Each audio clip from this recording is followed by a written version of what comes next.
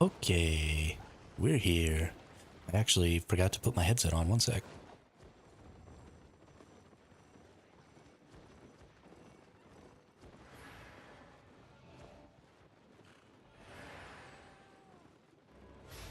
Holy snap. My ears could feel the air outside. It was weird.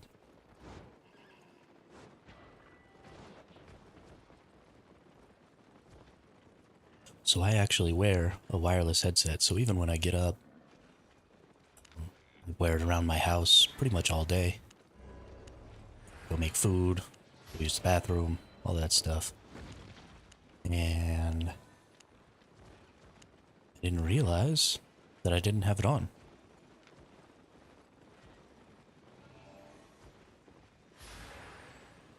Sorry I'm an hour late today. My brain was just needing some sleep, I guess. Slept right through my alarm for an extra like hour and a half, which is great. I love sleep. I love waking up and feeling rested. A lot of times I have sort of a groggy period, and I don't really like that feeling. But today, I don't really feel like I've had that. So we're going to place all these seeds down. We're going to get cranking on this Heron spear thing. We're going to try and make up some of the currency we've lost in the last few days.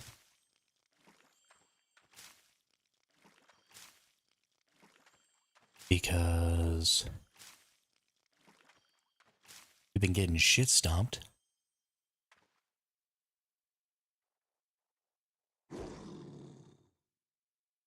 And then hopefully we'll be good to go. So we got all that stuff planted. I'm just trying to level up my gathering here, my harvesting. I'm trying to level up this right here so that I can... Oh wow, I'm already level 10. So that I can just keep moving on down this list until I can go with Ghoul Yarrow. Because that is what you get a bonus on in Fort Sterling. Right, you get a 10% yield bonus. So yeah, that's what I'm going to grow here. Because I think that's a good idea. I imagine it'll probably help me. With my income. It'll just be a nice little itty-bitty passive income. I probably won't make a ton from it. But that's fine. I don't need to make a ton. Even 100k per day would be, 3 million silver a month, which would save me 10% off of my...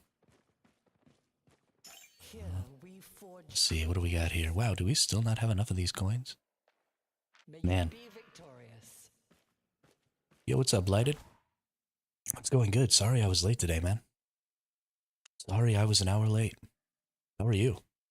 How goes your Albion Online experience?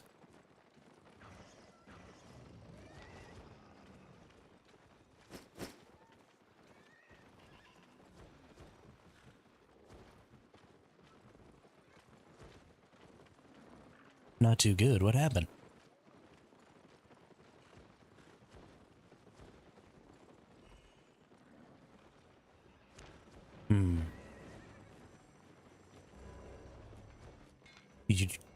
What is it about the roam that you don't like?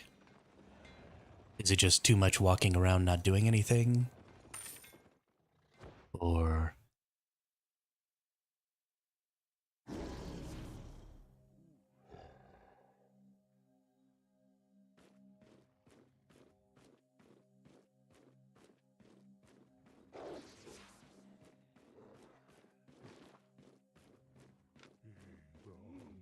Nice. Sometimes we don't do damage to the enemies, and they do any to us. Say what now?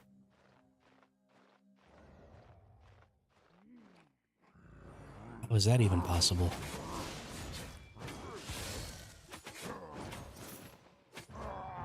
Definitely forgot that I was using my Heron spear build.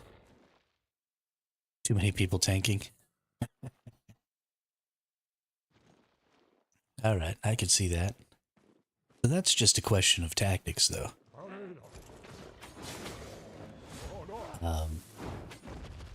If that's going on, then it's because you're not getting off enough stuns, you're not getting off enough AoEs on their backline, you know, stopping their healers from being able to heal. I think that's probably just a question of tactics. Well, that's not what I wanted.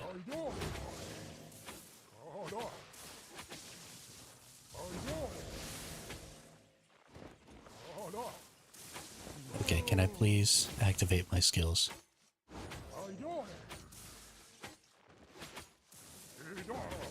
The brawl comp also feels kind of stupid. Oh, you don't like the build that you're playing right now? I mean, if you don't like your build, change it.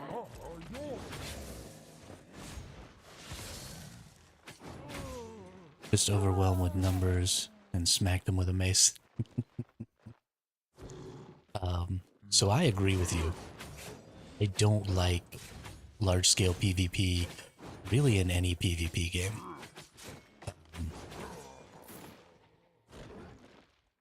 I just have never really enjoyed that particular playstyle. So I'm certainly on your side with that. The problem is that it's the most lucrative from a guild perspective, because there's only so many small groups to go out and try and fight. So you need to be able to fight the really big groups. I mean, there's just safety in numbers, right? If you went out in smaller groups, then you would run into groups that were bigger than you, and then sometimes you would die and lose everything. And so that's just kind of what guild PvP devolves into, is take as many people as you possibly can, so that there's no chance of you dying and losing. So, I mean, I don't know. Try going out with a smaller group.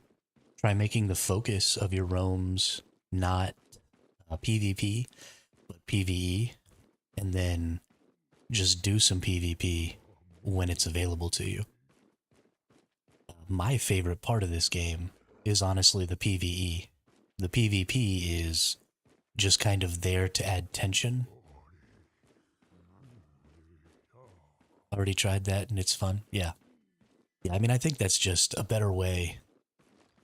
I think that's just a better way to go about it, because being too focused on the PvP part of it just means that you miss a lot. You're just running by objectives that potentially have stuff that you need, and you're not getting those things. And so you're just like, oh, there's a missed opportunity. Oh, there's a missed opportunity. Oh, there's a missed opportunity. The whole time you're just looking for people, and sometimes there just aren't people. And that's no fun. But yeah, I mean, if you don't like the roams, don't go on the roams. Don't waste your time, don't waste your resources doing content that you're not interested in.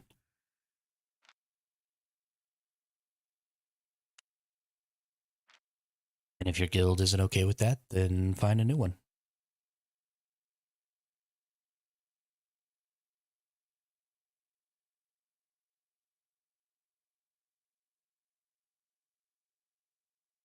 While it's great to help the group, and it feels good to do stuff that benefits everybody, I mean, your first priority is your entertainment, so you have no set go until your caller finds a chest or a group or something. Yeah. Yeah, that's the other thing, is you have to have a good caller to be able to have fun with that stuff, because like you said, they have to have stuff planned out already. They have to know what you're looking for, and they have to be keeping communication up.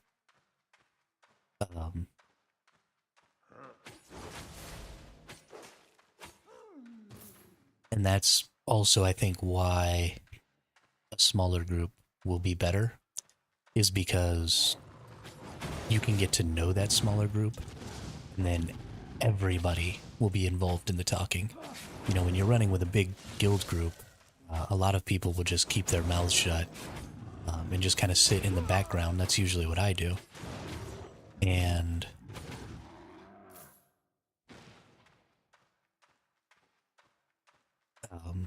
so there's no communication about what to do, what everybody wants to do. You know, even if I see something that maybe other people have missed, I don't say anything because I don't want to, you know, be that person. Yeah, it's definitely harder in the bigger group. Well, and the people who are being led also have to have that skill, right? You have to have skill to be in a group. When I was in basic training, when I was in the Navy, it was incredible how difficult it was to march the first day, right? Because you think marching should be extremely easy, right? You get everybody in a line, and then everybody just walks, and then whenever somebody changes direction, right? Whenever the front changes direction, you all change direction. The problem is that you don't want everybody changing direction at the identical time, right? You want to keep your formation. And so everybody needs to change direction when they get to the point that the first people change direction. And so you have to learn how to march. You have to learn how to all step together. You have to learn how to make specific steps like 90-degree turns. Then you have to pay attention to where you are in the rotation or in the line so that you move at the same location that everybody else moved. Yeah, you have to be paying attention. And a lot of people join that group content thinking that, oh, okay, well, if I'm here, you know, this person's in charge. I don't have to be doing that. I don't have to be paying attention. You know, I just go where everybody else goes. But there is an active element to leading or to following. And I think a lot of people fail that too. So just all around, you just have to have a really good group.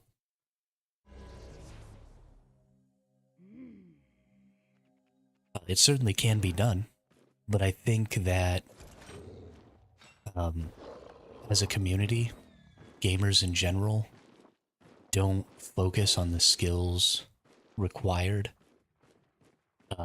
to be able to do that stuff at a baseline. So when you think about stuff like, I guess they call them breach teams, and those are people who like enter houses, stuff like your SWAT teams and things like that. I played with a small group, 2 to 8, a wide range of gamer, everyone gets a say. And it's easy. That's the other thing, yeah, is communication discipline. If you don't have discipline on the comms in a large group, again, you're just going to fail. But there's a reason that teams like SWAT teams and, you know, small military combat teams and stuff like that, they all follow the same general rules for their engagements. It's because you want to be able to play with anybody, right? You want to be able to grab a new person. And even if you're not 100% effective, you still want to be, you know, 90% effective with that new person on the team that maybe you've never worked with before. And so there's lots of call-outs that are standardized. There's lots of tactics that are standardized, right? Like, this is how you go into a room if the door is set up this way, and this is how you go into a room if the door is set up this way. And these are signals that are extremely standardized for, you know, I'm the last person and I'm here, so you can move forward. And there's all kinds of stuff like that that's just built into that style of gameplay, or not gameplay, that style of activity. And all of those people know what that is, and so you can just jump in with anybody and at the very least be able to operate at that level, which is a significantly higher operation level than just your average person. And so you're going to be more effective.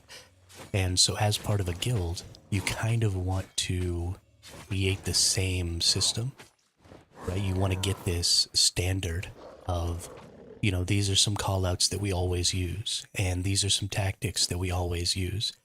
And this is the baseline of what we do as a team.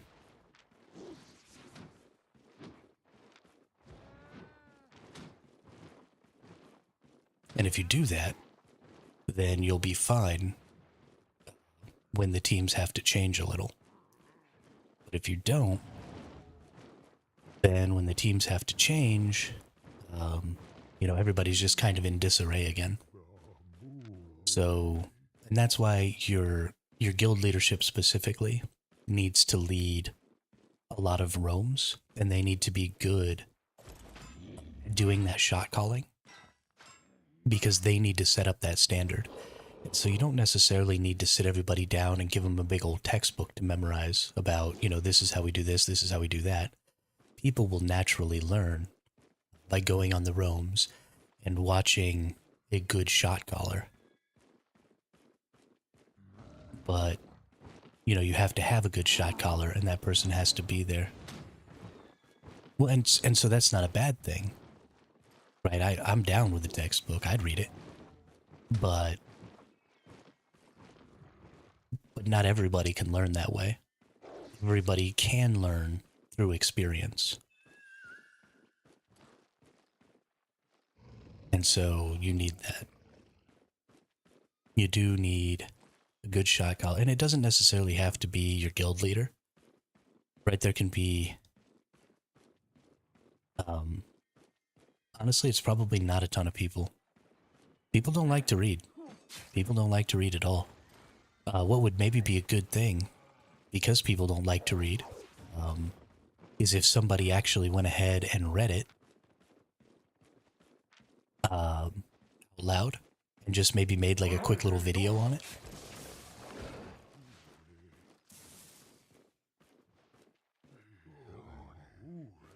That's good though. You want that standardization. Especially, it seems like maybe a lot of your guild is pretty new. Slow mine, hey, what's up? Oh no, never mind. You're one of those. I don't care about you.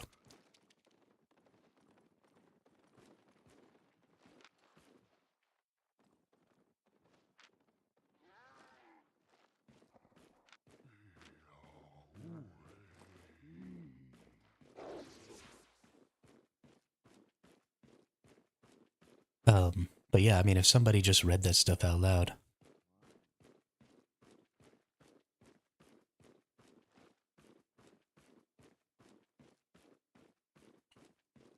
Yeah, that's never going to be a thing. It's always going to be the same message. And it's always going to be obnoxious. Let's try and draw these people into a tighter group here.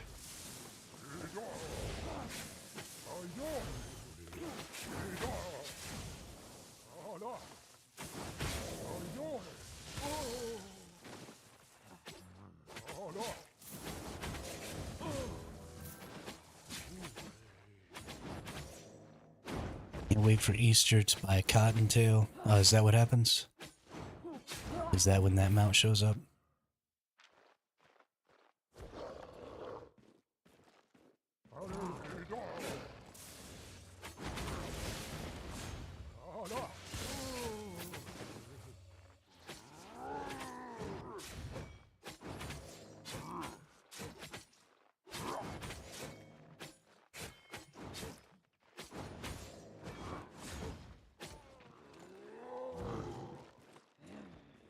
Yatch, please.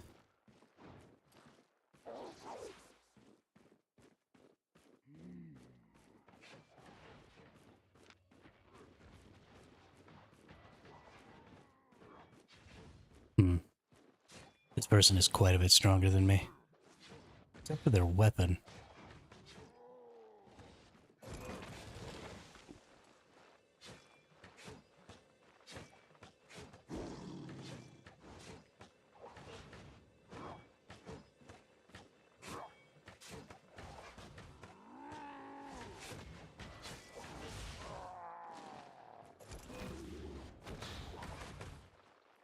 Hehe.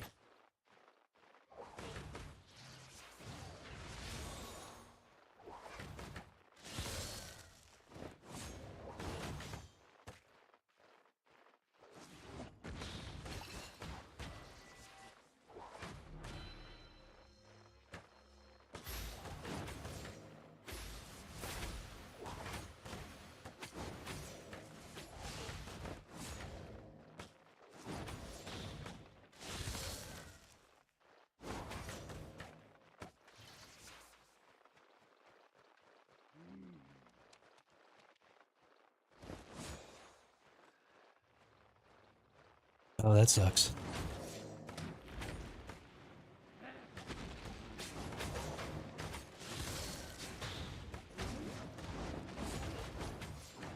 Oh, you're gonna get killed. Haha, nerd.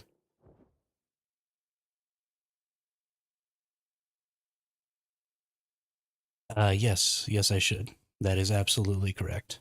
I am, however, bad at this game. That's fine, though. He didn't get my map, and then he got killed by that other person, so I'm totally fine with it.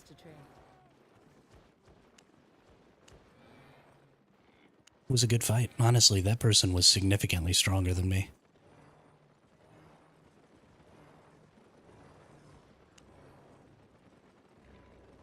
I think you would find that I am much less fun to play with than all the people in your guild. I don't play well with others. I'm fairly particular about my gaming experience, which is why I mostly play solo.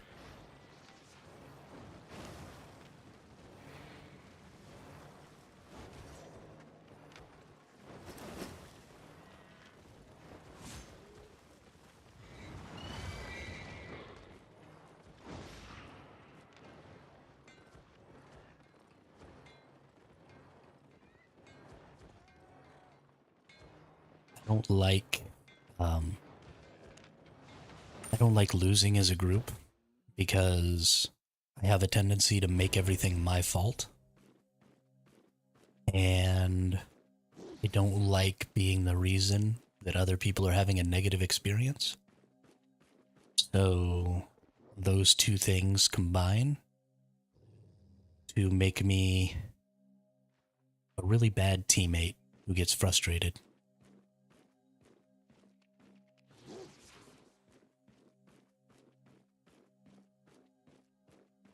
Yeah, well, so I don't mind dying. I get frustrated with it sometimes if I die a lot in a row, but I do understand that. But when I play with other people, I feel responsible for their gaming experience, and I don't want them to have any sort of negative parts of their gaming experience. So it's not that dying makes me upset, it's that my teammates dying for what I think is my fault is what upsets me. Because now I'm having a direct negative impact on another person's experience. And I don't like that feeling.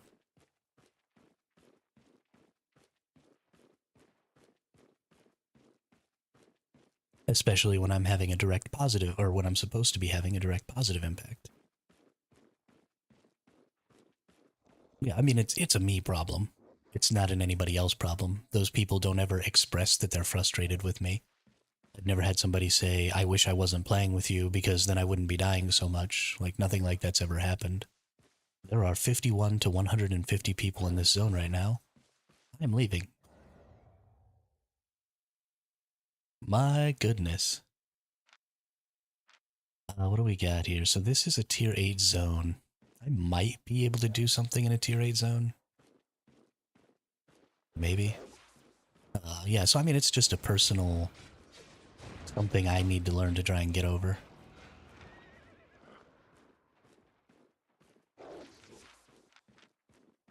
But I've been that way for basically my entire life.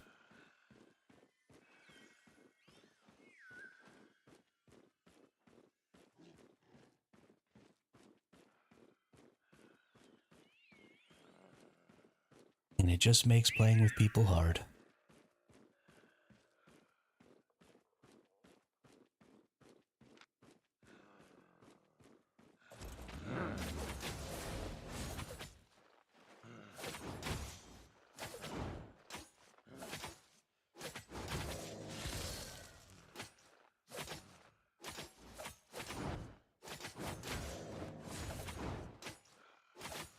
Honestly, I'm not going to be able to beat this.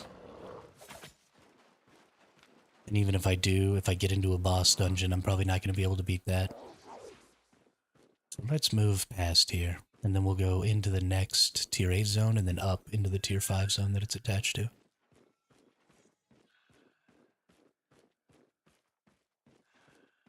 That'll be better. Oh, you know what? I keep forgetting to get tracking stuff too.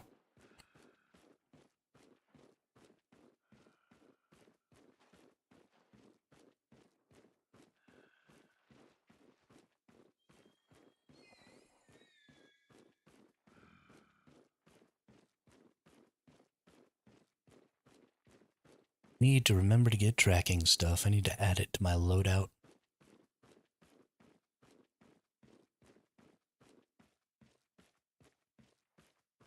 Ooh.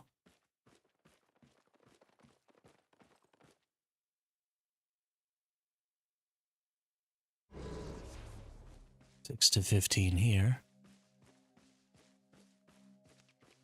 Wonder what's going on. There's somebody transporting some stuff out here. What is this person doing? I am really confused. What's going on in some of these places? But that's fine. We're just gonna get ourselves moved over here.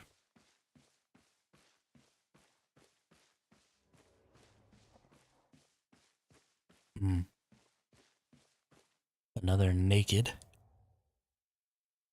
I'm really confused what those people are trying to scout for. Because those are obviously scouts. If you're naked on an ox, it's a scout. So I don't know if they're trying to track people going into that zone or what's going on. No freaking idea.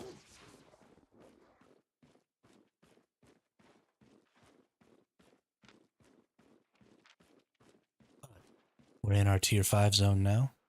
Oh, tier 6 zone. It's quality 6.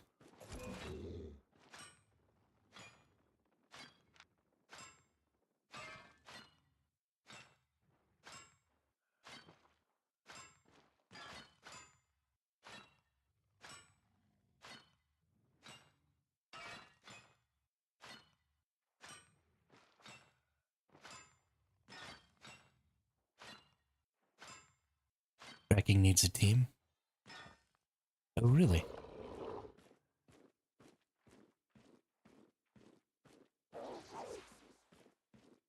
Surely there's got to be at least some tracking you can do solo.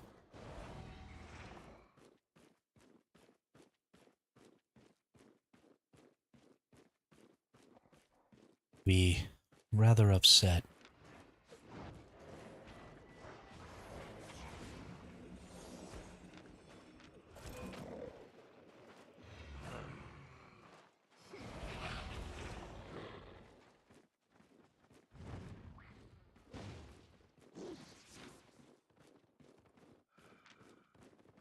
I will definitely kill this cursed staff if they give me a chance.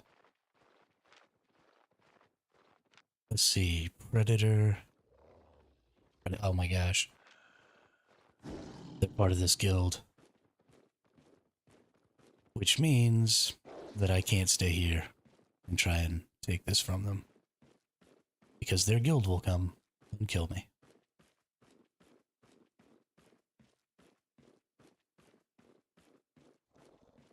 Ain't that about a biatch?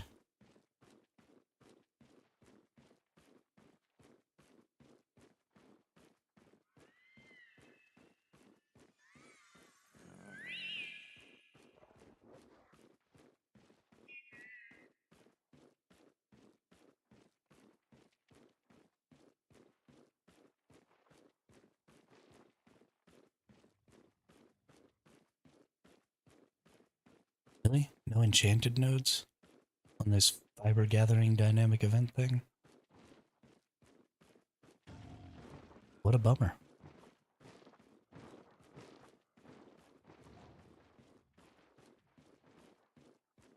I think it's a team activity. Okay, well, I'll get a tracking thing and I'll see if maybe I can do some of the low tier on my own.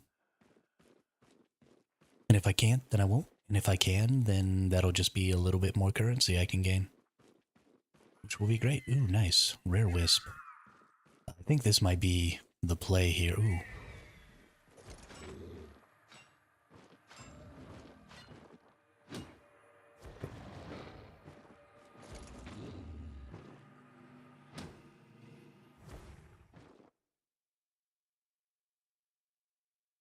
I think mists might be the play. Ooh, we've got an abbey right below us too. Nice.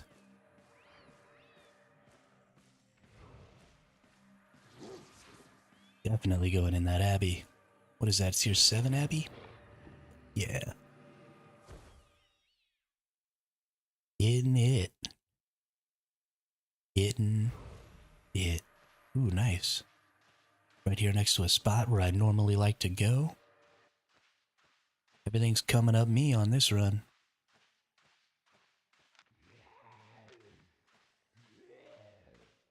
And all I need to do is run into some people who are really bad, but in really good equipment that I can kill. So I can feel better about myself. And it'll be the best day.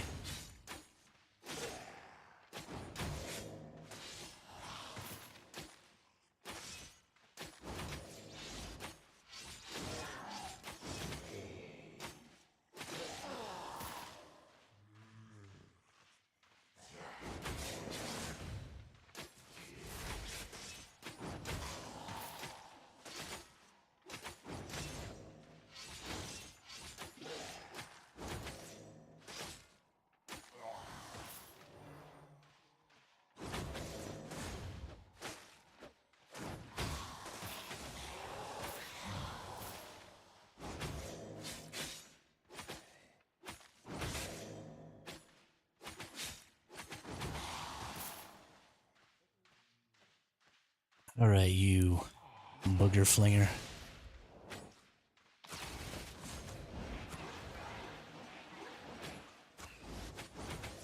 What IP you usually rocking? About 1200, Paul. I usually run in about a 6.1 set. With a tier 4 cape.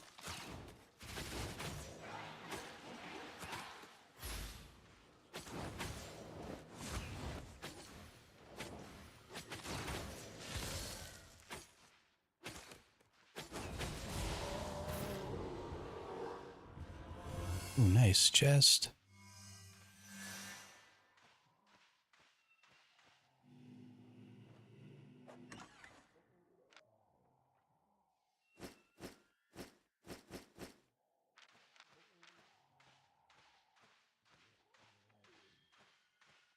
I would like to get to a point where I feel confident running an 8 point something set that takes me up to about 1500. Because I think that would make a lot of the PvE content a lot easier and would allow me to go do the tier 8 PvE content out in the open world. And there's quite a bit of currency to be had there. Right, you just get better drops from the tier 8 stuff. But in order to do that, because the tier 8 set would cost so much more, I would need to be able to win a lot more fights. Which I'm getting to.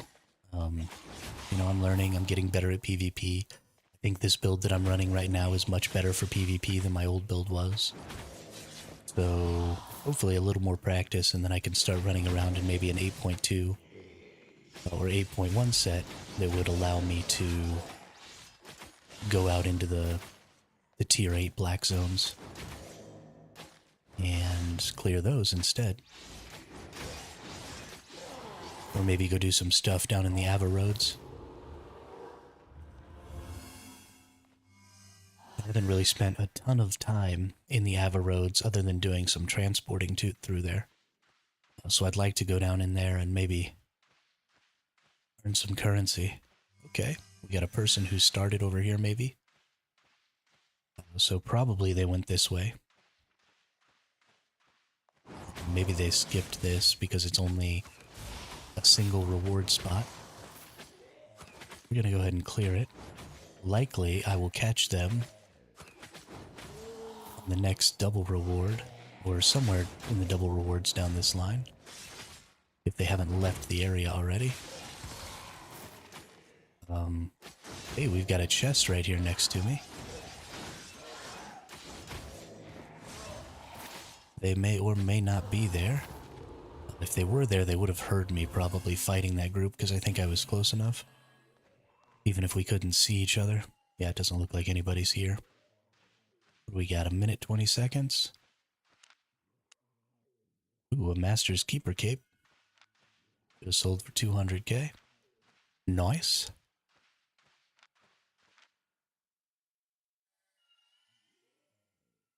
Yeah, my funds have gotten really drained the last couple of days.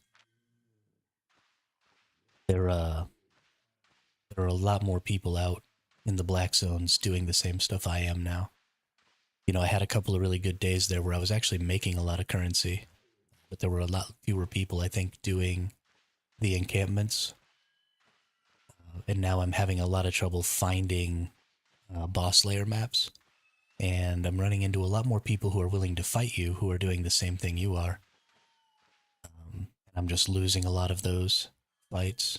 So I'm kind of bleeding currency right now. But we'll get there. Maybe I need to come back to the mists. Just do some mists and some abbeys for a little while. I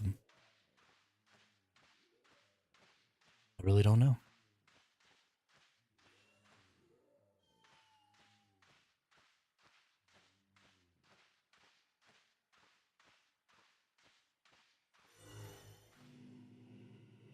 Really don't know.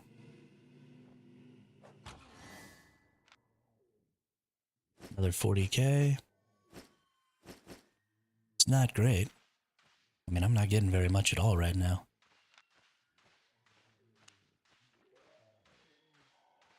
Gross.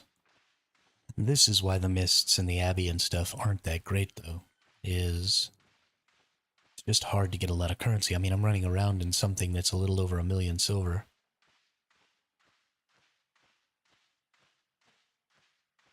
Let's see, what am I at?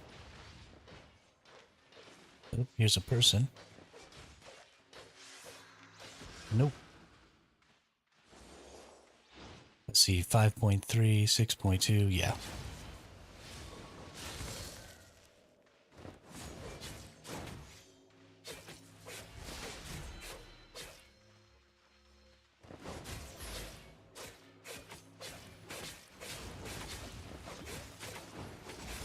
There's no way I'm gonna win this fight.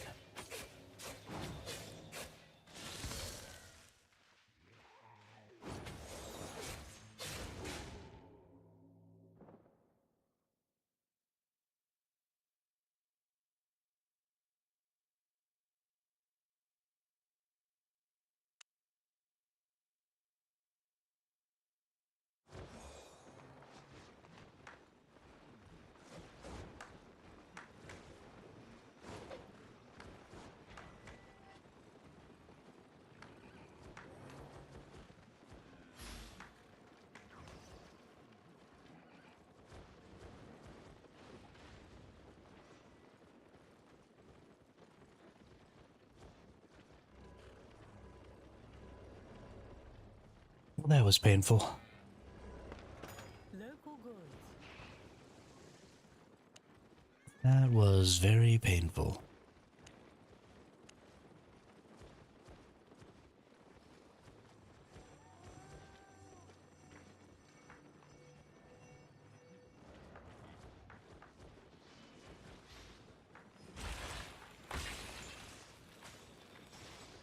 Son of a beagle.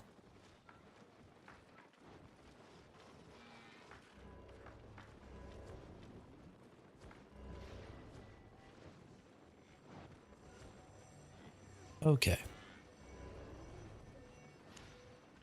Let's get our gear set again. Stay honest. Hey, what's up, Soul of Day? Welcome to the chat, welcome to the channel, how are you? Need our shield and our boots again. Honest prices.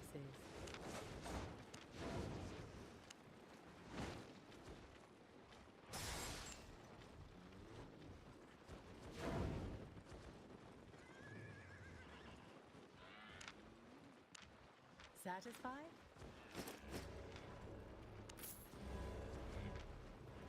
All right.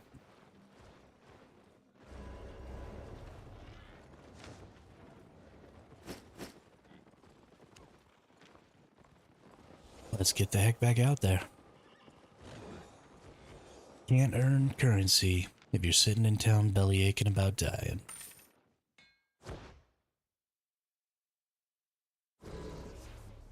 Sort of and sort of not. I have been playing this game on and off pretty much since it launched. I have about 1,000 hours in the game, but a lot of my 1,000 hours was gathering and stuff like that, and playing in the solo mists. So I'm not as knowledgeable as most people who've played as many hours as me. But I at least have a pretty good understanding of the basic game systems. So sort of, but sort of not. It's been about 8 months. I played at the EU launch for about a month. And so it's been a while since I played. I mean, yeah, if you see anything that I'm doing that's just grotesquely stupid, let me know. Like dying to that PvP enemy, or PvE enemy. What zone am I in? That's why. It's a tier 7 zone. I need to go out this way and go to this tier 6 zone.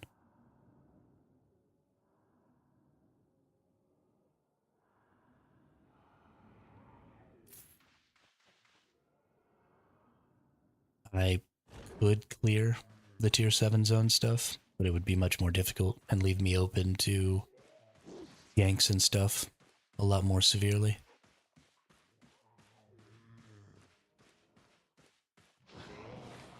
I'm one of the best players in the game. By the way, I'm curious, what server do you play in? I am currently playing in the Americas server, because I live in the US.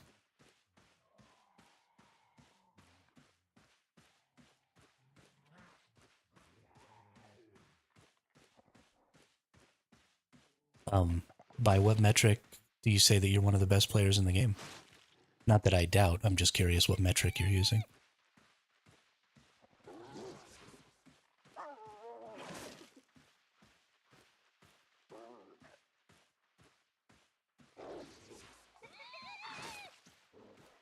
Yeah, but like, are you using PvP fame? Or, are you using a kill board? Or, like, what are you using to make that determination? PvP fame, okay, cool.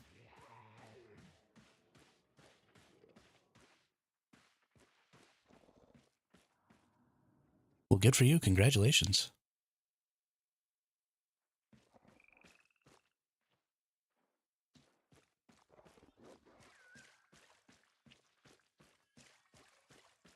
Do me a favor, don't come chase me around and kill me. That would make me feel bad about myself. You ever see a survival hermit out there? On Americas, I have 1.2 billion PvP fame. On EU, I have 600 mil. Dang, good for you.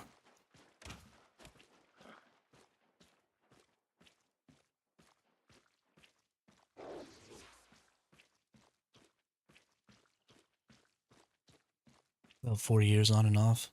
All right. That's a lot of PvP fame right there.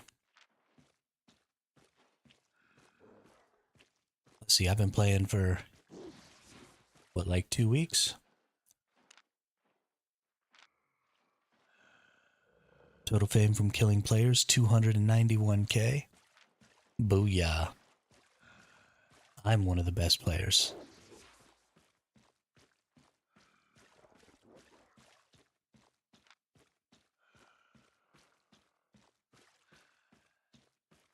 Whoops.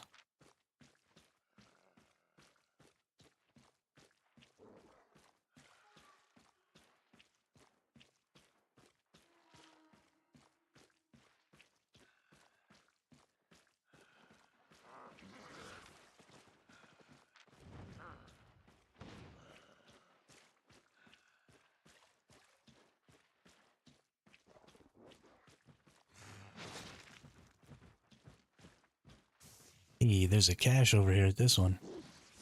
Nice.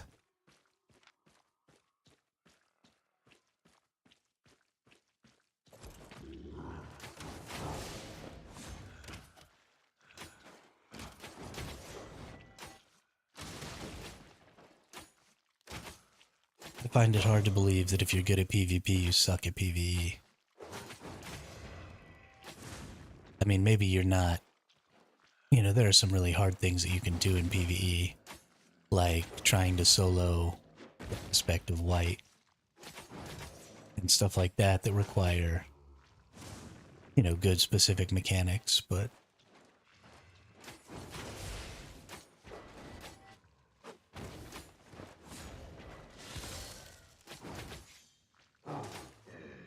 yeah, I've honestly never done any of the group PvE content, so I always play solo.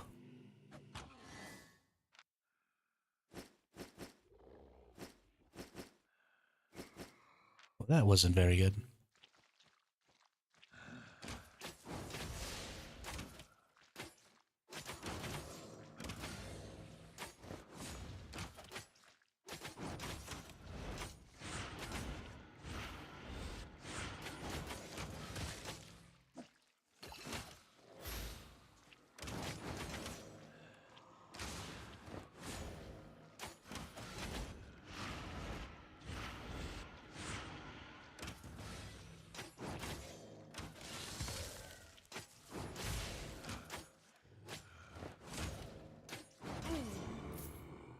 Got him.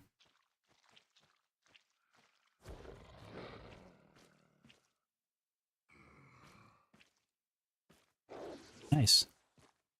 Well, I guess that means you'll be learning how to do that content that you didn't used to be any good at.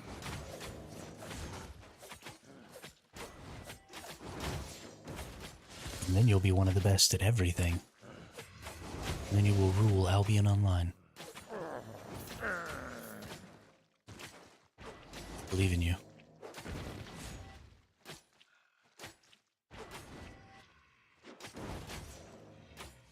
Actually, don't need to kill this enemy.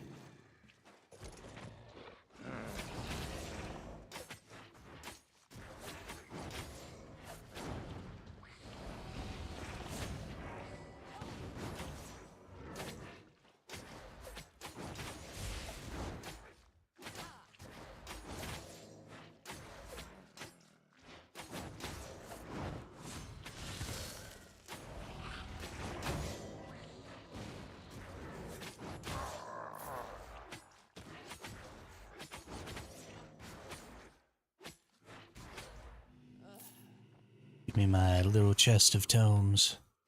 Nice. I was so stuck in solo mist that I forgot these 20 billion other things that I could be doing. Yeah. Yeah, I'm really happy. The new Horizons update has made the Black Zone so much fun that even though every time I come out here I just get the crap kicked out of me, I'm just enjoying the content out here so much. So much. It's so much more dynamic in the Black Zone. I think the mists are great. They're especially great for people who... I'm in the Americas server. Oh. Or do you mean Soul?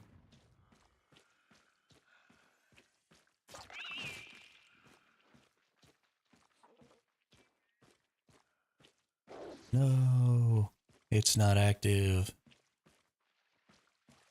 But I think the mists are great for people who, you know, want to learn PvP because, you know, you're only really ever going to fight one person in the solo mists. Maybe you'll fight like a 1v1v1, but you're not going to fight like a 4v1. And so I think that's a really positive experience for those people. But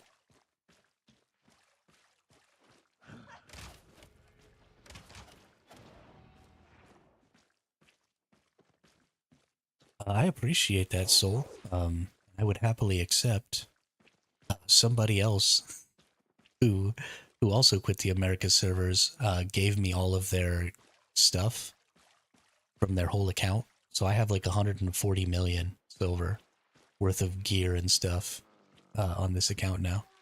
Even though I totally like wiped the account, I deleted all my characters and started over when I started streaming the game.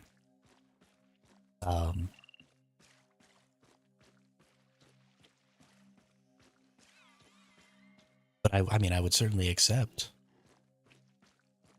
I would very much appreciate having more stuffs. Because, I mean, that's the whole point of this game, is economy. And that's really how you generate content and stuff, is having sets, having silver, having the ability to go out and fight and do stuff and die. Inevitably die. Because there's almost no chance that you won't eventually run into a huge gang group and get murdered. Oh, that stupid bat got in the way.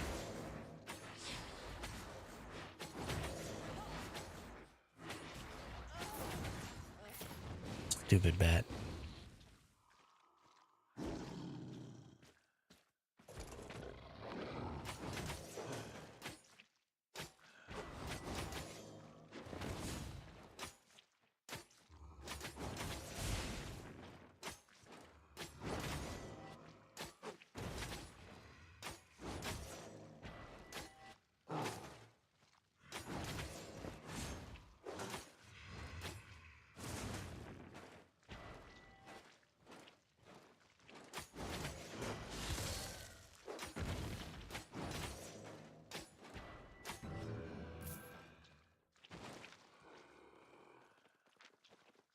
I'll fight you. Come back over here.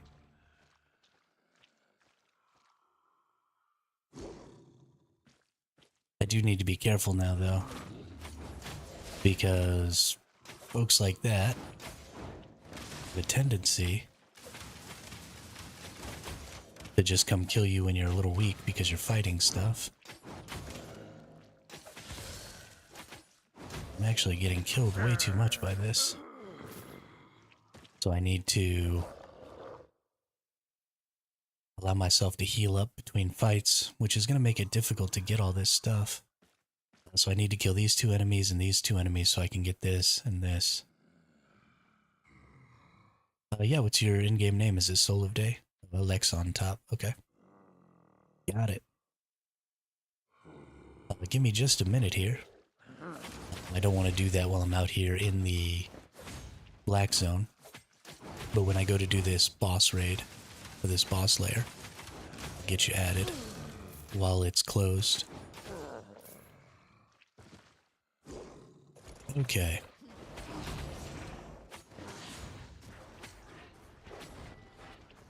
Kill this witch first. Then I can take my time with this enemy.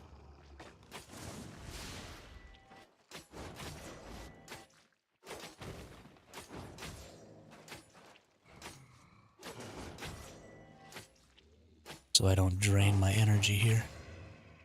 Hopefully this enemy is enough.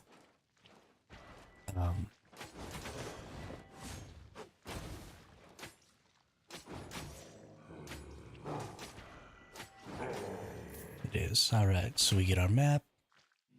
We get our tome cache. I feel like I've seen the name Alex on top before in-game. Or maybe being talked about in a Reddit post or something, I don't know. But it does seem familiar to me.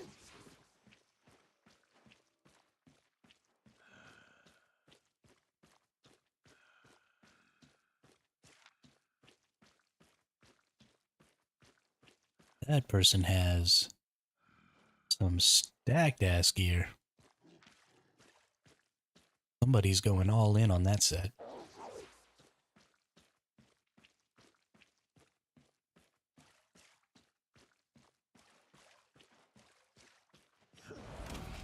Aw, darn, I don't have tier 6 fiber gathering.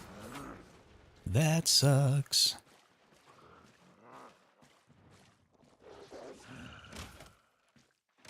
Well, this is... Hey, what's up, Evil? How are you today? What is life, the universe, and everything? So this name, Survival Hermit, is an extremely new name that was just built for this stream.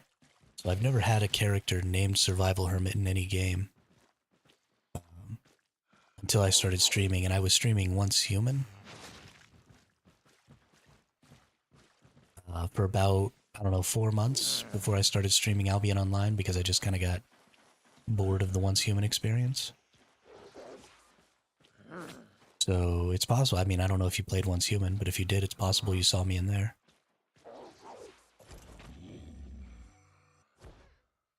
Glad to hear it, Evil. Glad to hear it.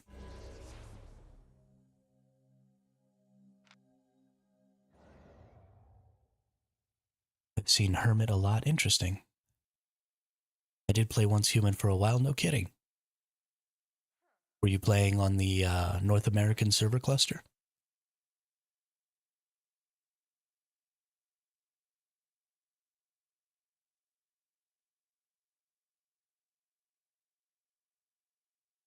Hey, what's up, Quizza? Yeah, I was about an hour late today, sorry. You were okay. Maybe that's where I know Alex on Top from. Were you named Alex on Top in Once Human?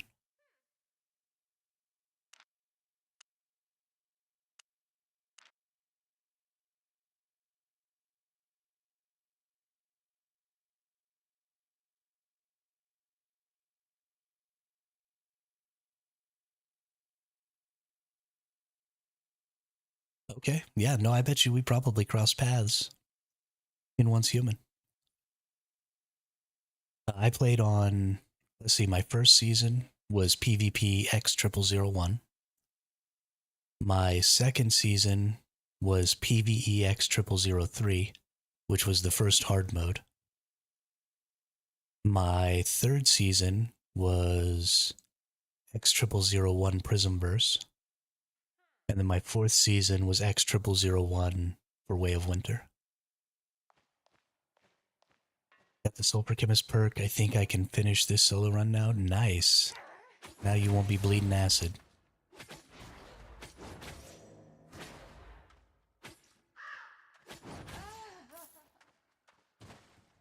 Kill 1,000 Morgana mobs. Heck yeah.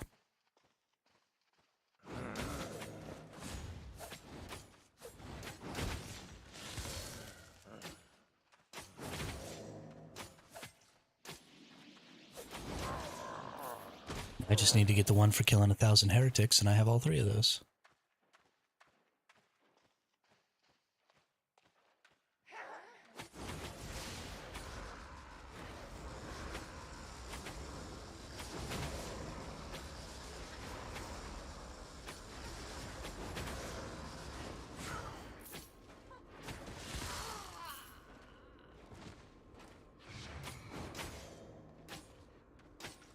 Oh, crap. Yeah, I totally meant to do that before. Yeah, let me kill this enemy and then we're doing it. Alright. Oh my goodness. There we are.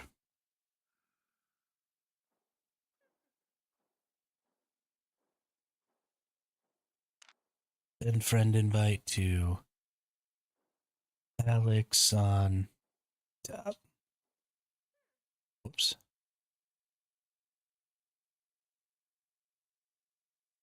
Okay.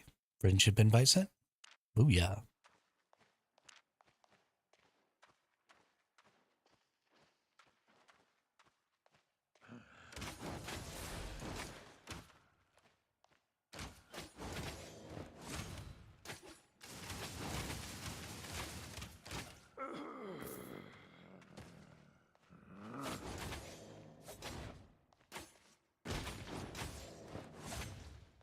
No. Please don't kill me.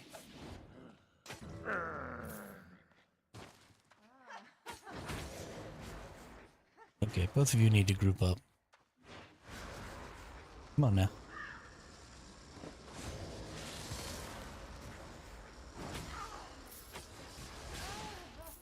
I wonder if I actually have to kill this crow.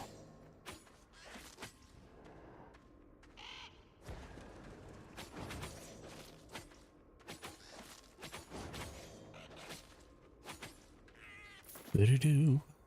Alright, boss lady. What do you got? You just got a blue chest for me?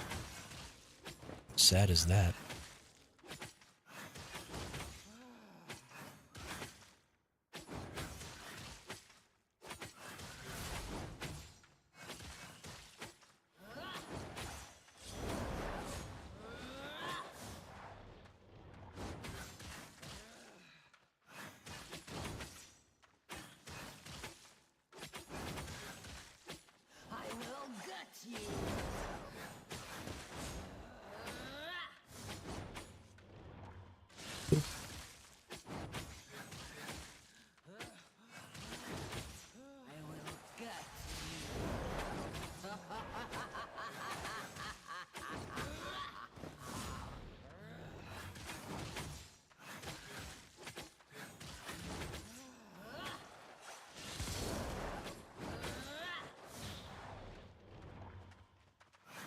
Oh, really?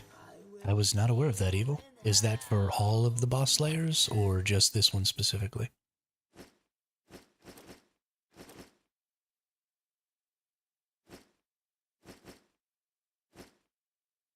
Did you get the Core Punk early access? I did not. No. That's happening in like a few days, isn't it? Core Punk is launching? Or did that happen just today?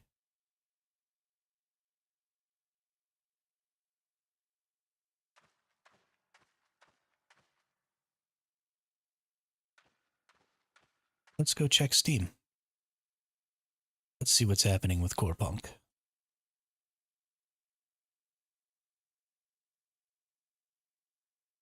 Is Core Punk even launching on Steam?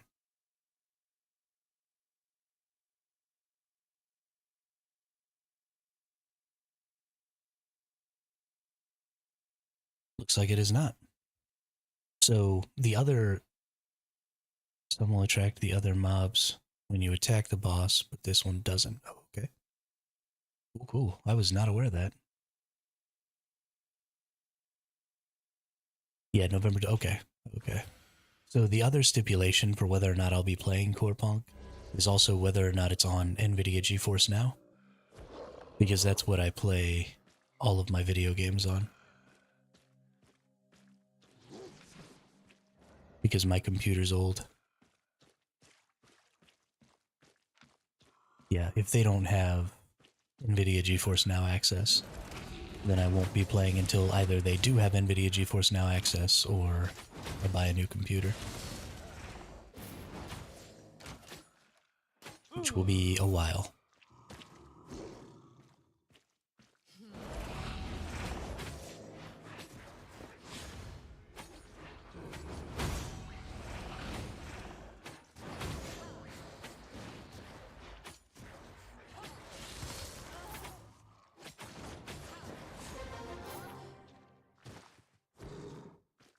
Bonus favor.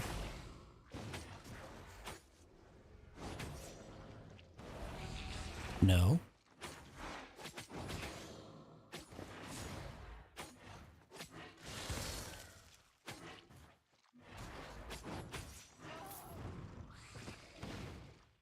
You use NVIDIA GeForce NVIDIA Now as the library manager, or is it for optimizing? No, NVIDIA GeForce Now is a remote gaming service. So I'm not even really playing on my computer. I'm playing on NVIDIA's computer. And the game is being streamed to my PC. And then my PC is running the encoding and stuff for the stream. So it's sort of like running a dual PC setup for the stream, except instead of using two local machines, I use my machine and a remote machine.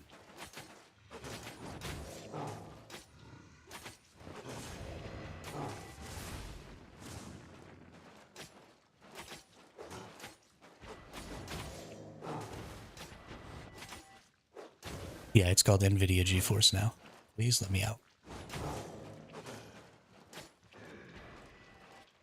That's what I should call it, cloud gaming.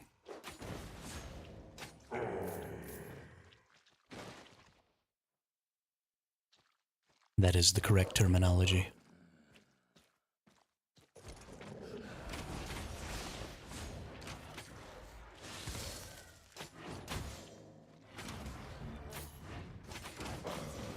All right, got my blue chest here. What do we got?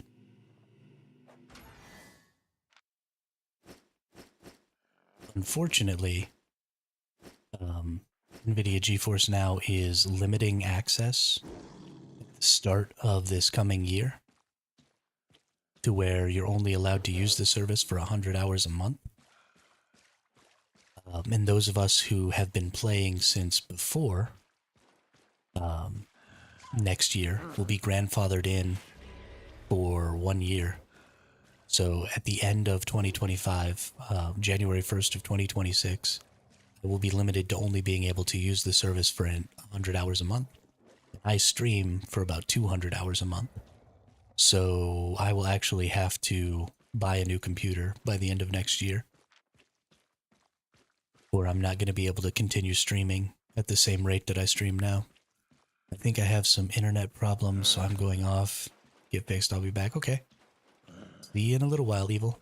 Hope your internet problems get fixed. Internet problems suck.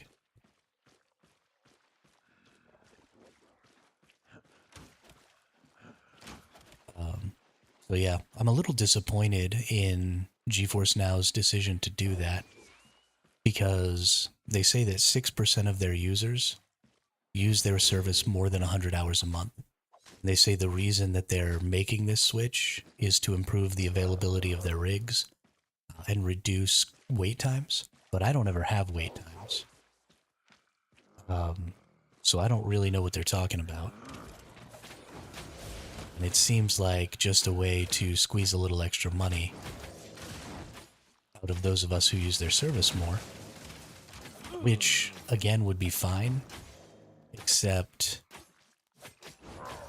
so the way it works is after that 100 hours, it's $3 for 15 hours, which means to get another 100 hours, you would have to pay way more than $10.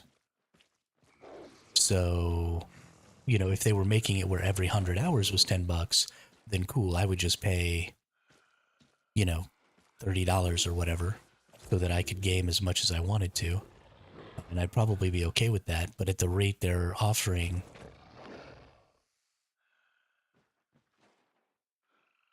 so it's not that it doesn't regen, it just doesn't regen automatically. And yes, people are fairly upset about it. I like that mechanic as long as there is readily available resources for like the camps and stuff that you have to make, because it creates a need for preparation. And MMORPG games are about adventure, right? You are an adventurer. And if you're going to go on an adventure, you have to prepare for that adventure. And if you don't prepare, then you fail. And there should be a failure state, right? There should be a potential for failure with all of that content. And one of the most important things about that is preparation.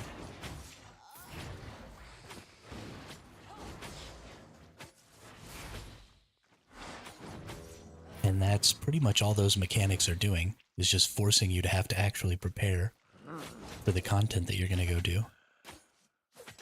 So yeah, I don't personally see any problem with it.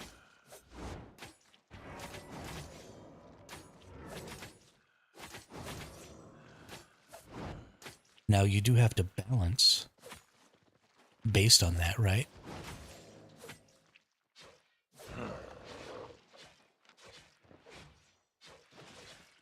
This person's a gatherer.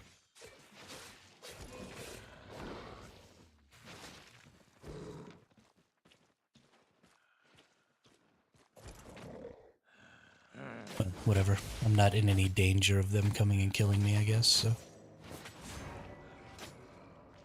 I don't think Core Punk is on GeForce Now for now. Their threads about GeForce Now discussions have been deleted from their website. Oh, that sucks. Yeah, I think GeForce Now putting this limit on how many hours you can use their service is also going to have that effect of making less games available to their service. because you're now putting another barrier, especially things like MMO games. You're putting another barrier to, a player's playing that game. And MMO games really kind of require that players play a lot and spend a lot of hours in game. And so naturally, you don't want your players to be using a system like that is going to be limiting their time. So that's probably, I mean, it's ultimately going to be a really bad decision for GeForce Now to do this. I'm fairly disappointed. I've been using their system since it was in beta. Way back, they picked some people for beta, and it was free back then because it was still a beta service. And so I've been using it for a really long time. I think we're going to go up to the top here and go out to this next zone. I don't feel like I have enough currency to go back with yet. And I've always, I've told all my friends, like, hey, this service is so good. I haven't bought a new computer since NVIDIA GeForce Now came out. And at the time that NVIDIA GeForce Now went into beta, it was, I don't know, my computer was like 4 or 5 years old already. So I have an extremely old computer, and I play all the new games when New World came out. I played the shiznit out of New World. Yeah, they do offer a lot of games. Their MMO availability is a little meh. You've got Eve, you've got Guild Wars 2, you've got New World, you've got Albion Online, you've got Once Human is on there. You've got just all kinds of stuff. Originally, when it first came out, you could use your entire Steam library on there. But then a bunch of game developers or publishers or something got together and like sued NVIDIA because they were allowing people access to their games. But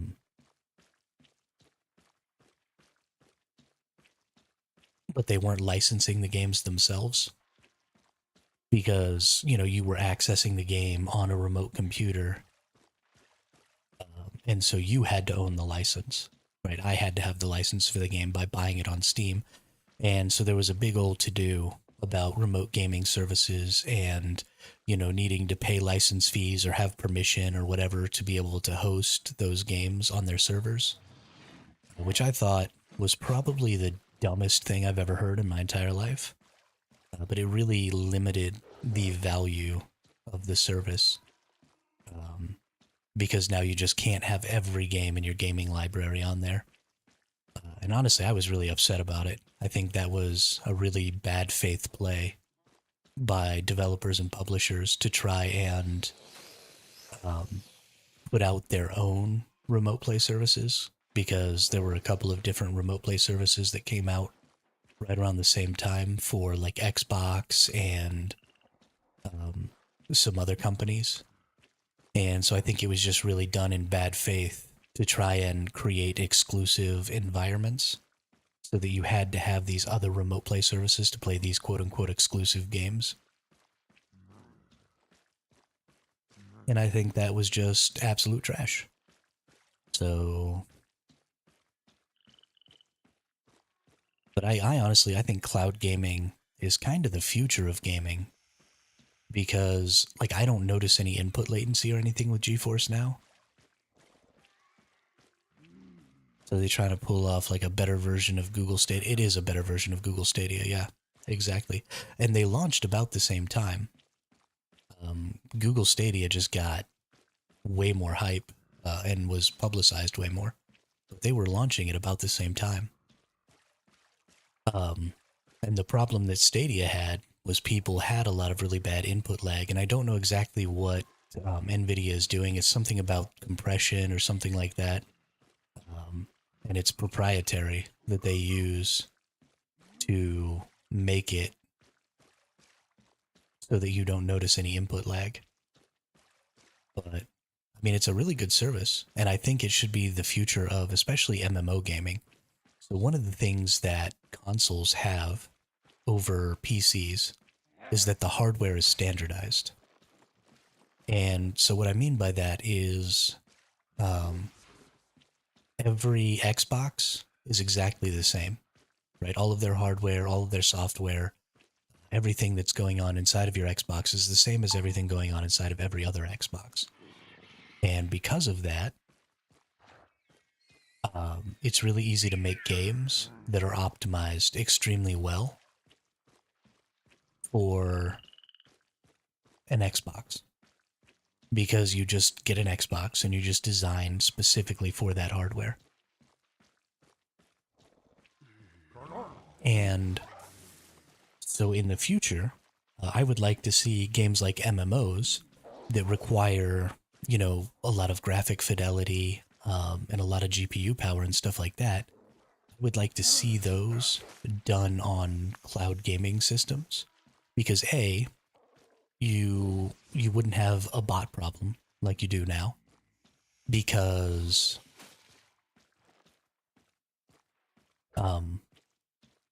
because you can't load anything else onto the remote PC, right? You can't download a bot program. So the only bot programs that would work are computer vision programs that don't rely. Okay, there's no active things in this zone, so I'm going to go back to my teleport and go home and sell all this stuff. But you could only use computer vision bots because they would have to be able to just read the screen and then operate based on that from your local machine. So that would make bots much more difficult, at least for now, until the AI becomes better. But also, you could optimize the ever-loving crap out of that game because the game would just run on local hardware or on the same hardware. And everybody would have exactly the same gaming experience. You would have more control over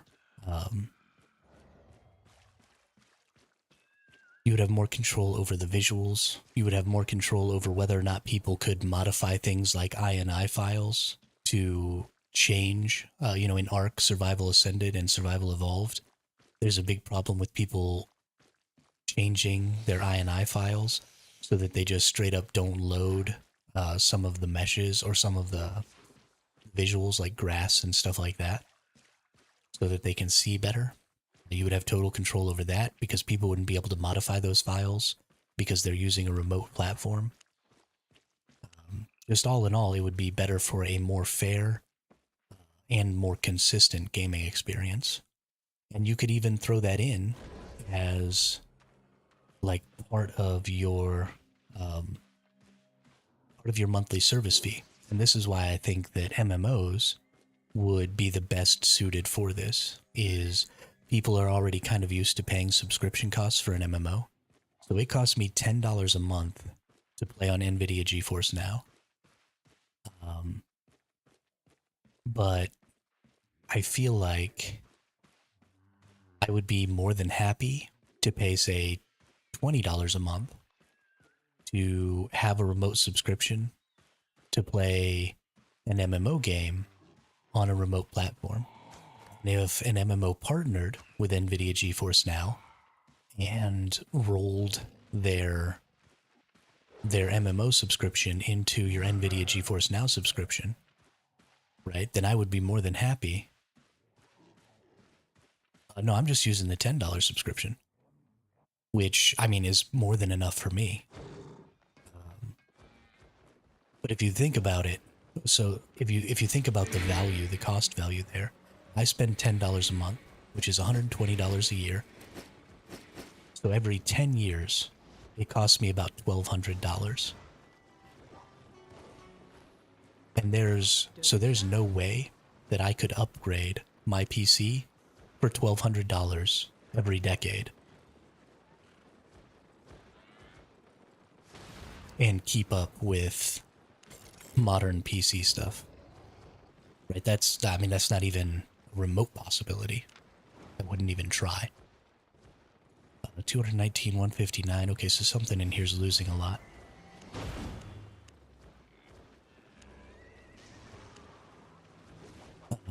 So yeah, I just think it's kind of the best option.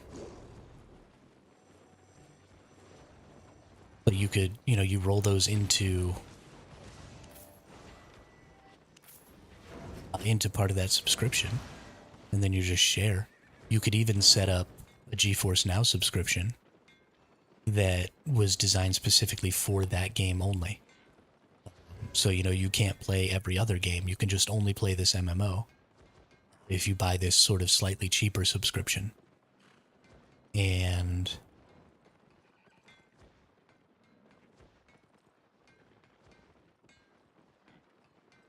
it's a great service. But you have to remember, Quizza, if you play more than 100 hours a month, starting next year, then you have to pay extra.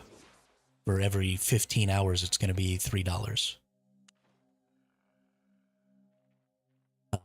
So they did say that people who start before a certain period, there's a link to the article in the Discord that Darkling put on there in the off-topic chat. But if you start before a certain time before the start of next year, then you'll get grandfathered in and be able to use the service as much as you want for a year.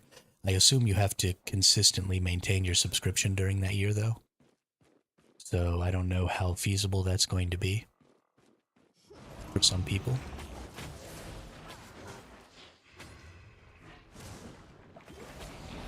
But yeah, so if you play more than 100 hours of video games in a month, you're going to find yourself in not the greatest situation. Okay.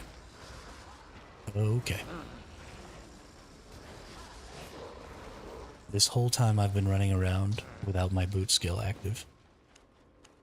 Because I am a dum-dum.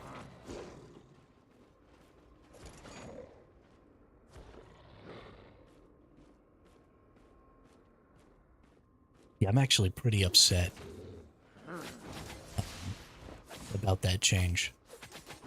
I think it's very bad.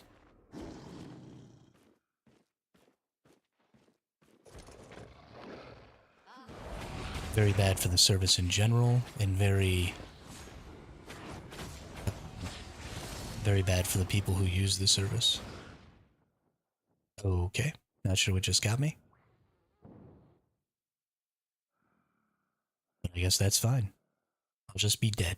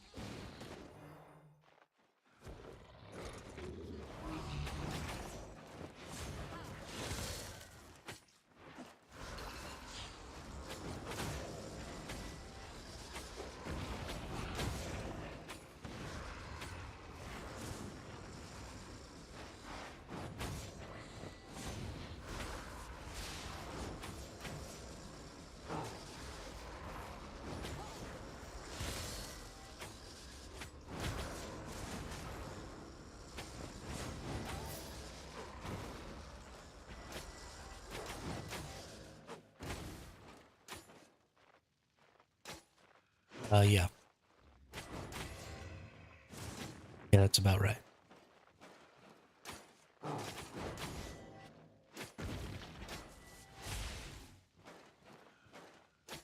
It's much less than 3.5, but yeah, about 3 hours. Which, I mean, for most people, like I said, they said that only about 6% of their players play more than 100 hours. So most people are doing just fine in that 100-hour limit.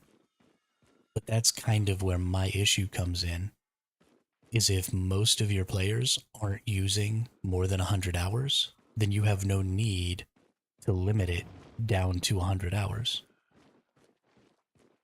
Because most of your players aren't using it.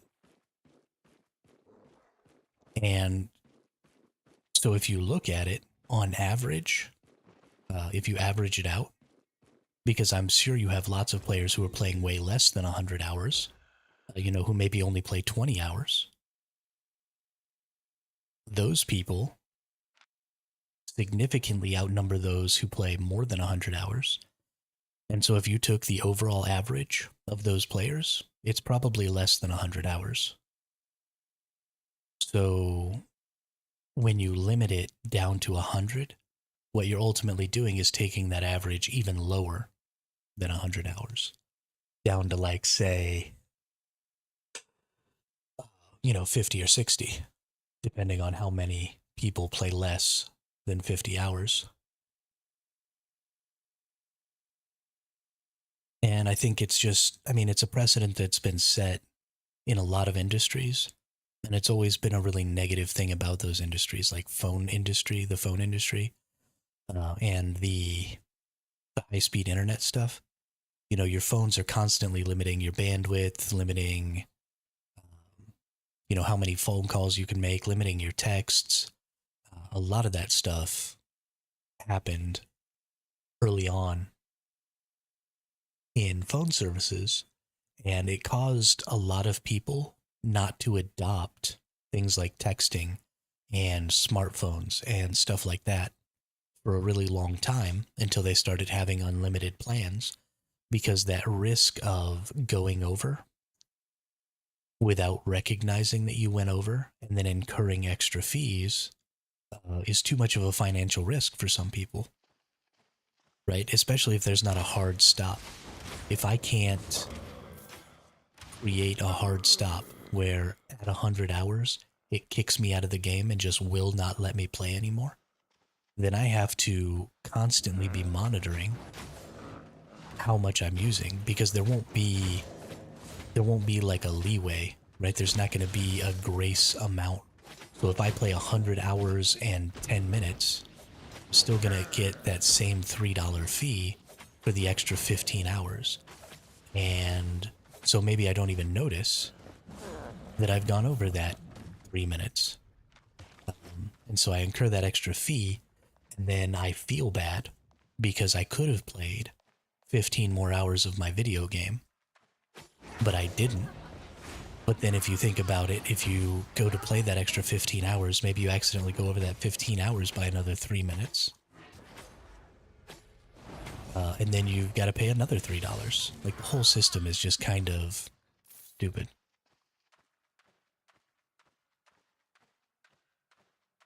Exactly. Yeah, the data plans were terrible. They still are. The soft cap on data is super obnoxious. And I hate it. And that's even a thing with broadband home internet. Depending on the type of plan you get, you can end up with soft data caps. But it's one of those scummy ways to try and get a little extra money out of some of your players by, creating these soft cap systems that incur extra fees and then not giving you a way to hard cap it. And so I'm pretty disappointed. And so I will be buying a new computer at some point, if this channel grows fast enough, hopefully, that by this time next year I could earn enough extra money to just buy my own PC. Then I will be buying my own computer and never using their service again. Because I think that's overall just a scummy monetization method. And I don't like it. I understand if the service is not paying for itself. I understand that, it's a service that you want to be upgrading in the future. And so you have to be making enough extra to generate a profit, as well as upgrade to newer technologies in the future. So if the cost needs to increase, that's fine. If the cost needs to increase on a usage basis, then I'm okay with that. But there are more equitable ways, and just generally better ways to go about doing that than putting this soft cap and trying to trick players into spending extra money.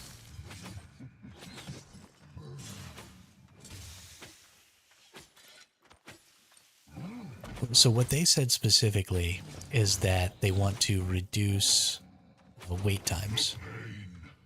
They didn't say really anything about any of the rest of that. Maybe they said reduce server load. But and I understand if they need to reduce usage. But there are just, like I said, there are just better ways to do it. Putting weird soft caps on things is predatory. It is specifically designed to get people to accidentally exceed their cap and have to pay more. 100% of the time, every time, that's what it's used for. And it's scummy, and I hate it. And they can kiss my butt. As soon as I can get a new computer, I will stop using their service because of it. And maybe that's what they want. Maybe they want people who play a whole lot like me not to use their service because it is too taxing on their system.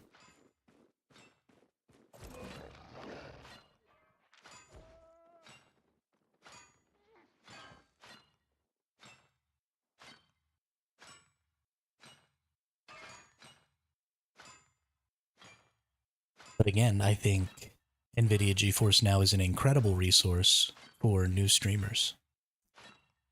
You know, I wouldn't be able to be streaming right now if I had to use my own PC. Because my PC couldn't encode my stream and play games. Maybe they want you to buy their GPUs more than use this service, I guess. Maybe. I don't know. Whatever it is, it's going to make me not a customer anymore. At all. I won't buy their GPUs either. I'll go use AMD's GPUs. Or AMD's CPU. No, AMD does both GPUs and CPUs. I don't mind that at all.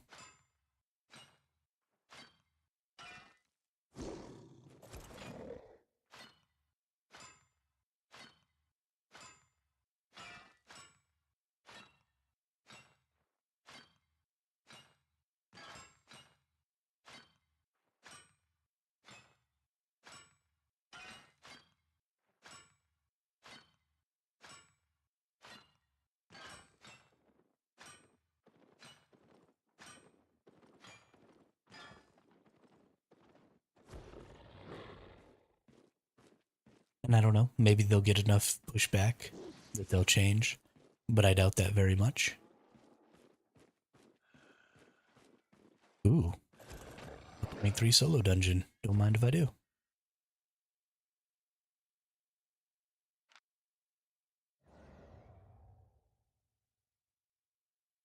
I just don't know what'll happen. But it is disappointing.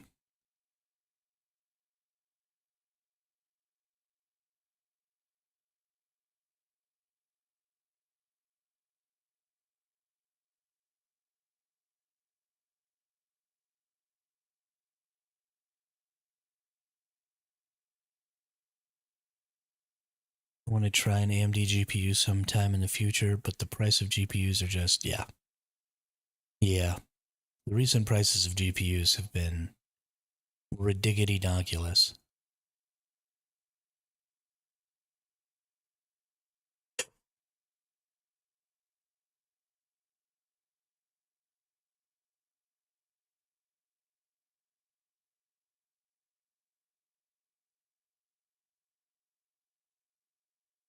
Which is another thing that's really going to hold back my potential to purchase a new PC.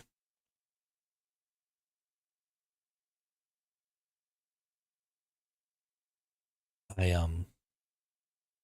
mean, trying to grow this community in as short a time as a year to generate enough income to pay my bills and save up, $1,500 to $2,000 to buy a new sort of high-end PC to stream off of is going to be rough.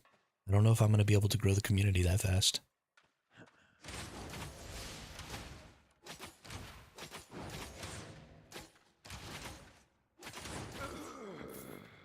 We'll see, though. We'll see.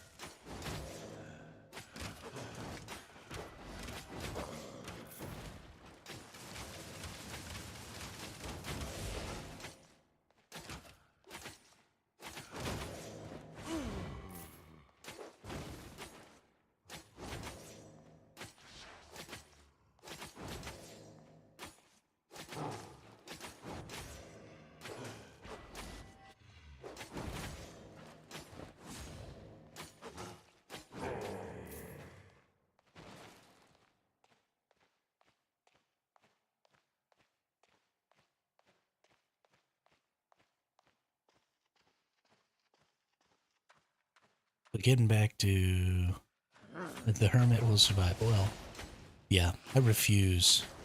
I like streaming too much. This is absolutely what I want to do with the rest of my life. And I will not be deterred.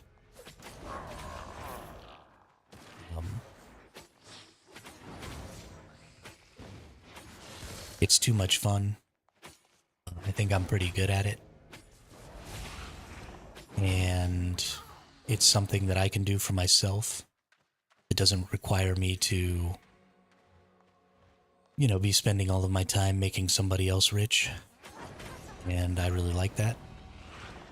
I really like being in control of my hours, of my process, of my experience. And so, yeah, I won't let this fail.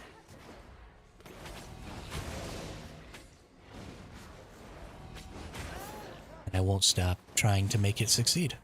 Ever. I don't care what sort of hardship I got to go through to do it. I will be online almost every day for the remainder of my life. Doing this? If I got to move to Japan and live in a cyber cafe for $11 a day, that's what I'll do.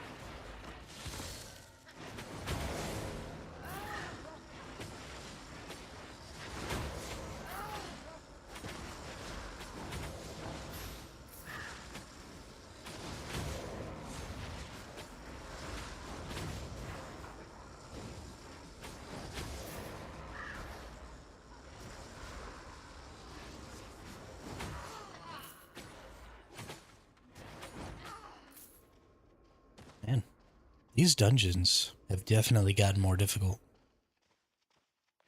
By a pretty significant amount, actually.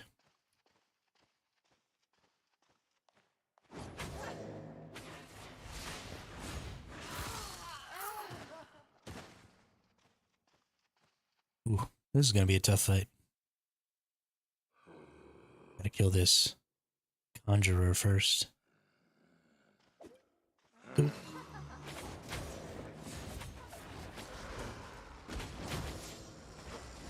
Boop boop a doo, boop a doo. Doo doo doo. Killing all these enemies. They can't do a single thing. 'Cause I am gonna kill them. Ha ha ha, you're freaking dead.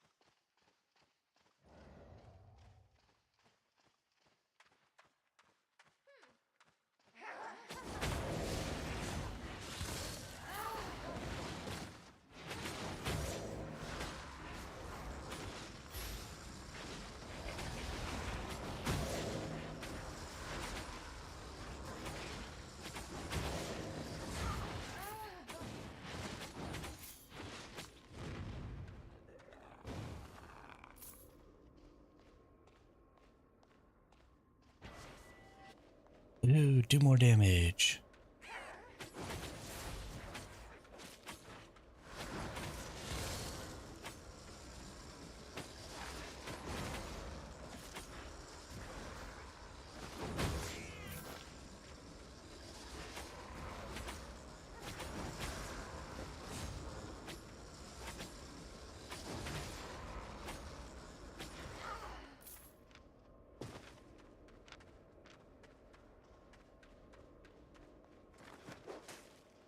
You suck.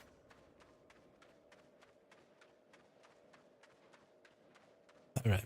Need to spend some time gaining back some energy and some health.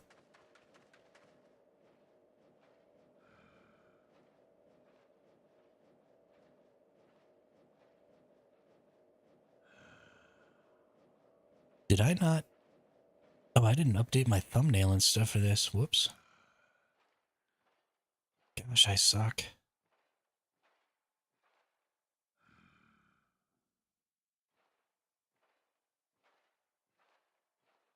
So stupid.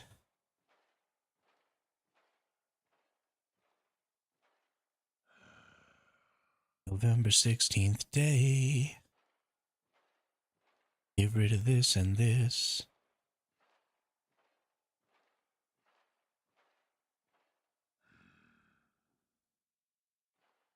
Wow, can't believe I didn't do that. We've been streaming for hours already.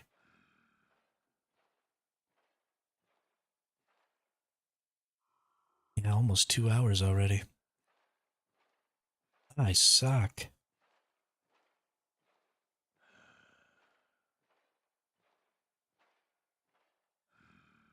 Worst streamer NA. Alright, let's do it.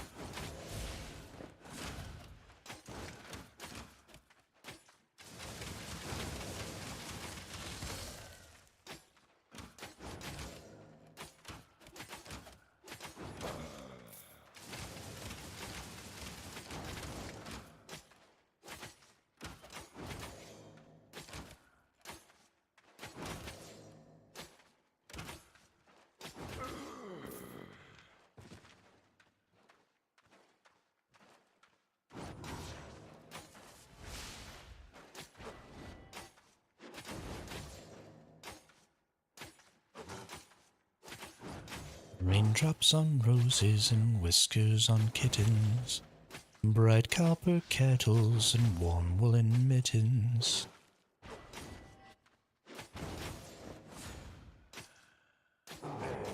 Don't ask me why I've got the Sound of Music stuck in my head. Because I'm a theater nerd and sometimes I get musicals stuck in my head. But it's there. And if I gotta hear it, I gotta hear it. Them's the rules.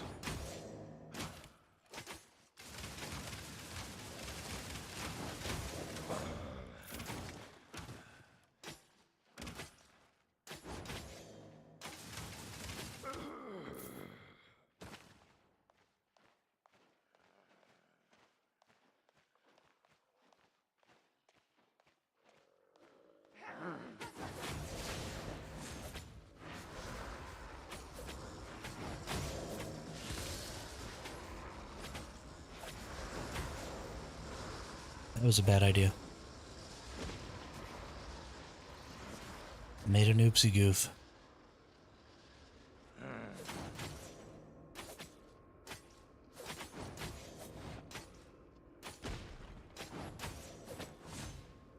This dungeon is difficult. I mean, I understand that it's a 6.3 or whatever. But dang. Although we do have 849% loot, 1200% combat fame. Too bad there's nothing to gather in here because we've got 50% gathering fame. That's actually kind of cool.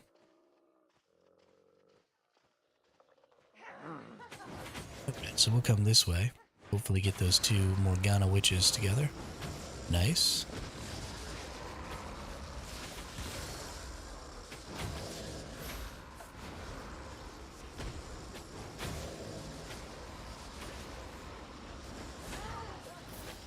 Booyah.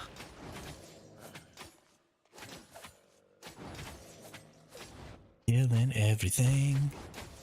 Killing everything.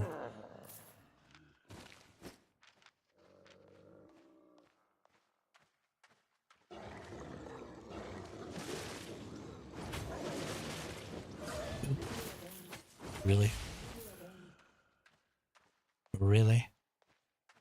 Alright, what do we got here?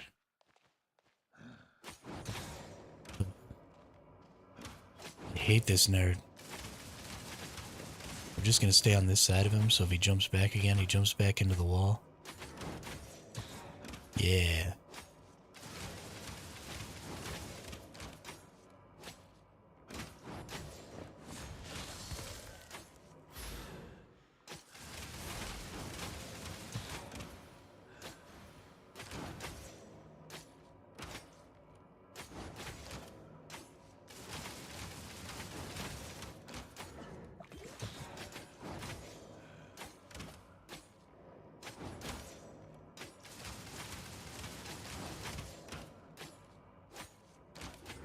Get you stuck.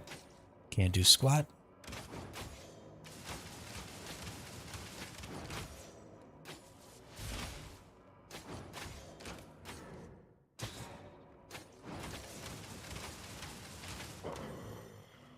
It's a green chest. I even thought it was a blue. 17k is not terrible for a green chest, I guess. I would like to see a little more currency from that in a 0.3. I mean, I do have 800% increased loot, right? So 8 times. So what, normally I was going to get 2k from that? It's pretty gross.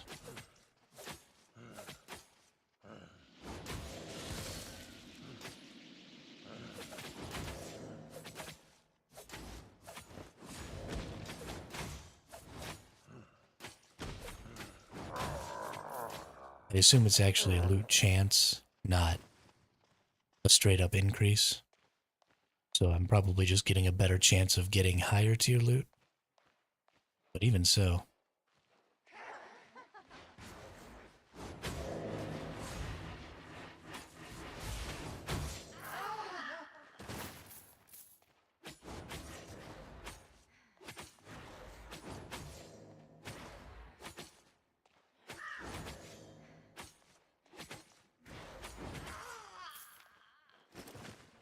Running amok in a dungeon. Running amok in a dungeon. Running amok in a dungeon. Running amok in a dungeon.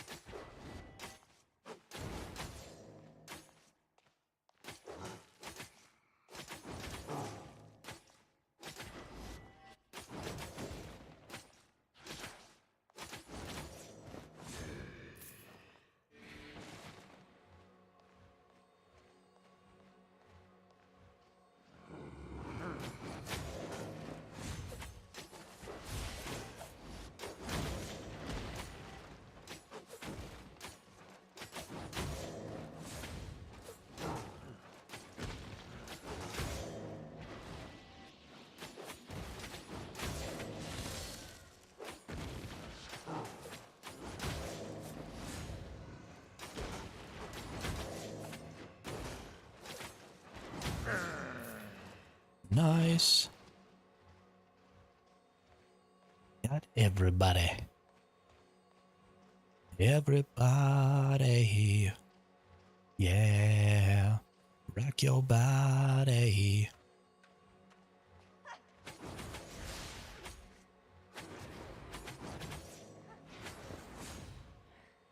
No. I thought I escaped the attack.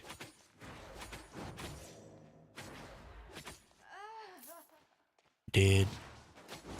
Am I only gonna get a blue chest out of here? Yo, this took way too much time. I'm not getting any good stuff. Better be an 8 point something in that chest. Give me my 1,000,000 silver.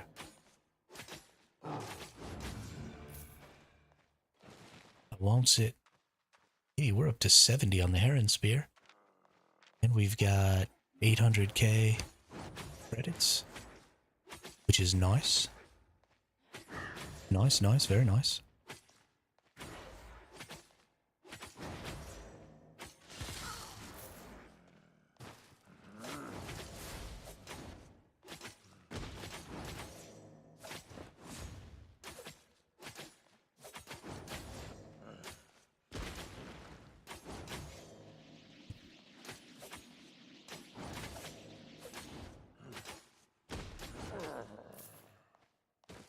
All right.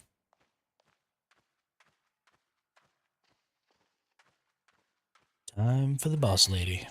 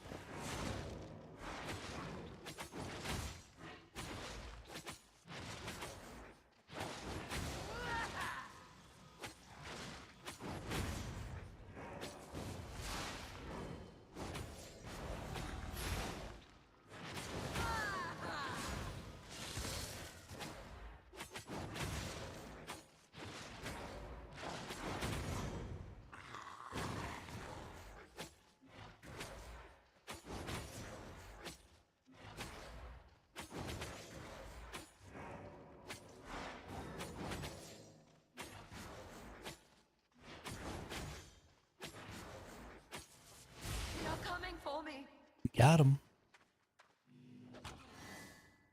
What do we got? 58k. Wow. Wow, game. Thank you so much for that. Holy shit. That was so disappointing.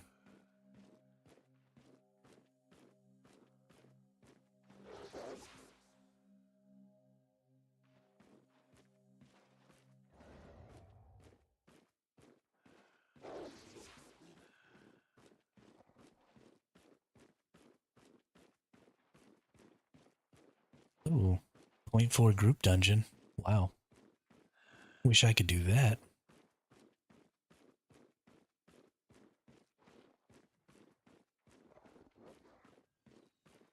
That's probably got some currency in it.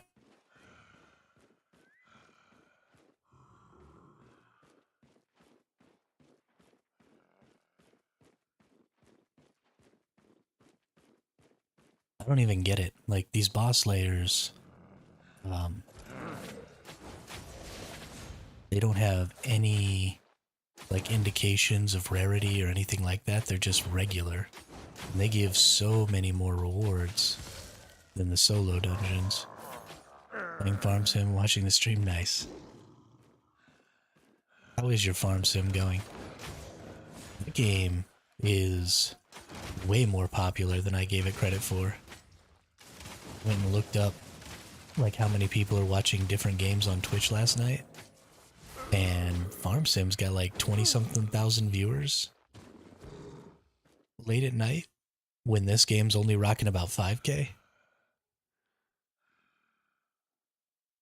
I imagine that that will eventually go down, maybe. I don't know, maybe not.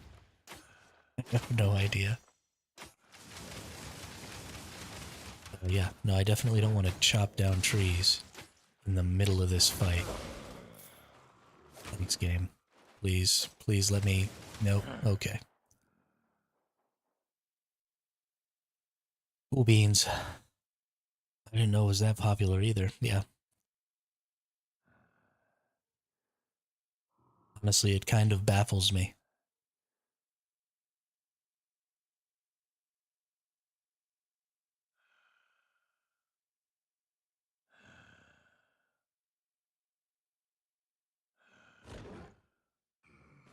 I mean, but even so, like, I didn't think farm sim games in general would be that popular.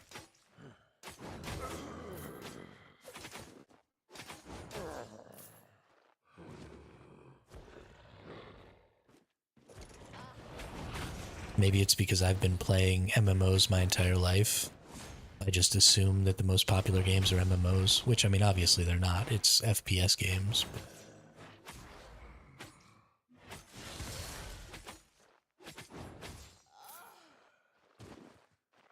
For now, I'm just sticking to growing wheat and canola.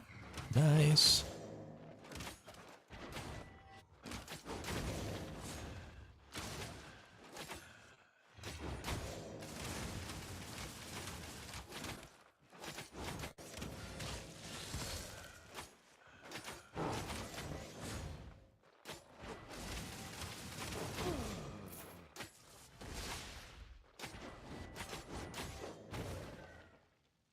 Okay, let me out.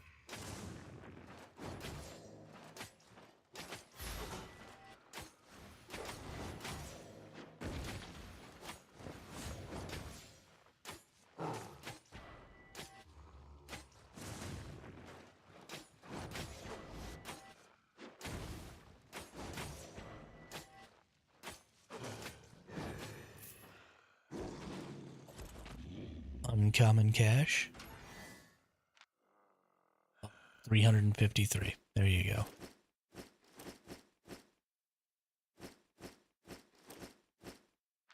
The fact that I got 300k from this open world thing.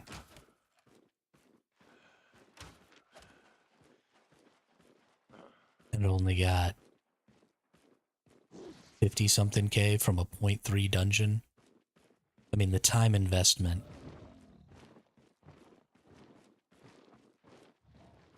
is just so skewed. That was so garbage. I would expect to get 50k from that open world thing and then get 300k from the dungeon. Ooh, nice.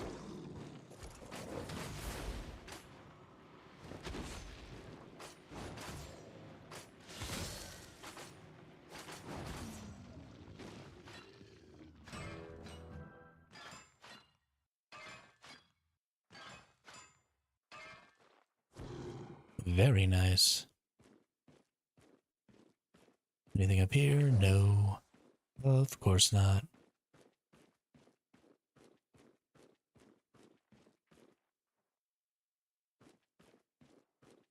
Let's see, there are 6 to 15 people in here.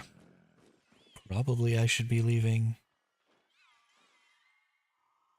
There's a solo encampment over there. Why are these solo encampments showing up on my map? I don't remember going past them. But we're gonna go do this solo encampment, and then we're gonna go see about this one.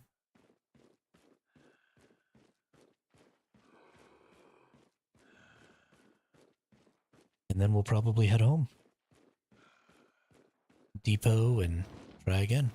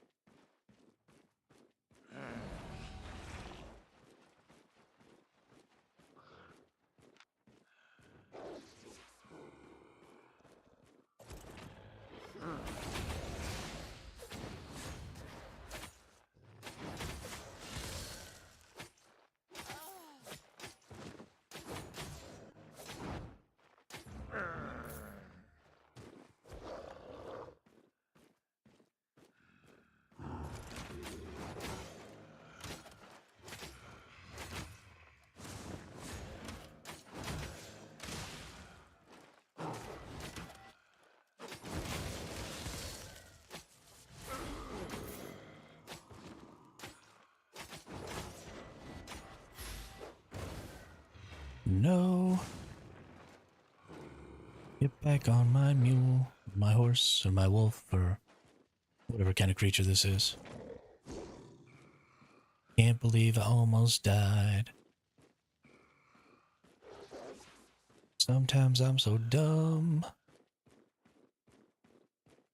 And I almost die.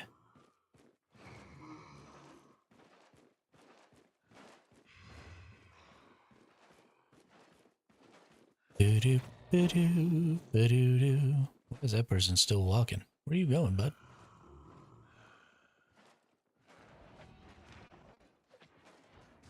Probably can't fight this person, even though they're using a nature staff.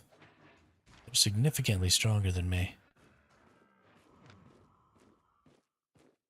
They've got over 100 on all this stuff.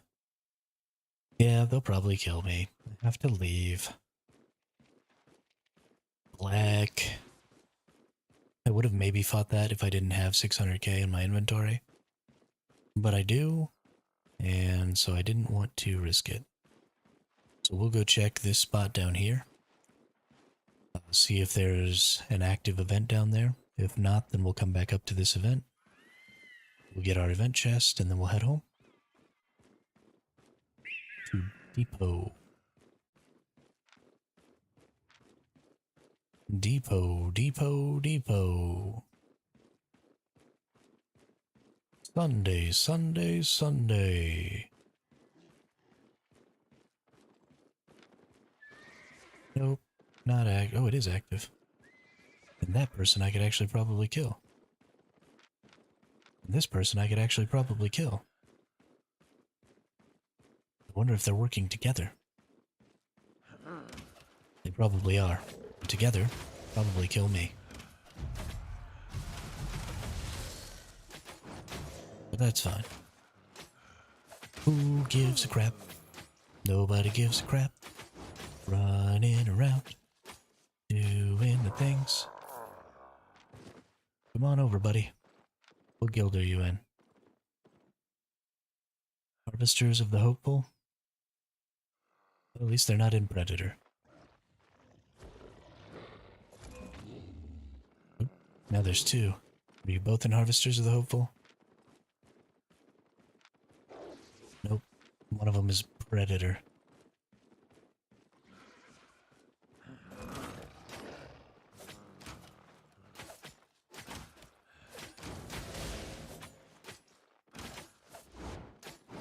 I'm about to get ganked. I'm about to get ganked.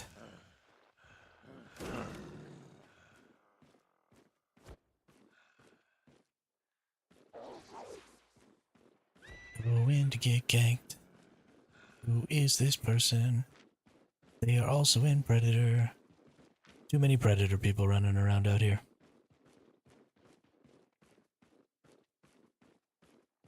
Time to freaking leave. Not trying to get ganked by their whole freaking team.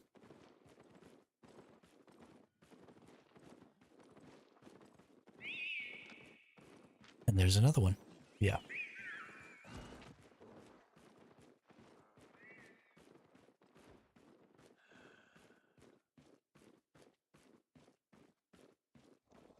I feel shocked.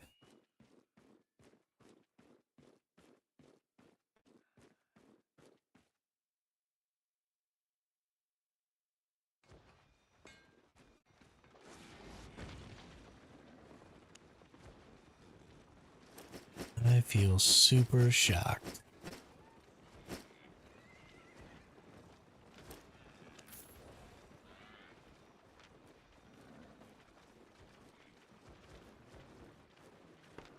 I have lots Selling my stuff. Selling my stuff. 490, 382, sometimes losing a lot in there.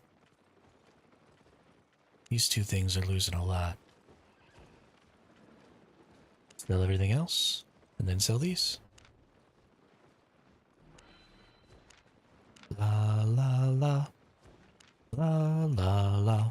Whatever. La la la. La la la. Going at it tonight.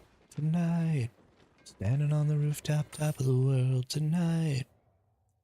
Let's see where it takes me. To a tier 7 zone with a tier 7 zone and a tier 8 zone.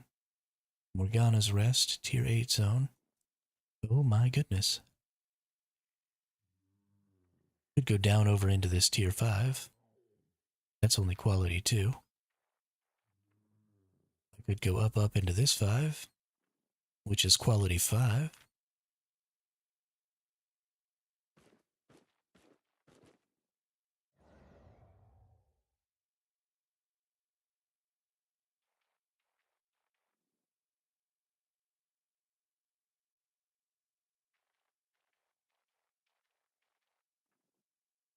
Yeah, that's pretty close. Let's do that. There are 6 to 15 people in this zone, which is less than ideal.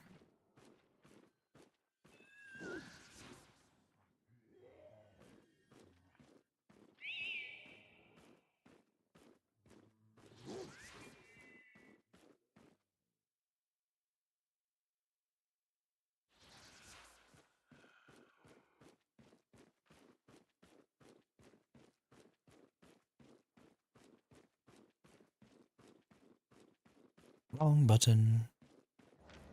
Ooh.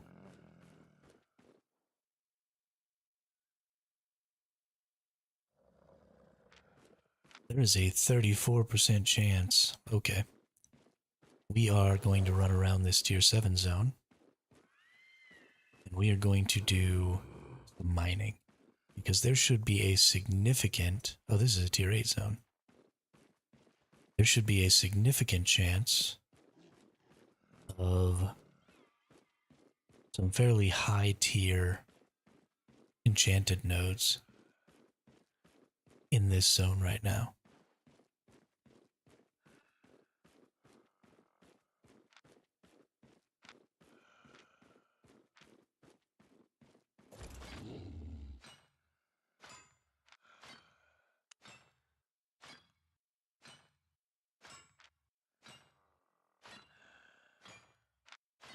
And also, 45% gathering fame is awesome. There are 6 to 15 people in here. Somebody did just get killed right down here below me.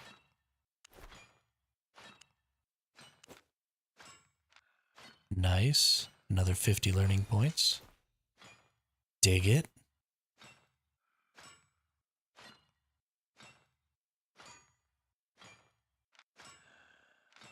But each one of these is worth 6k. That's a pretty good deal.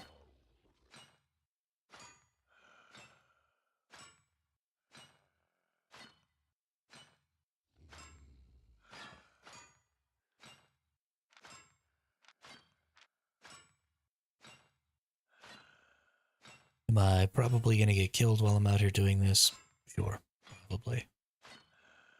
But who cares? It's fun. How much fame am I getting for each one of these, I wonder?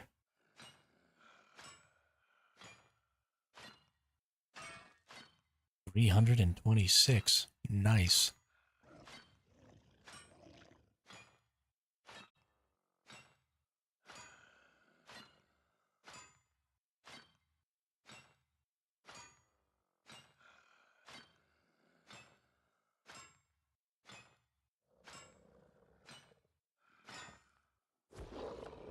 Alright, we can get behind that. Ooh, there was a 0.3 node there.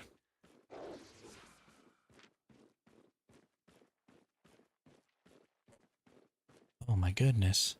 I wish I could gather all of these.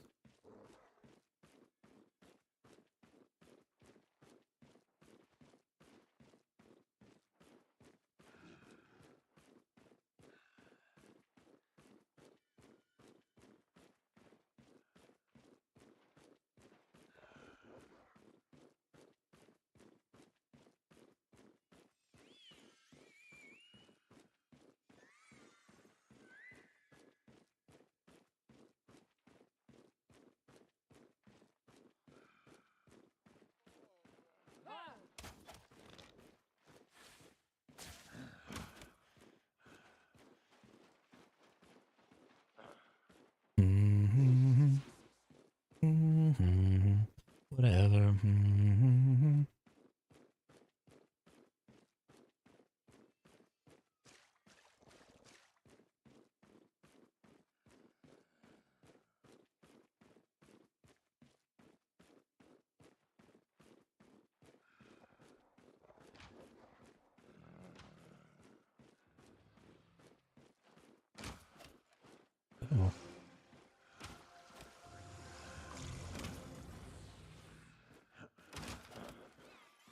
We should have just gone and started fighting that person, but whatever.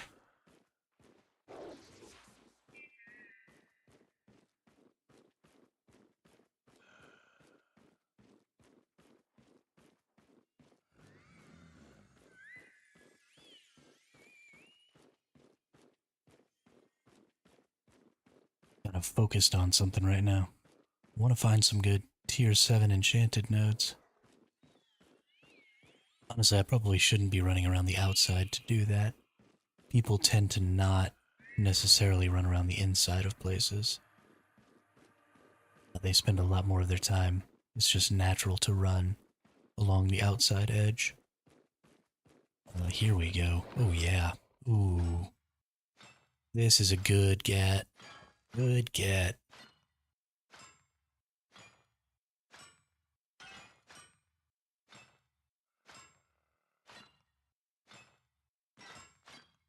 These are worth just as much as those tier 8 nodes, but I gather it way faster.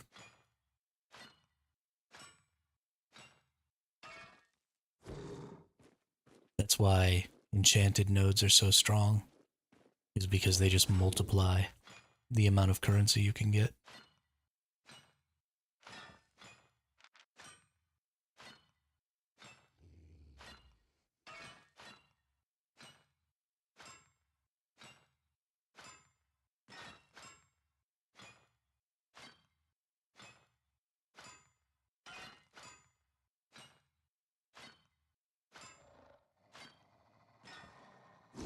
I honestly think it might be worth it to stick around here and gather up all of these, see if any of them respawn. Just from a currency perspective, I mean, already 100k just off of those blue nodes. That's pretty freaking good.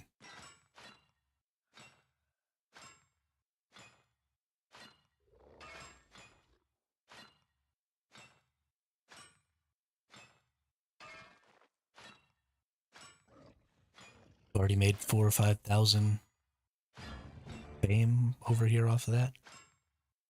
Level 9 ore miner for master. So good. How many? Got 379 learning points now. I need a little over 400 for elder. Yeah, 409. So I just need 40 more learning points. Ooh, that already came back with one. Dang. Ooh, this one already came back with 2. See, the respawn rate on these is so insane. Yeah, we're going to be sticking here for a minute. We're going to gather the poop out of this.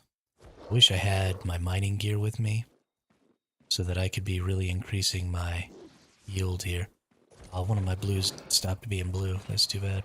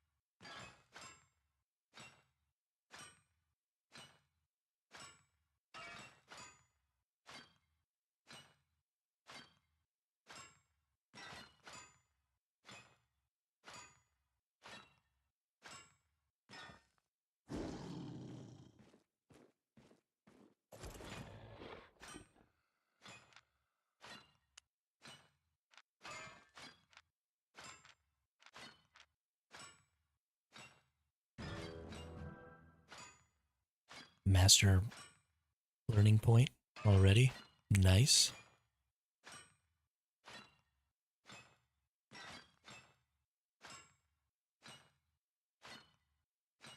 This is one of those big things that I need to get done, is get all of my gatherings to tier 8. Because if all of my gatherings are tier 8, then it's much more valuable for me to roam in a tier 8 set.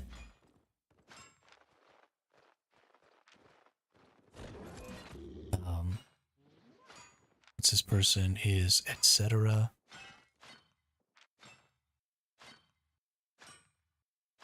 Gank and spank. Okay, I see no etc. here. So hopefully this person doesn't come back with a gank squad.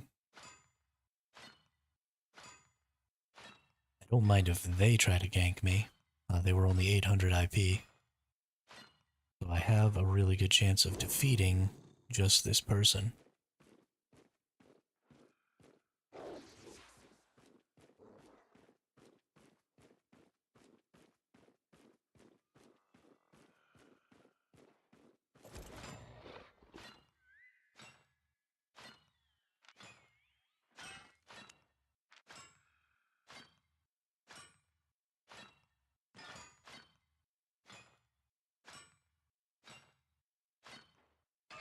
Yeah, as fast as we've made this 10k fame over here, because I only need 200 and something, like 220k,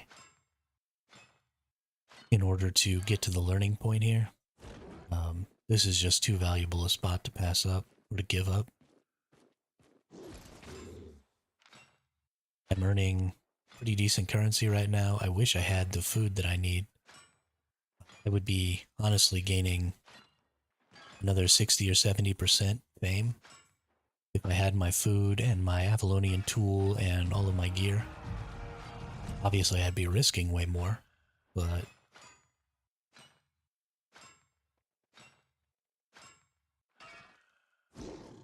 would be gaining a whole heck of a lot more also.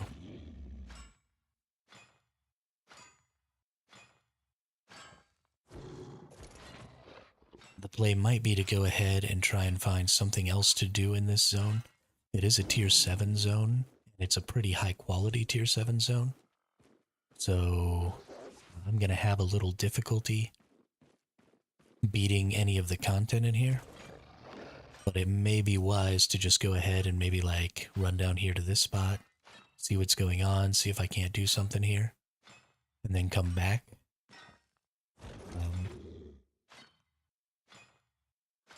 Instead of just running around, getting only one. Ooh, nice. Ooh, that's a very full 7.1 node. Yeah. Yeah, so that's what we'll do. We'll run around and we'll just keep coming back here to try and get as much of this as I possibly can.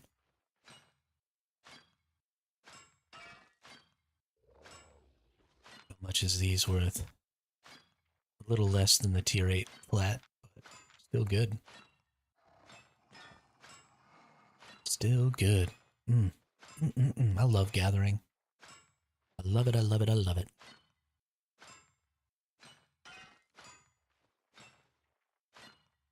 And so much currency this way.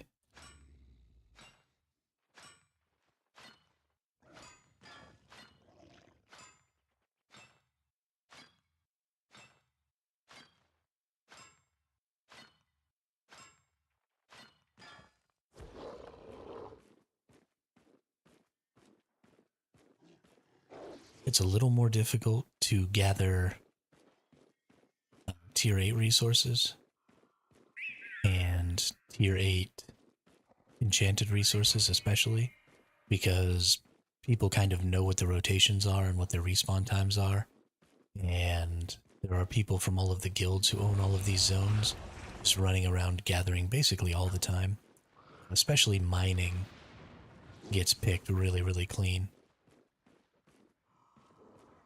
And so you are just going to run into a little bit of difficulty there, but what do we got here?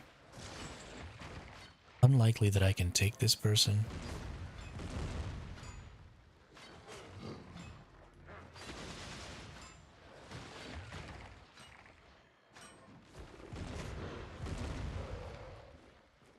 Definitely can't take that person.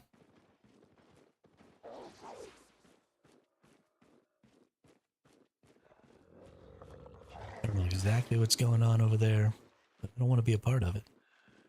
Oh, here's a stone spot. Ooh. A tier 8 stone spot. That's crazy.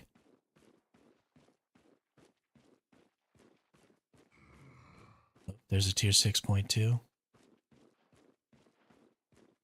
Getting that, yeah, that's mine. Whole thing, all mine.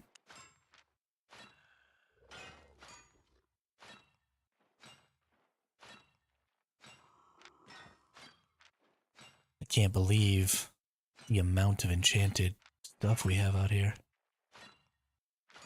I'm gonna fill up so fast. I might actually just drop this flat 6 so I can keep gathering.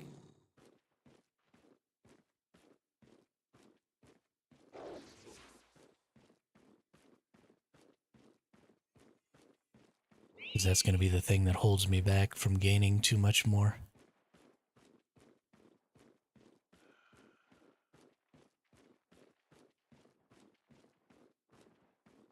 Which is a huge bummer. There's a 7.1.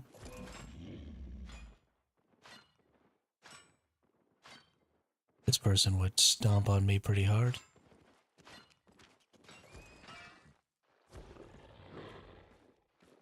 Please. You can't just dismount in my vision and then come get me. Are you kidding me right now?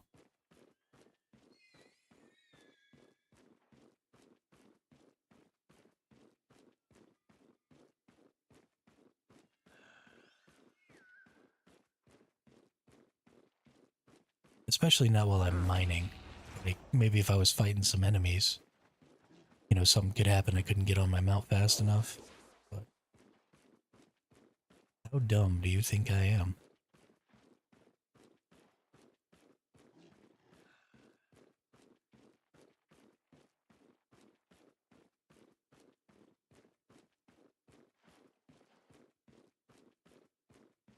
Let's go check out over here.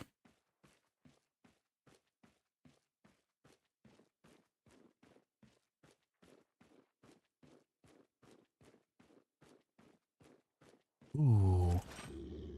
Ooh. 6.3.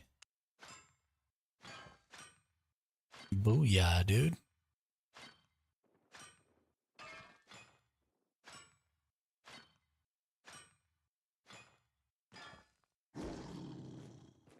Freaking booyah. 125k in one little node there.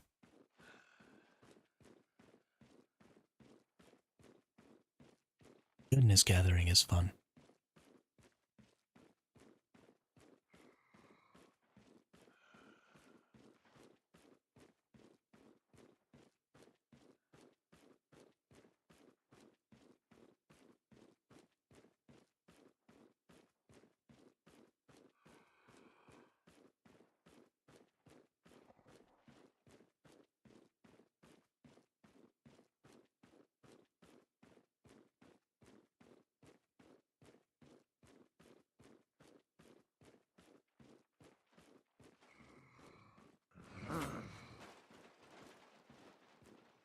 Ooh, there's a 6.3.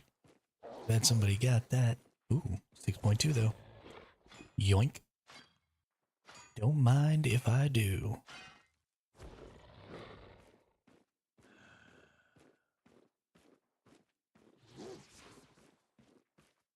We're at 96%. I think I'm gonna check this little area down here. And then we're gonna go ahead and go back. We've made 500k fairly quickly here. So it's about time to go back through my save portal. I'm just gonna hit a limit of my carrying capacity. And when I do that, just become very susceptible. Actually, you know what? That's not exactly what we're gonna do. We're gonna go ahead and put that in there. That takes us down to 64%. Yeah, so we'll stay and gather some more.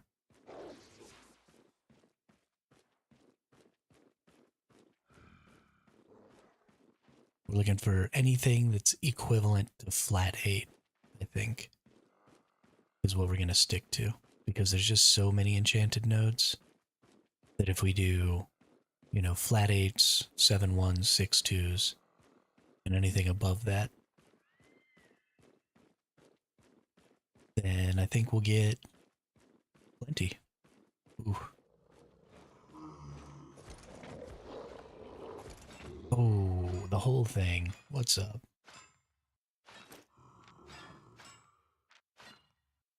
That's what I'm talking about right there.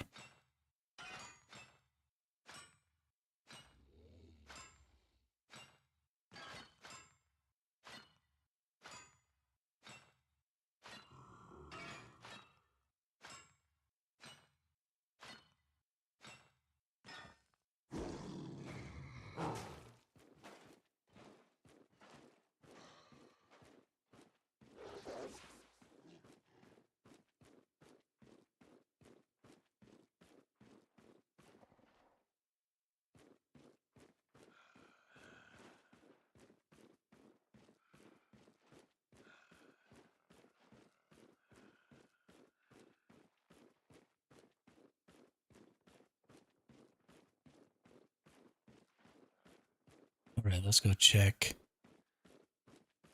my gather spot right over here. And somebody got an 8.2 node there. Lucky.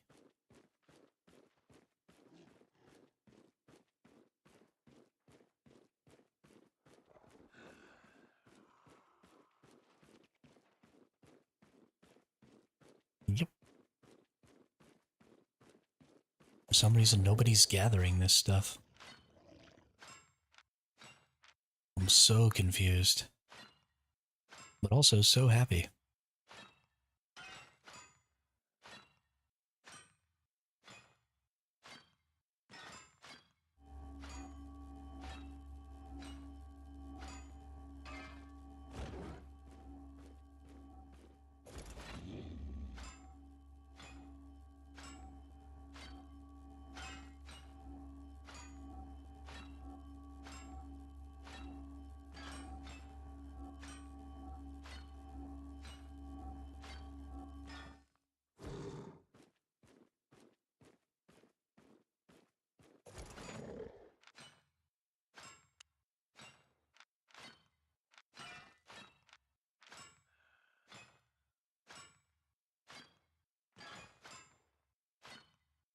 Mm-hmm.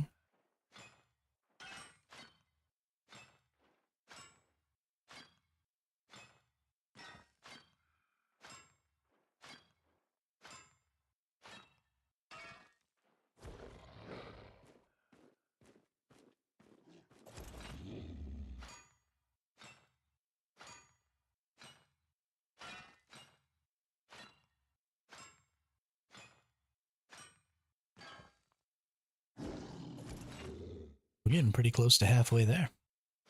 To our tier 8. Which is awesome. I said I was only going to get 6.2s or higher, but honestly, there's such a good cluster of 6.1s here. And it's just all right here. That I just really couldn't bring myself not to get it.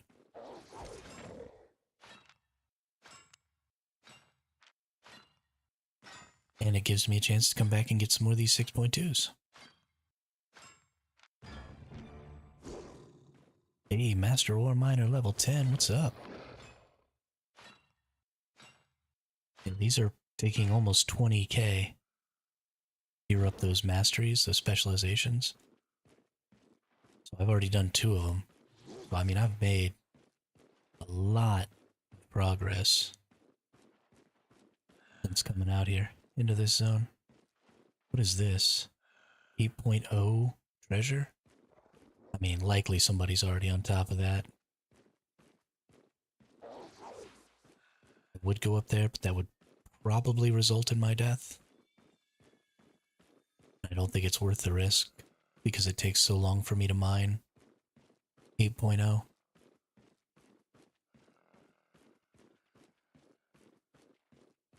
And it just ain't worth it.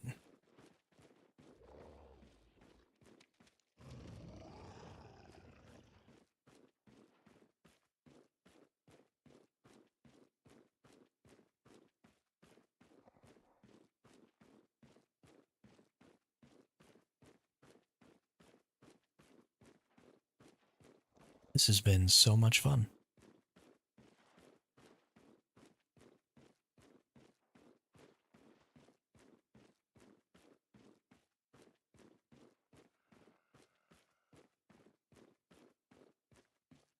There's a blob. Okay. So there's now 51 to 150 people here. It's time for my solo ass to piss off.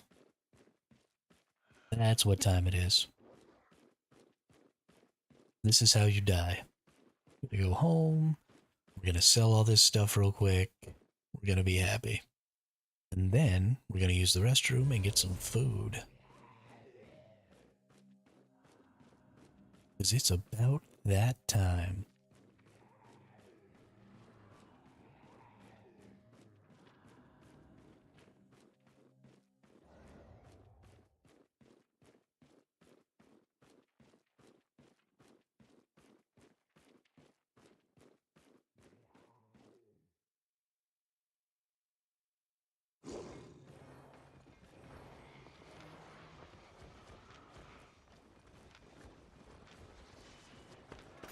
Welcome, friend. Peanut butter and jelly taco time. Little brother picked up some jelly last night. 2 nights ago or something. Ooh. Yes, please. Deal. So we're gonna put some jelly on it. Made a profit? He also picked up some honey. I also am a pretty big fan of peanut butter and honey tacos. But I think we're going to do peanut butter and jelly. So if y'all give me just a couple minutes here, I'm going to use the restroom, get some food, refill my water bottle, and then we'll get back to it.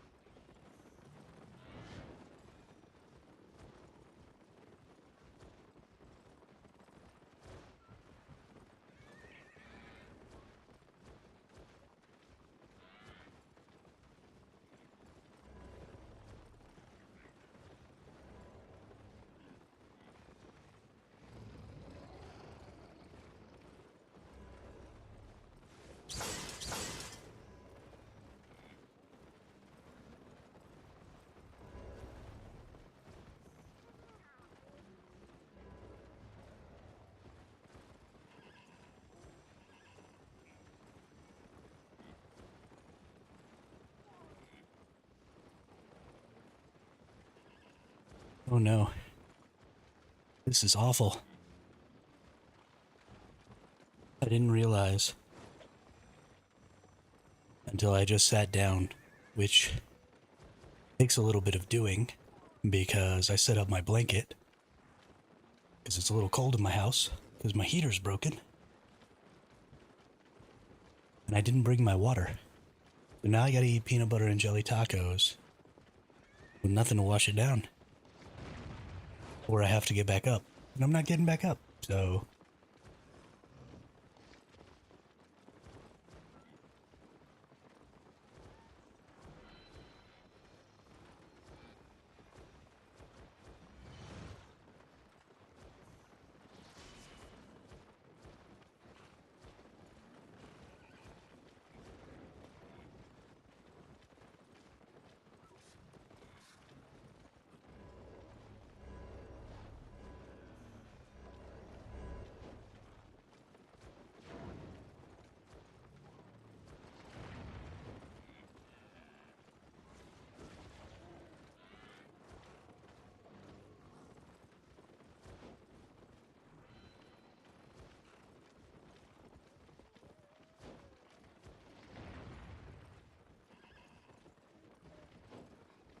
That's funny. Yeah, I mean, we have a new motor for the blower fan coming in. Comes in sometime next week. And then I'll get it fixed and it won't be a problem anymore, but...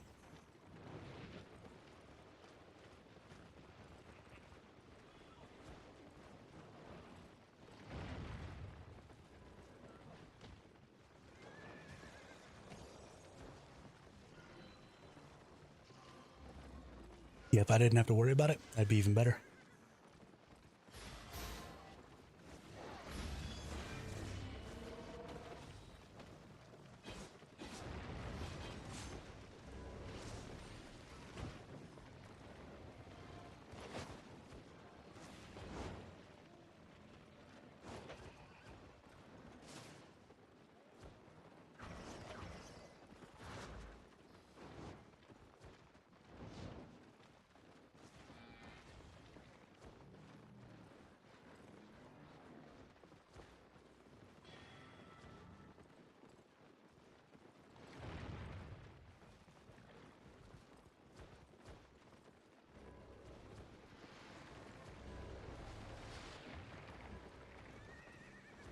Alright, well, at least this time, for reasons unknown, I actually put quite a bit more jelly on my tacos than I normally do. So it helped lubricate the peanut butter going down. So it's not as bad as it could have been. Still got a little peanut butter mouth going on. Things are a little sticky in there, but it'll be all right.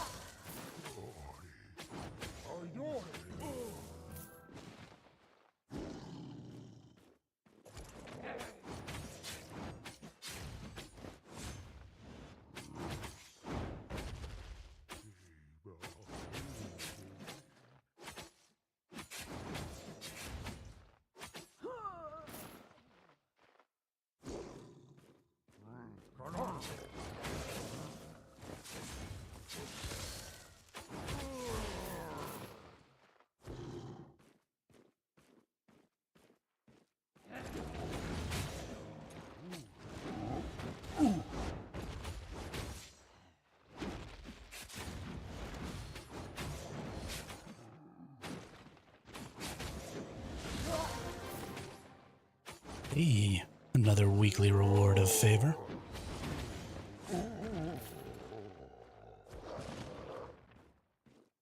Ain't that nice? Uncommon cash. Heck yeah. What do we get? 57K.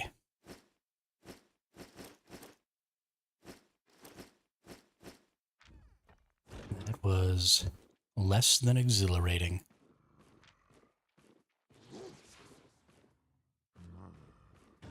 Ooh.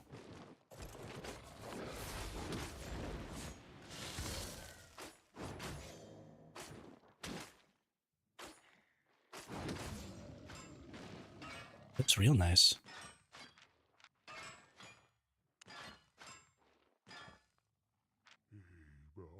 I like aspect.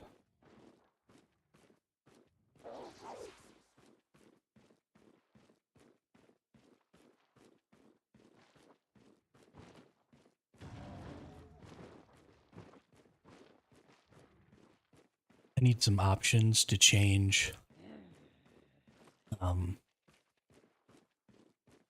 change this mini map. I need to be able to get rid of the hideouts. It's nice to be able to know who in an area has a hideout. So if I, start fighting somebody or something like that, and their hive or their group has a hideout, maybe I can not fight them so I don't get killed by their entire hideout, their entire guild. But I want to get rid of the hideouts so that I can see the map a little better, so I can see the areas where there might be engagement zones, because people appear to have a pretty massive tendency to put their hideouts on top of engagement zones. And I don't want to have to run over to every single hideout just to see,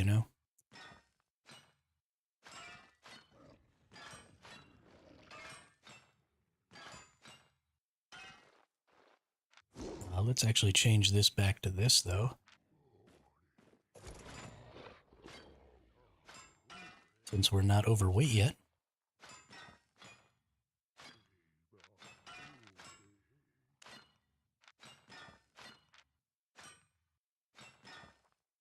Nice. I didn't realize it was right here next to one of these.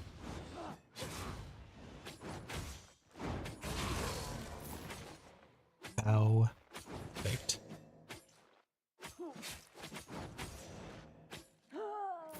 Eat my food so I can get more lifesteal.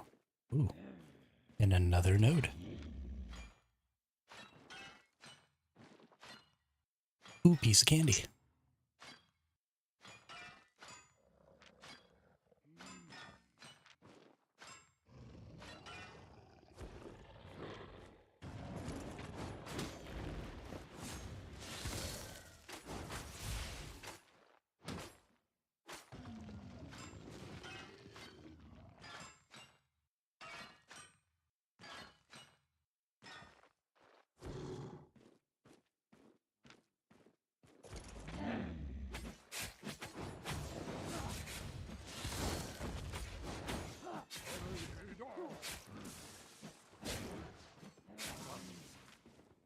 What?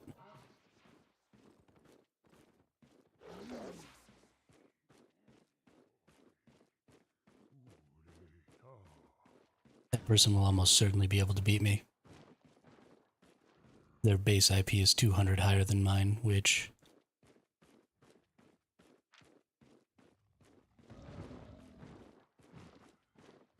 probably means that they have, they're all in a bunch of tier 8 gear with a 5.3 here.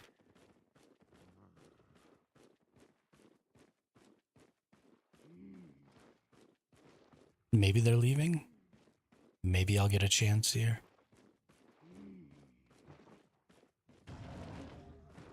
To finish clearing this. It's pretty risky to come back to this spot where this person has seen me. In fact, it's very risky. Because they know I'm over here fighting the PvE stuff. And that gives them, a significant advantage. They decide to come over and try and gank me.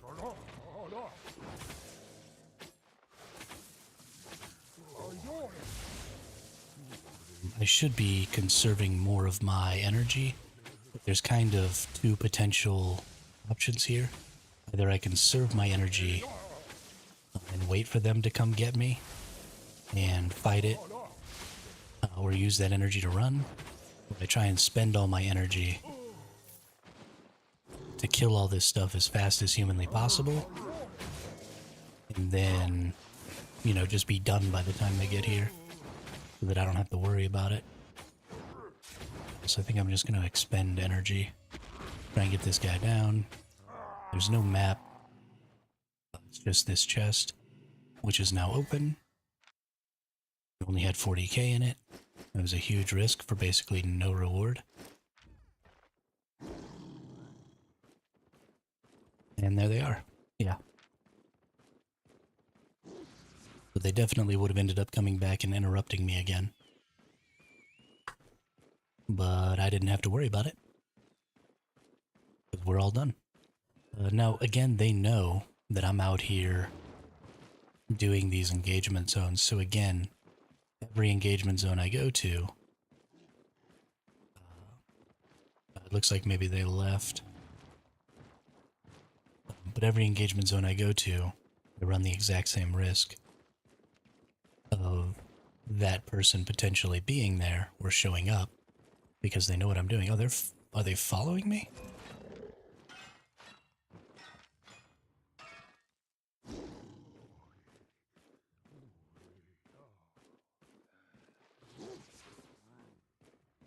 I'm fairly confused by what's going on with this person.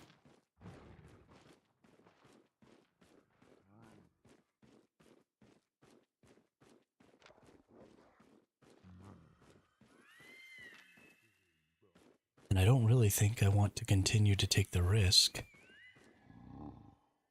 of being around them.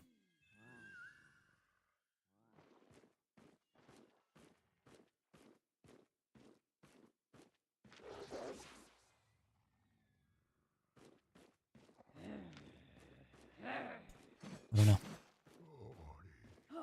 Whatever. Take him over here. We'll try and fight him. It'll be fun.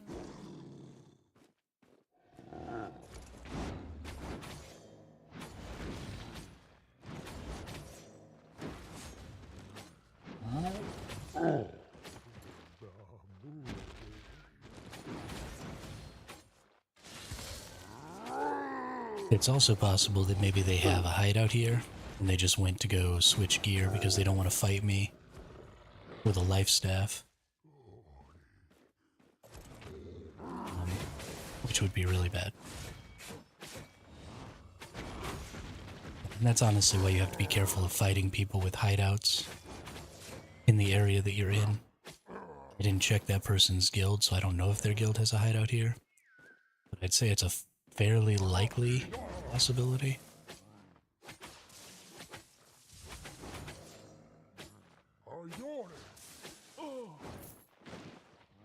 And because of that, you know, there's a chance that I get attacked by more than one person. There's a chance that I get attacked by this person with, you know, some really good gear. There's a lot of potential bad outcomes here. Which ultimately means that I should be literally doing anything else right now.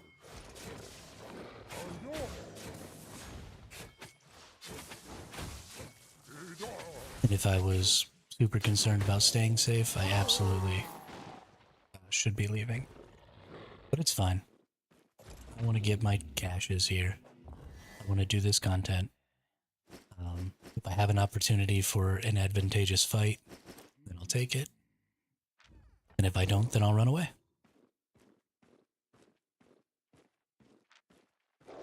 But I don't want to just flee the area because of that person.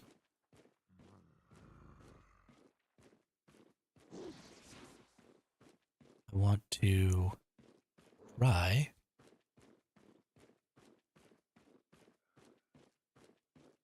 to get my value out of the area first.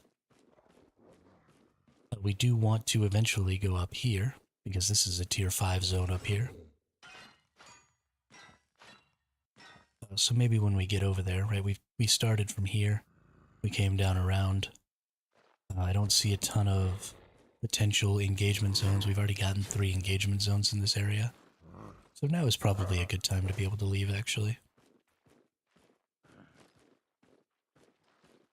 So we'll keep looking at these camps. We'll see if we can't find a map.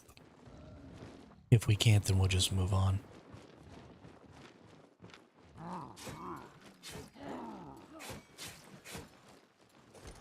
I like picking up these 4.2 nodes. They're so fast to gather. And they give, 100 plus gathering fame. It's just really valuable. Yeah, we're getting 25% increased gathering fame here.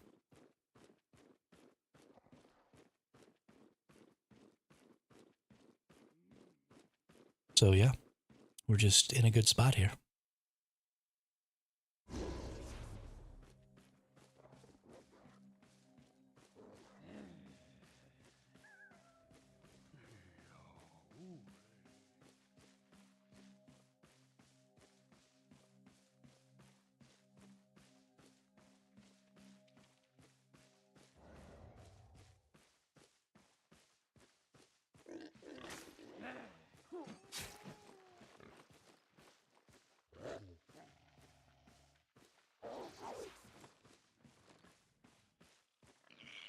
There are 6 to 15 people in this zone that I'm in right now.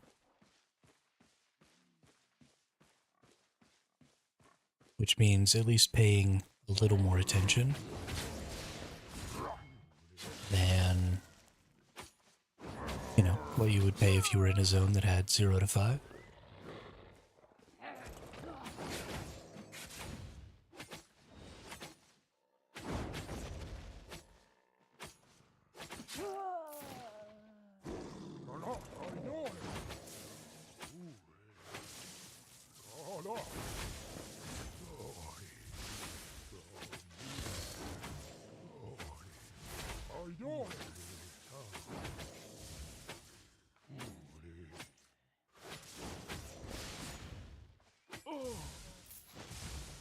All right.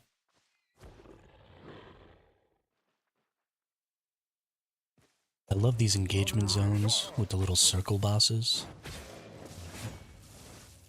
because they just go so much faster because that circle boss is worth huge amounts of fame.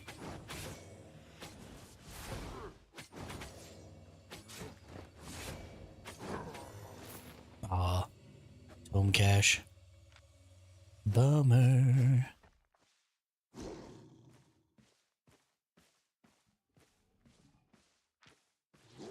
There's another potential spot right here, isn't there?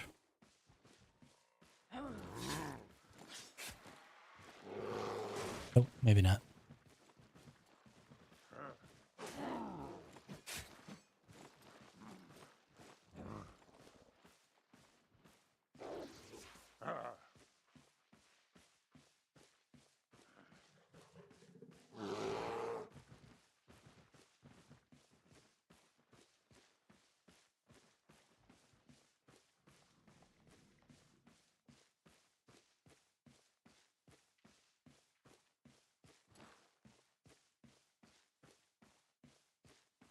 Nope.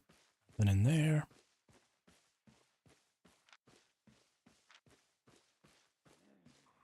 Gonna go check this one over here. No map there. That's too bad.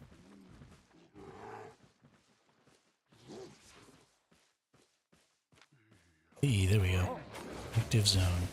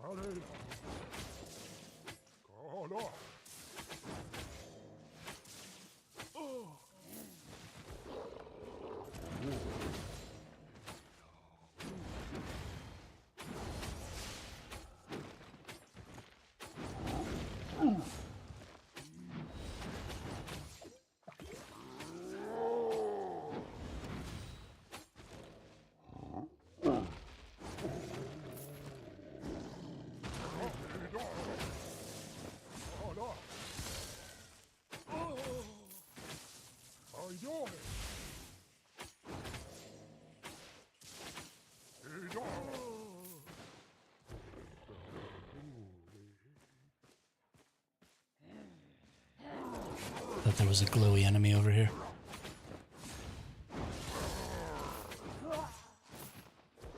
Alright. This group should be the last group.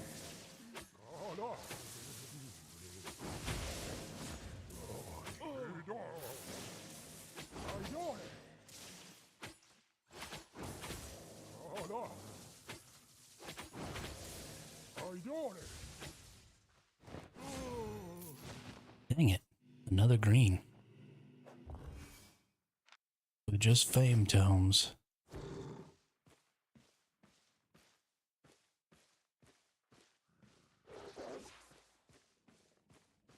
What a freaking bummer.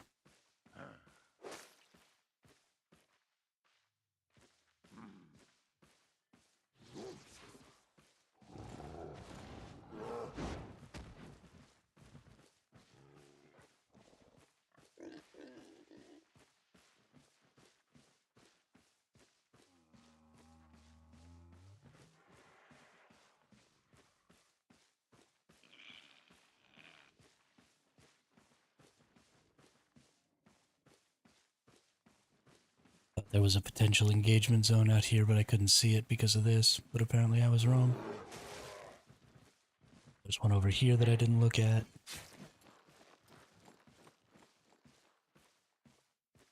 Totally went in the wrong direction. Whoops.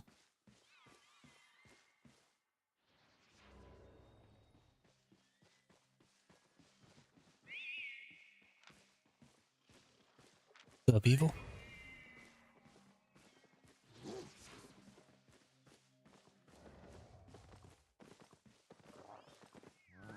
Oop.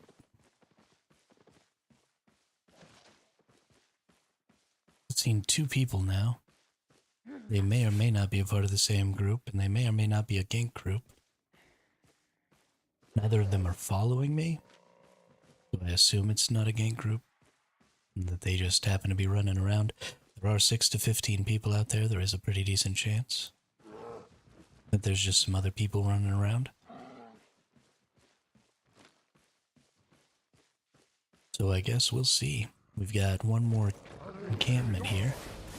And I'd really like to go ahead and get the encampment. Because after this, I'll probably just be heading back to the base. Because we'll have cleared both of the tier 5 zones near where the safe portal spit me out. I want to get as much currency as I can before we do that. So we're gonna go.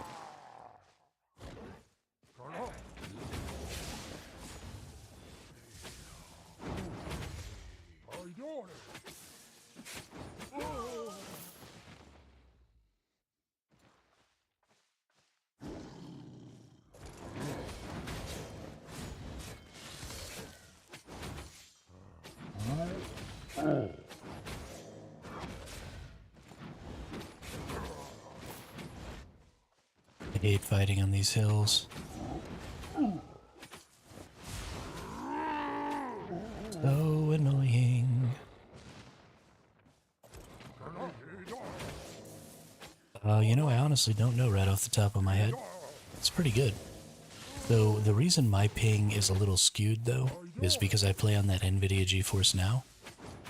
So there's ping from the game server to the NVIDIA GeForce Now server, but then there's also ping from my PC to the NVIDIA GeForce Now server. So usually my ping from me to NVIDIA GeForce Now is about 30 milliseconds. And most of the time my ping from my NVIDIA GeForce Now server to the game that I'm playing is also about 30 or 40 milliseconds. So I get somewhere between 60 and 80 milliseconds usually, all told. Which isn't too bad.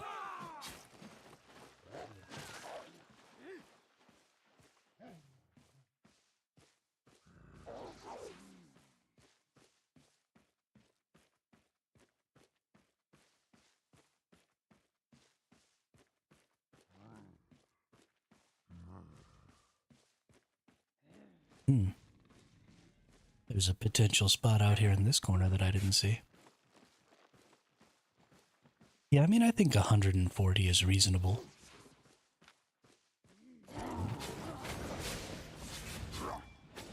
especially in games that aren't things like FPSs and stuff like that. There's quite a bit more give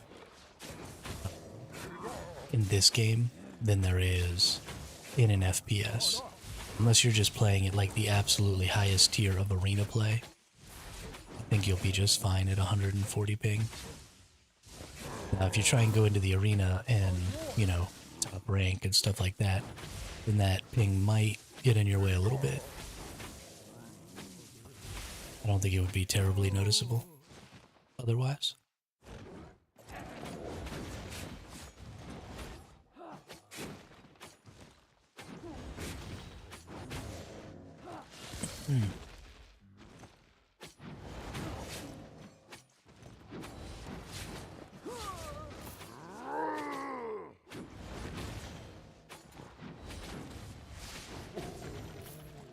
Oh, just another cache.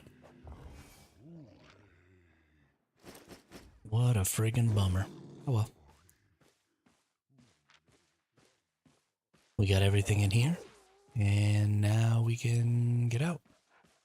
Go teleport back home. We only have 382k. Ugh.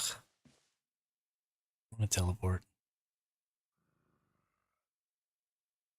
Not really anywhere else to go, though. Whatever. We'll go back.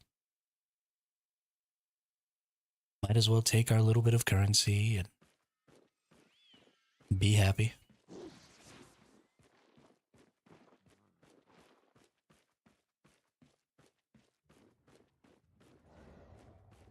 Don't worry.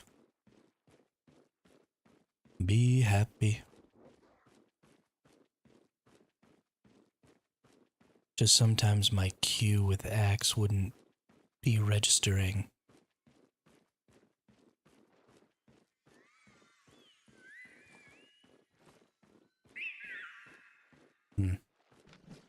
Is the axe Q the one where you throw it? Ooh, there's a map. Gotta get this map. Ooh, it's an easy to get map.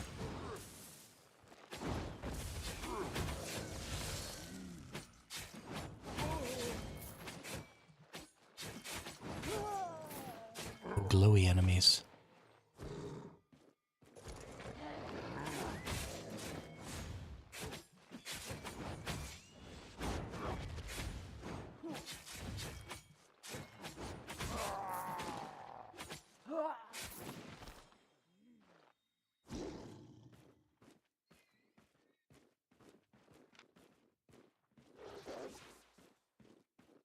Also, I hate to be the bearer of bad news, Evil. There's a pretty decent chance. The one where you put bleeding on the enemy?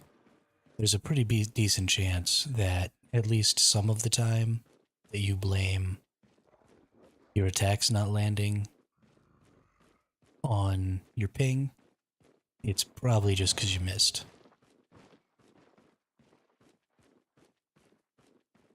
Every attack in this game is a skill shot, which absolutely does mean that ping plays a much higher, or plays a much bigger role in the success in PvP. But a big part of that is also player skill. I miss attacks all the time, and it's because I'm facing the wrong direction when I use them.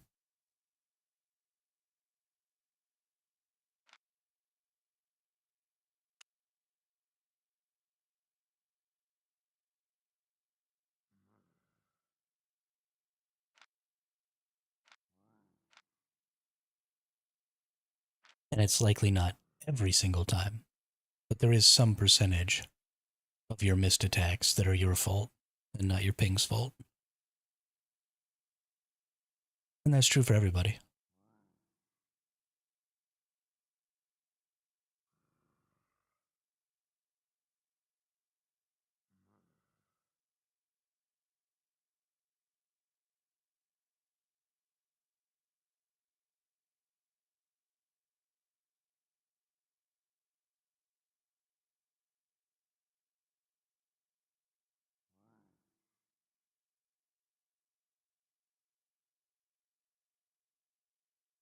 The real difficulty there Yeah, I know, but it's spinning around and the enemy is close. It won't hit them. That might not have much to do with your personal ping. It might just have to do with the game code. If they're close enough to you, I mean, 140 milliseconds is 0.14 seconds. Right? That's not a whole second. So the only way that your ping would be affecting whether or not you're hitting somebody when you think you should is if that person got from where they are within the circle of your damage to outside of the circle of your damage within that 0.14 seconds. And so the client knows, so the server knows that they're not in your circle. Your client doesn't know that yet, and so it still shows them in your circle. And that would be the only possible way that you would miss when you think you should hit due to your ping. So if it's because they're like super close to you and it's spinning around you out here, and they didn't use a dash move or something like that to get out, then that's not your ping that's causing the problem. That's something to do with the game that's causing that to happen. It could be some server lag. It could be, a bug in the code. It could be all kinds of things. But at 140 millisecond ping, you're seeing things 0.14 seconds after the server is seeing them. And that's not a ton of time.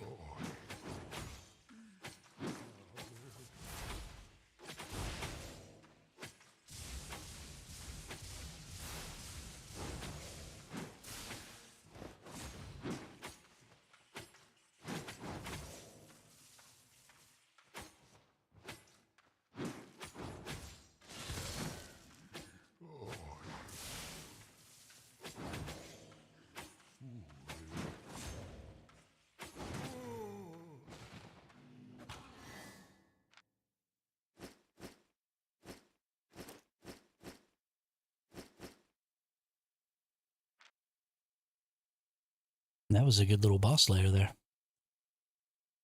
It's going to make my return way more valuable.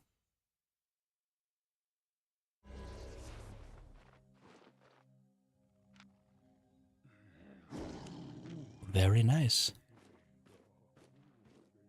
Let's go up here to the top.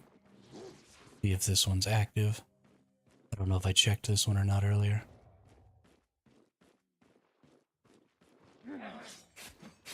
I feel like I did, but I'm not 100% sure, so we're checking it again. Oh, it's active. Nice.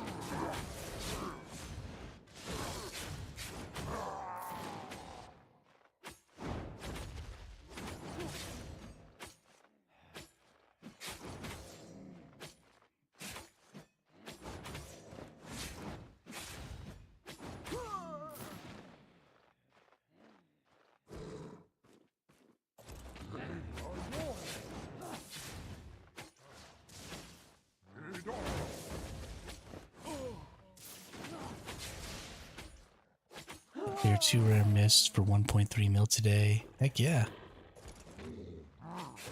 That's great.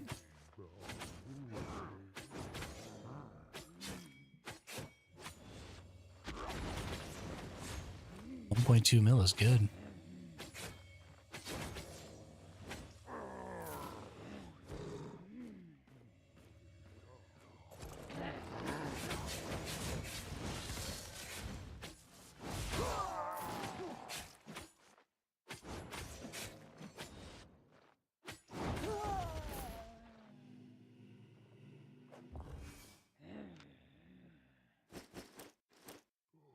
Bummer. I was really hoping that wasn't just going to be more tomes.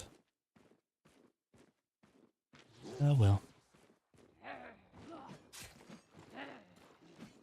Where's my exit? Is it down here? It's down there. A long way to go, but we're going to do it anyway.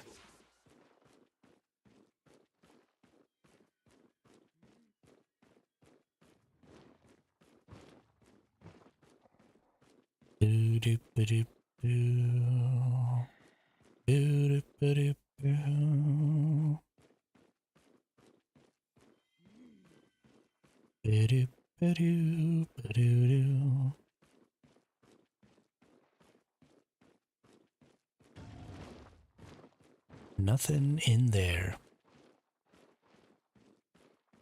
Okay, can I not get down? Please? Please let me down. Oh my goodness, I think I went in the wrong direction.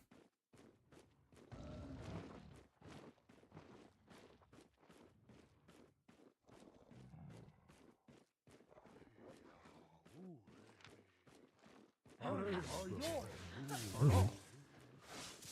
There is a cache here.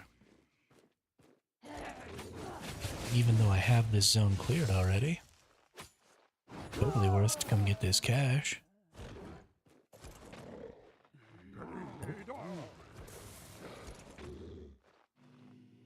Nice.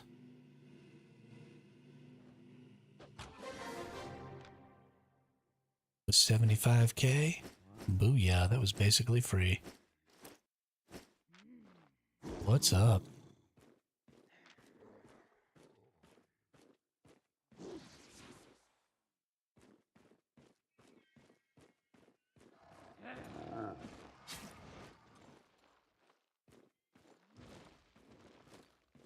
If I didn't have quite so much stuff in my inventory, I might wait around for the 11 minutes for this medium chest and just see if nobody shows up.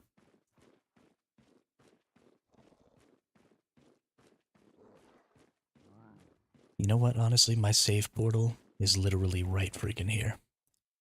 We're gonna stick around.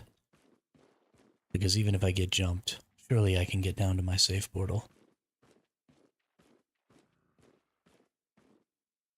Unless I get jumped by a huge number of people.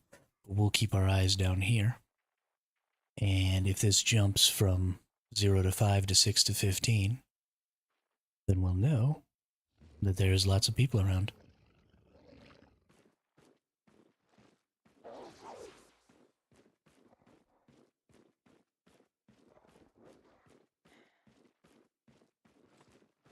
Since I'm going to be here for another 10 minutes or so, let's kind of wander around looking for some enchanted resources. Like this guy right here.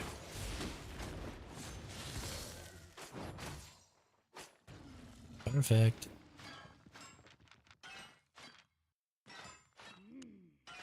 And let's use up some of these things so we can make a little space in our inventory. So we don't massively overweight ourselves. Because that would be bad.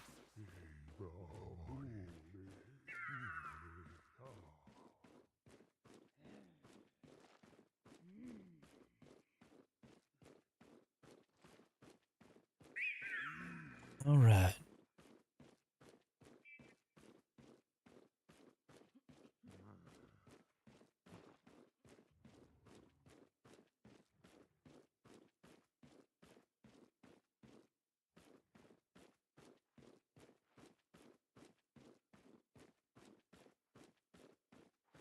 Did you get into any PvP while you were down in the mists today, Evil?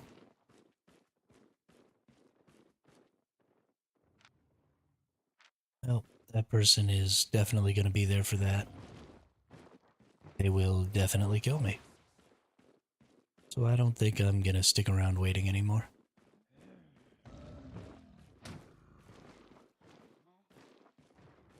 No point if I'm not going to be able to get the chest.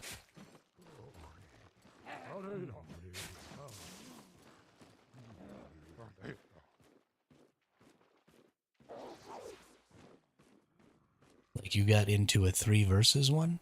Or you got into 3 one-on-ones?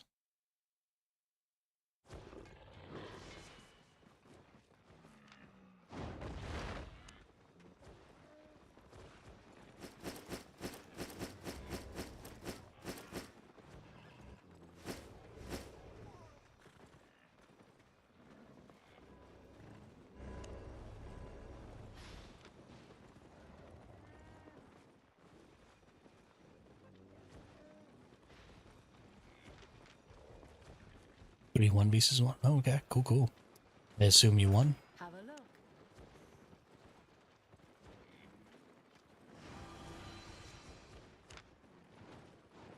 95 down to 240.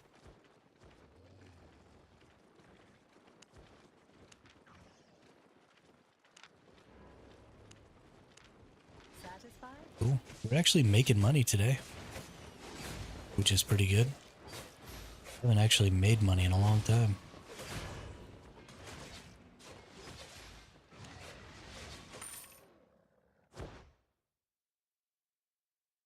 But that's pretty good.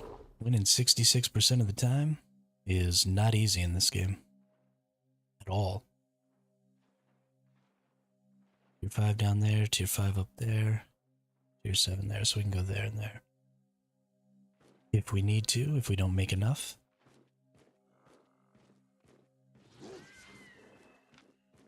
Let's see, we're in a quality 2 zone with 21% enchant rate. It's a tier 6, so we're going to get potentially a lot of these.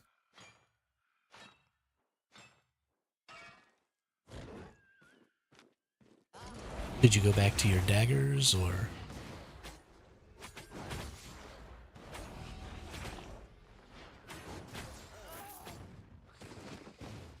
No, that was my first... For my... Oh, that was the first time you've ever won 2 fights in a row? That's good. I mean, that means you must be improving, right?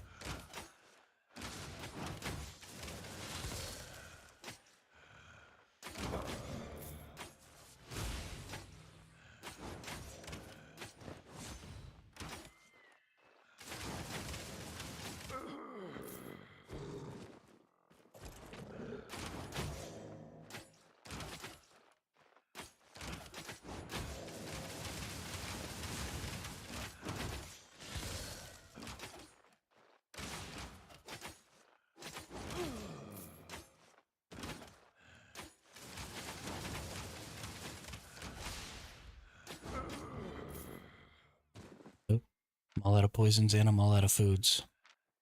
I haven't died, so I haven't had to, like, rebuy my kit. That's usually why I end up rebuying my foods and my poisons, is just because I died.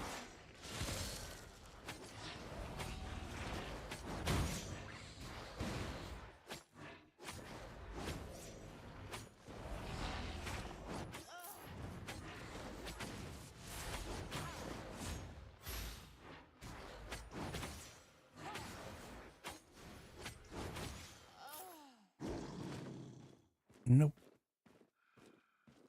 Go fight these fools.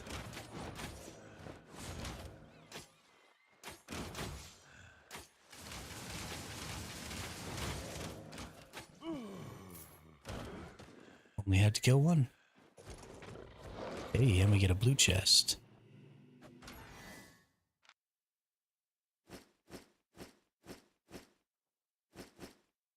A ton of currency in it, but worth a little bit. Very nice.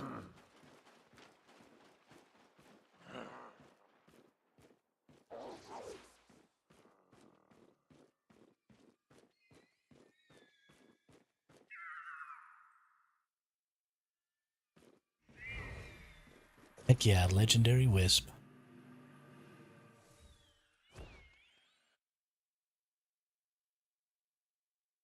Ooh, yeah.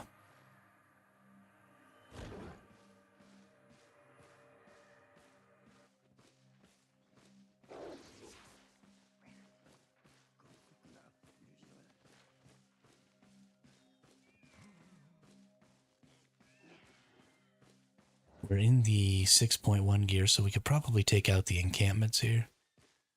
But I'm more worried about trying to find some stuff to gather.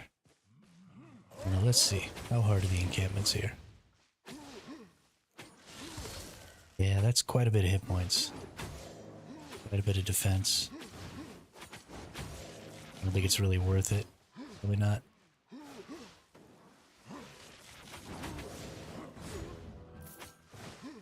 Especially without my food. Yeah, that's going to take too long. We're just going to run around looking for gatherables, I think.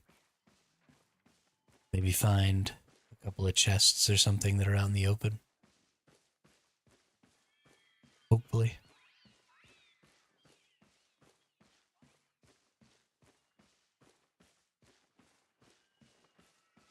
Find the random boss. Yeah, if I can. Honestly, if I find it, though, I probably won't be able to beat it. Those bosses are hard.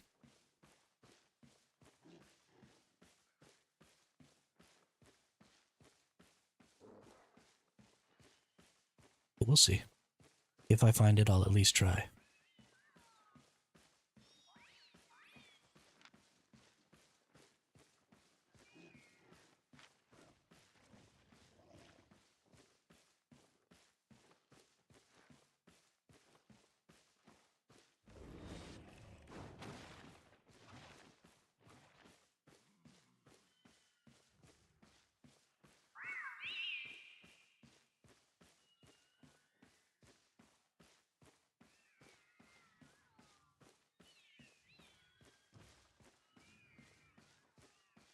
There doesn't seem to be very many ore nodes on this one.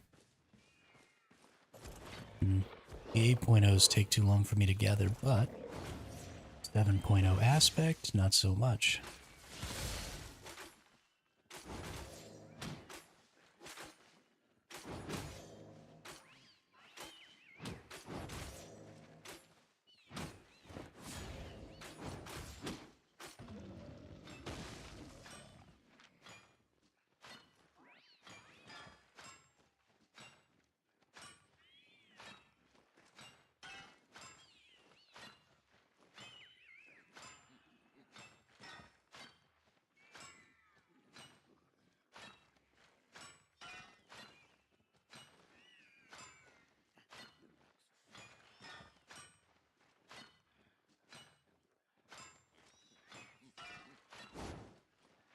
I don't know why I thought that I needed to attack it to help me gather faster. I saw the bar going down, thought it was a health bar, decided I needed to attack the health bar. I don't know. I'm losing my freaking mind all of a sudden. I got plenty of sleep last night. I'm not tired.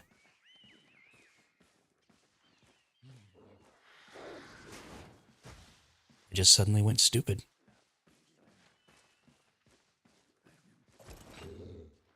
7.1, nice.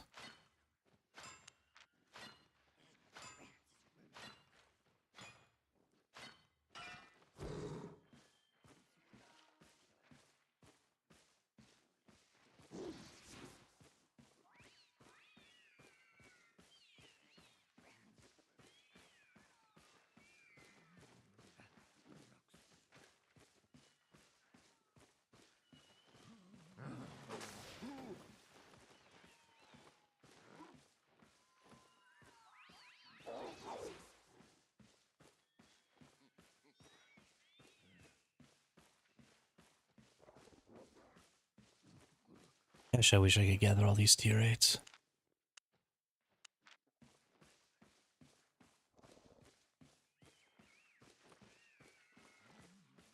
One of these days, I'll have the ability to get all tier 8.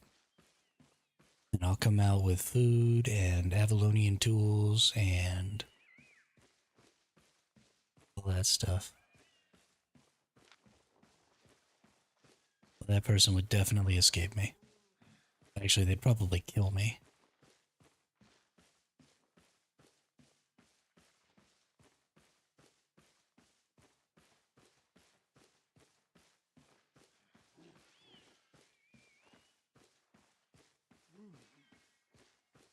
Come on, come on, come on, come on.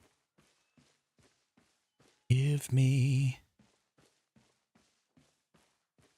some ore. I want to gather some enchanted ore, like some 7.3. If I get a couple of swings at a 7.3 node. Ooh, wish I could get this 8.1. We're getting pretty close to being able to get up to tier 8 gathering, though.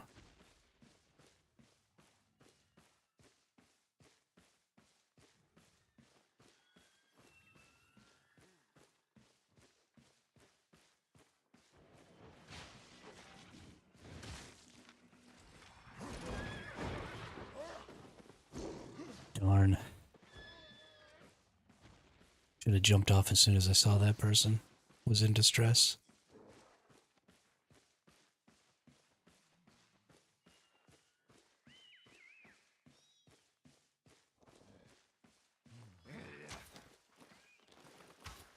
Oops, 7.1.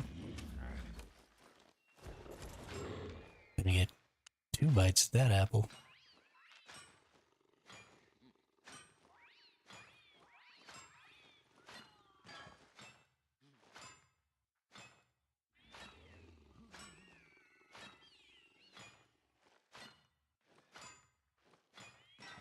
Nice.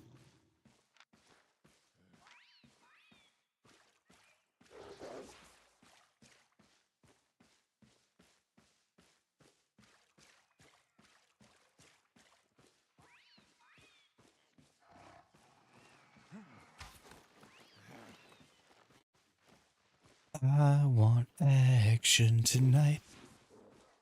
Satisfaction.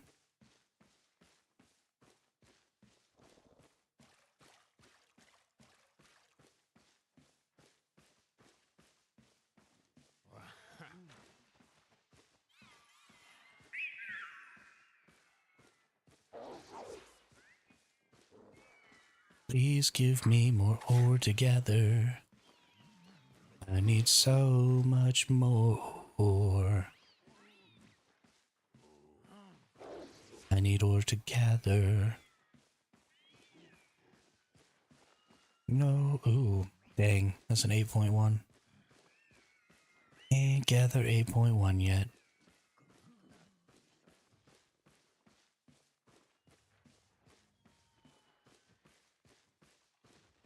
Ooh, spider. Ooh, and an abbey. I don't know what to do. I don't even know if I can kill the spider.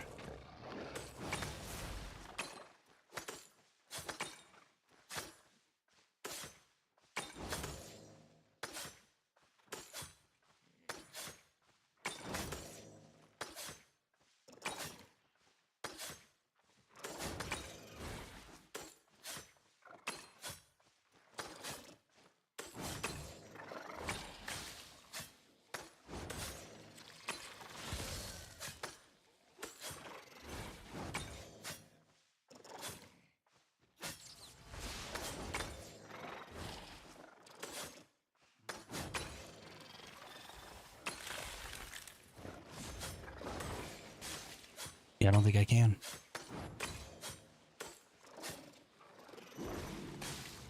Maybe if I had dropped a poison right away, and then the abbey disappeared. Dang it. Should have just gone for the abbey first.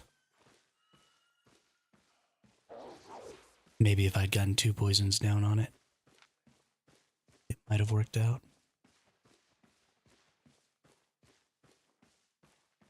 But I don't really know.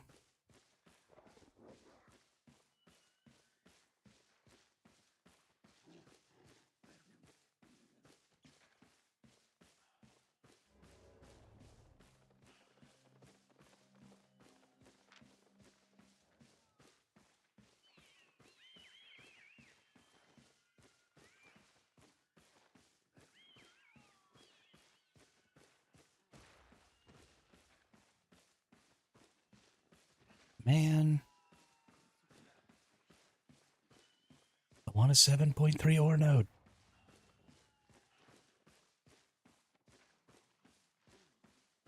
Or better yet, a 7.3 elemental.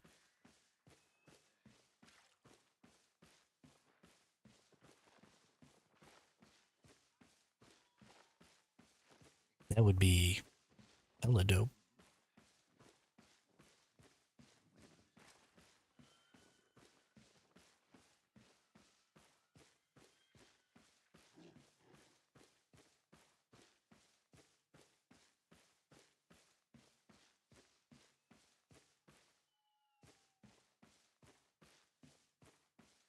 Sherry, Sherry baby, Sherry.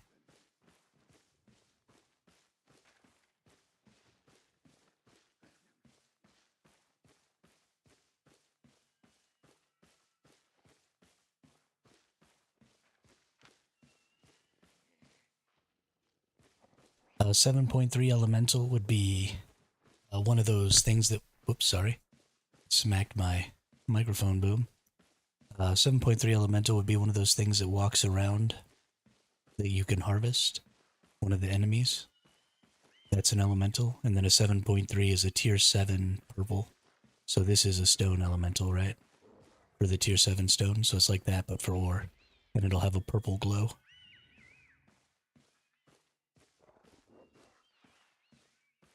The reason I want the elemental, though, and the reason that's special, is because the elementals always have maximum potential gathers.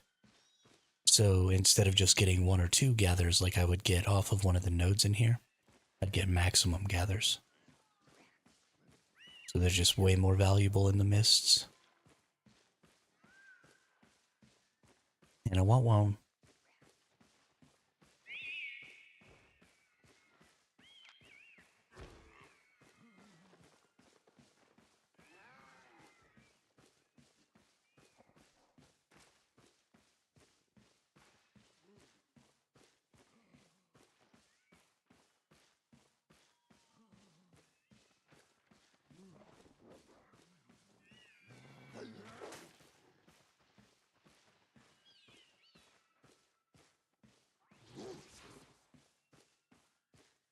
I'm gonna get out of here.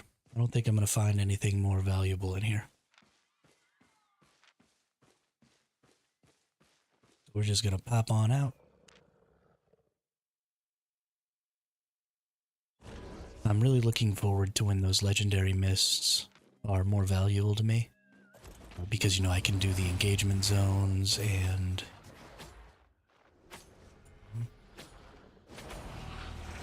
gather all the resources and all that stuff.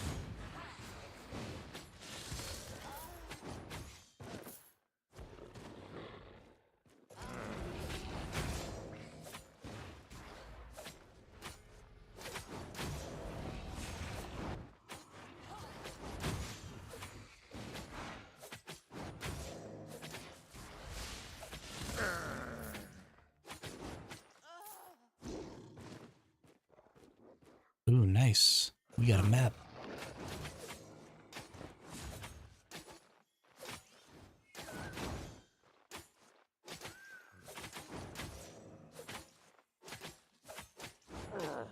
I love me some maps.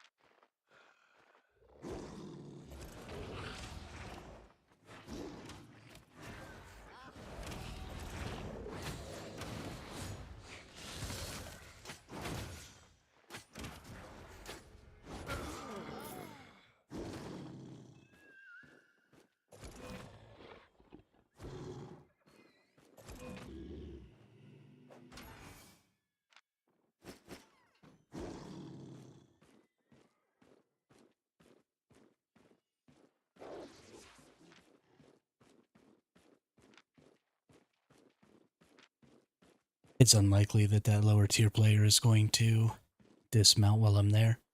So I probably just won't get to fight them, which is unfortunate. I would like to have fought them and killed them and taken their stuff. But, you know, we can't always get what we want. If we try sometimes, we might just get what we need.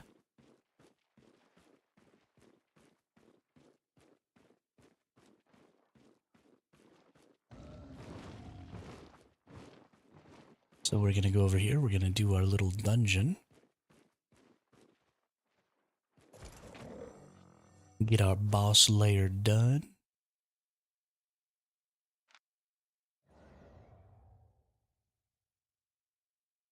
You can't always get what you want.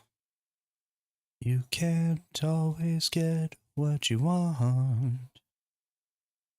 But if you try sometimes, you might just get what you need.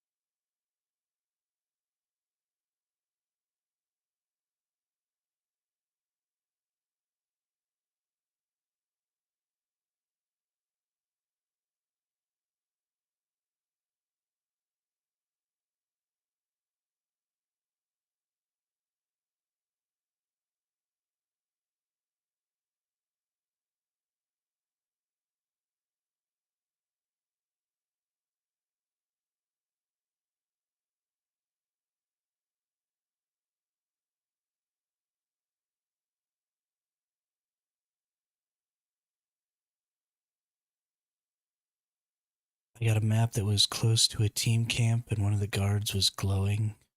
One from the camp, that was hard to beat.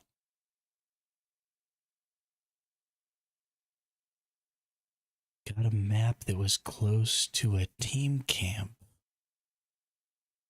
Oh, I see what you mean. Yeah. I've gotten a couple of pretty difficult ones too. Sometimes you get, you know, like 2 or 3 glowing enemies in one little map area. And they all pull at the same time and you can't separate them. You gotta like kill one and die, kill one and die. At least that's my solution.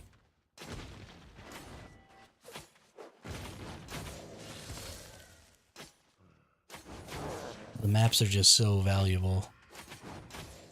You just can't pass them up. Gotta get them if you can.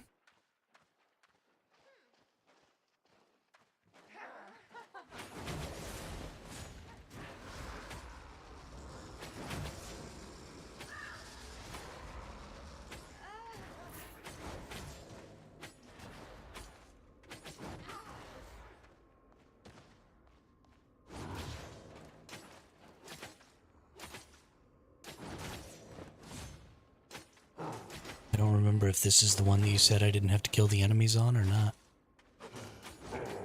So I'm just gonna kill them all.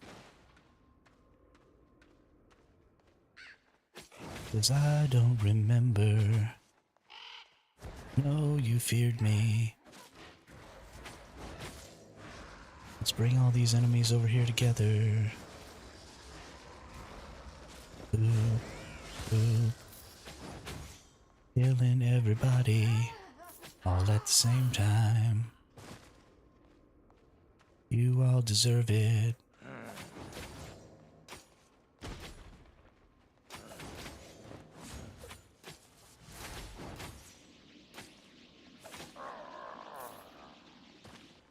Where did you go?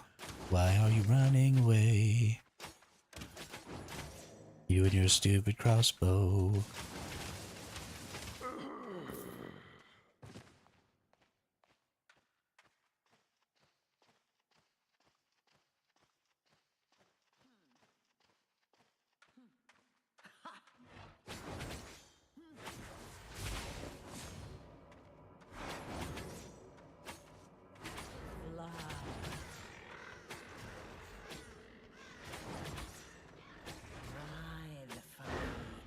Fly.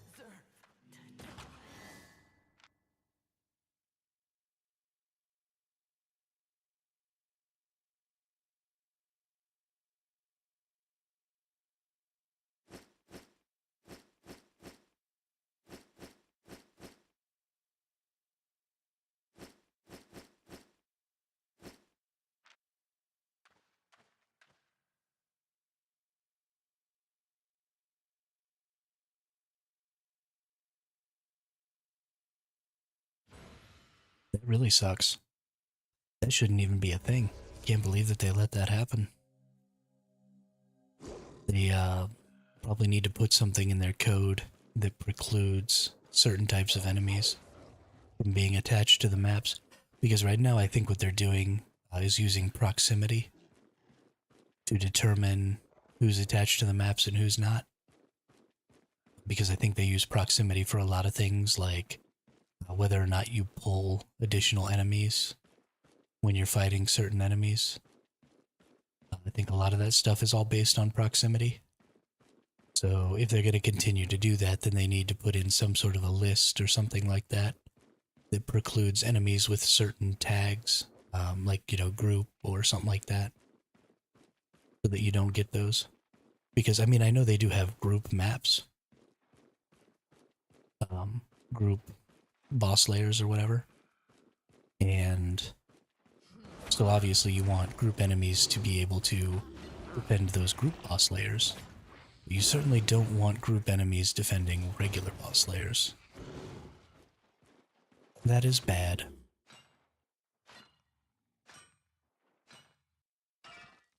But if they just use a tag system, then they could probably avoid that.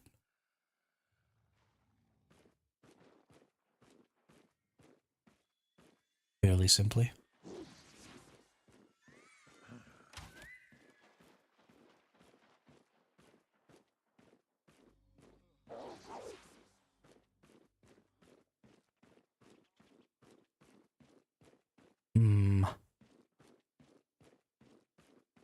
Do you have the time to listen to me whine about nothing and everything all at once?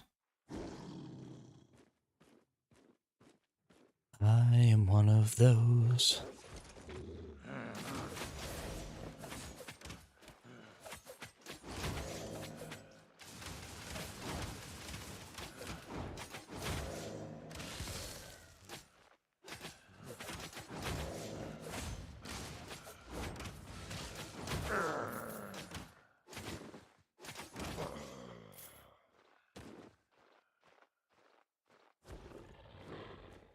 All right.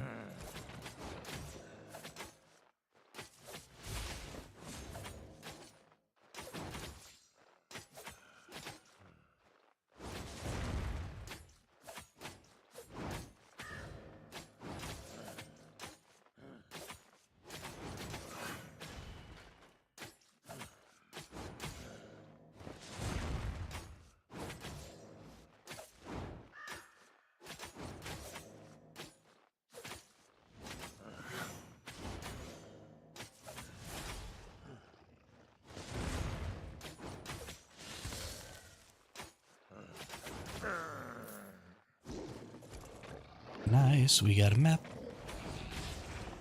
We got a map. I got a map. I got a map. Hey, hey, hey, hey. Who's attached to this map? Okay, just you. Why don't you come on over here? Maybe come on over here. I'm trying to get this thing away. Okay. Hey, we were able to do it.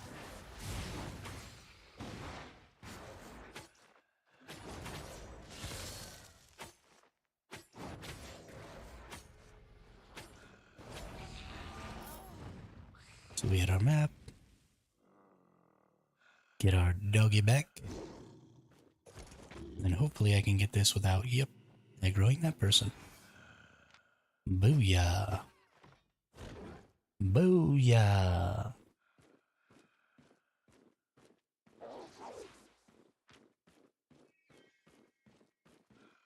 I wish I could get that 6.2 stone. Sometimes I think someone just chowing the ores because there's none to gather. Yeah, there are people always doing the ores. For some reason the ores tend to be the most valuable, I think.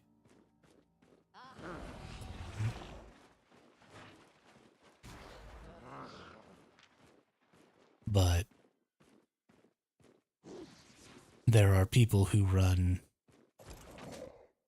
like map hacks and stuff and radars so that they can see exactly what ores and stuff are available or what resources are available on a map, and they just go through and they pick up all of the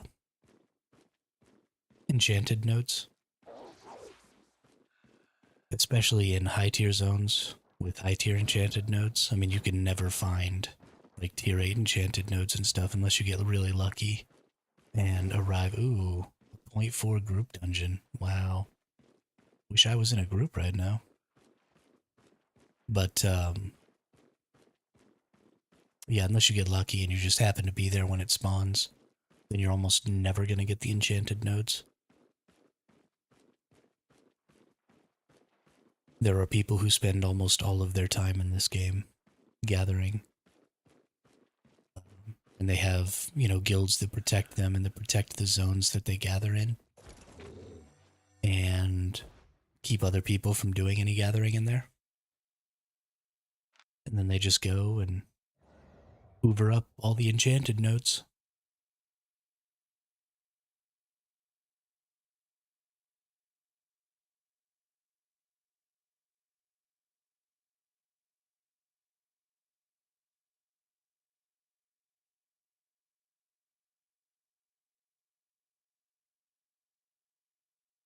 The really big guilds that run like the tier 8 zones and stuff in this game are incredibly organized.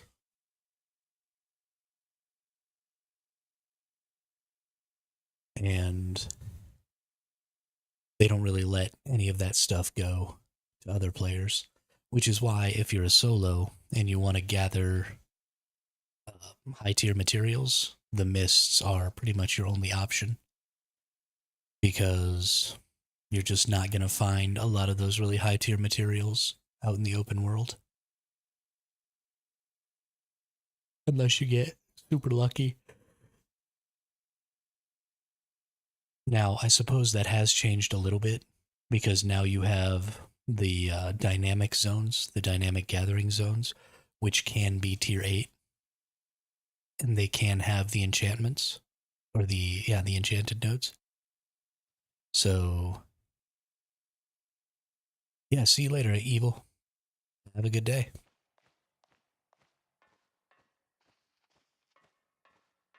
Or night, or, you know, whatever it is.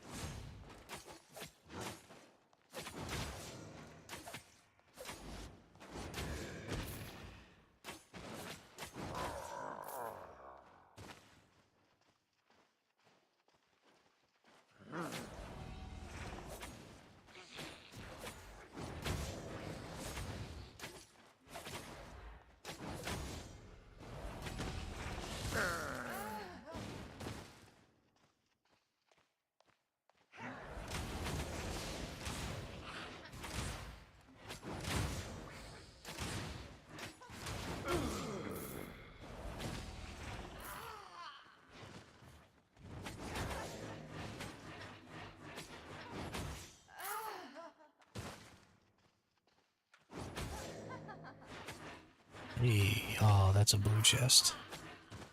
Thought maybe I was gonna get lucky and get a purple. No dice.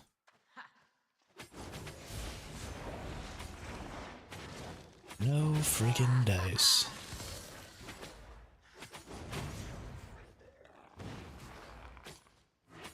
No, don't have a poison to throw at you.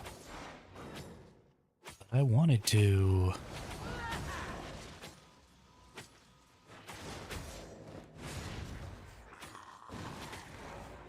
Why isn't the game just giving me free infinite poisons? Gosh.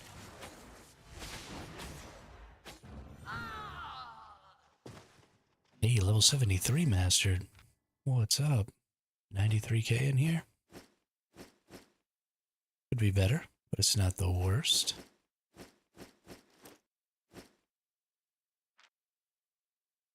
Let's get on out. Get up, get on up. Get up, get on up.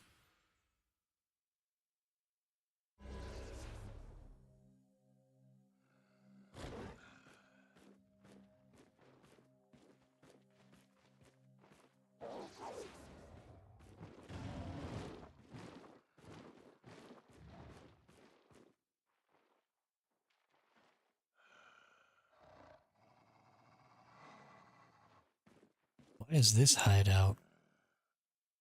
Oh, it's vulnerable. Oh, these are all vulnerable. There's definitely about to be some fighting in here. It's time to bail, ladies and gentlemen. Oh. I didn't realize I was in the zone. These are not vulnerable. So if I can make it out into this other area,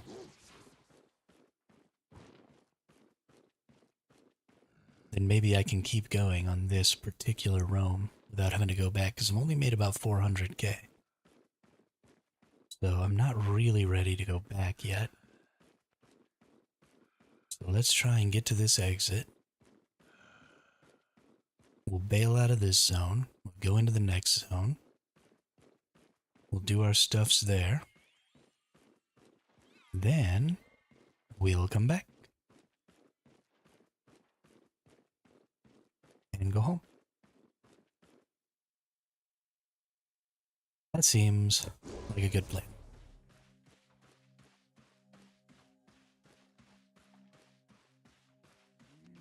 Ooh. 8 minutes until this medium treasure chest pops. Let's try and do this really quickly, because there will likely be people coming for this, and then if nobody comes in the next 8 minutes... Ooh, and we're getting a map here? Yeah, we gotta do this quick.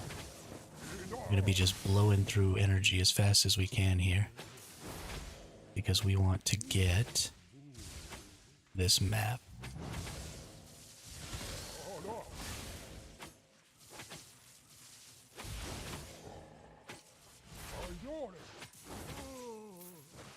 What is attached?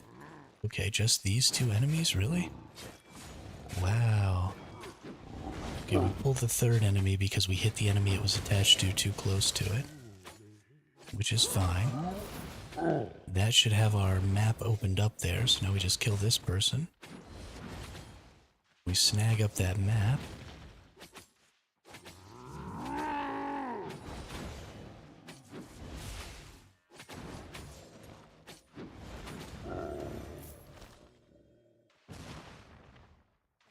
And then we snag up this chest.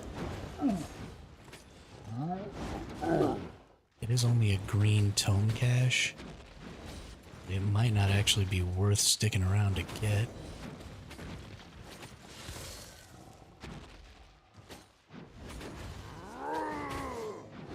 Which is a little sad.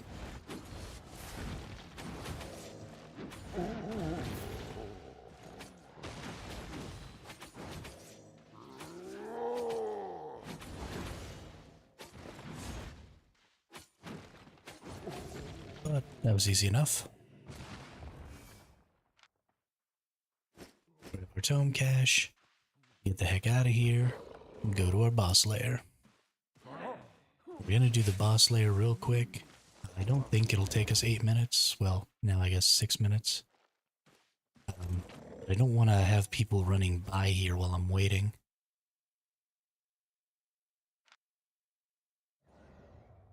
So we're gonna be in here. We're gonna wait out our time. Somebody might run by, go into the boss layer or the chest. We'll see. We'll clear the boss layer as fast as we can. Then we'll go back up and see if that medium chest is still there. Maybe we can scoop some stuff out of it. You never know, you know? Nobody's gonna know. They're gonna know. How would they know?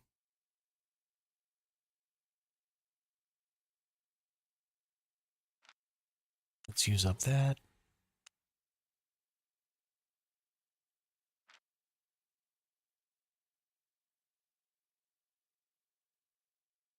Oops. Crap. Now I have to pay attention so I see the entrance thing, since I have my chat removed down here.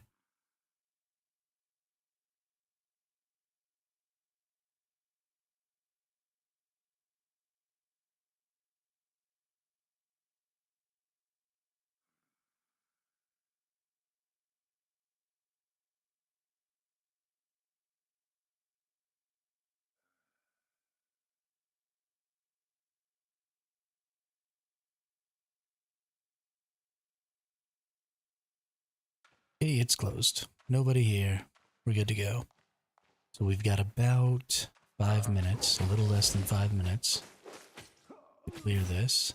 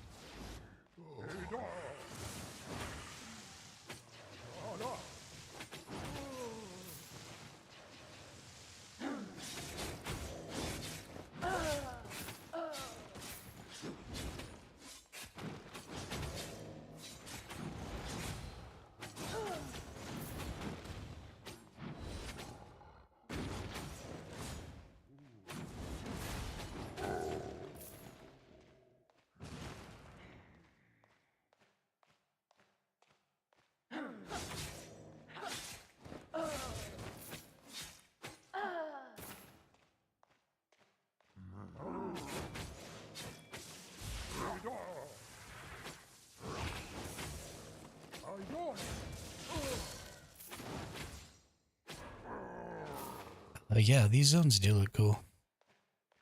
I like the dungeons in general. Sorry, I wasn't really paying attention to chat. I was lost in my own thoughts here. Forgot that I was streaming even.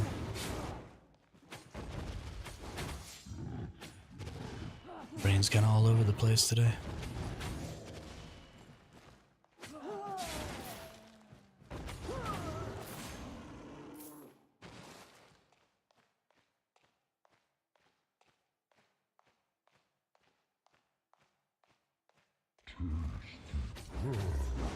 Can I please move? No. Something's on fire.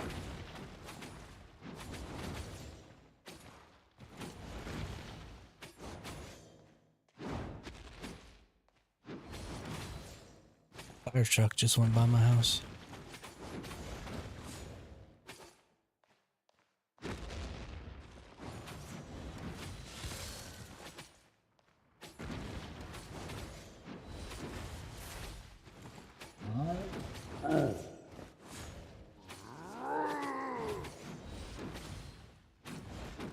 It's crazy because growing up in a really small town, heard fire trucks maybe a couple of times a year.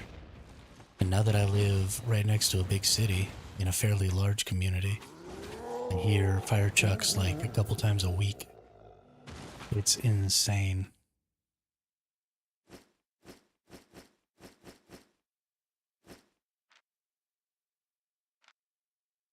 Such a weird experience.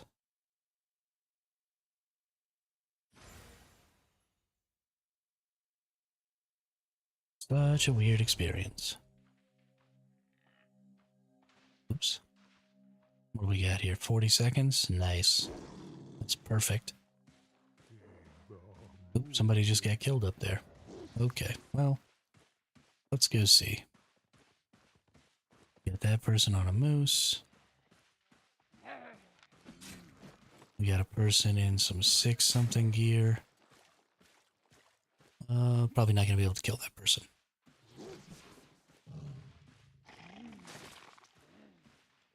Which is fine. Ooh, map right here. Nice. We'll let those people fight over that stuff. We'll fight over the stuff that really matters.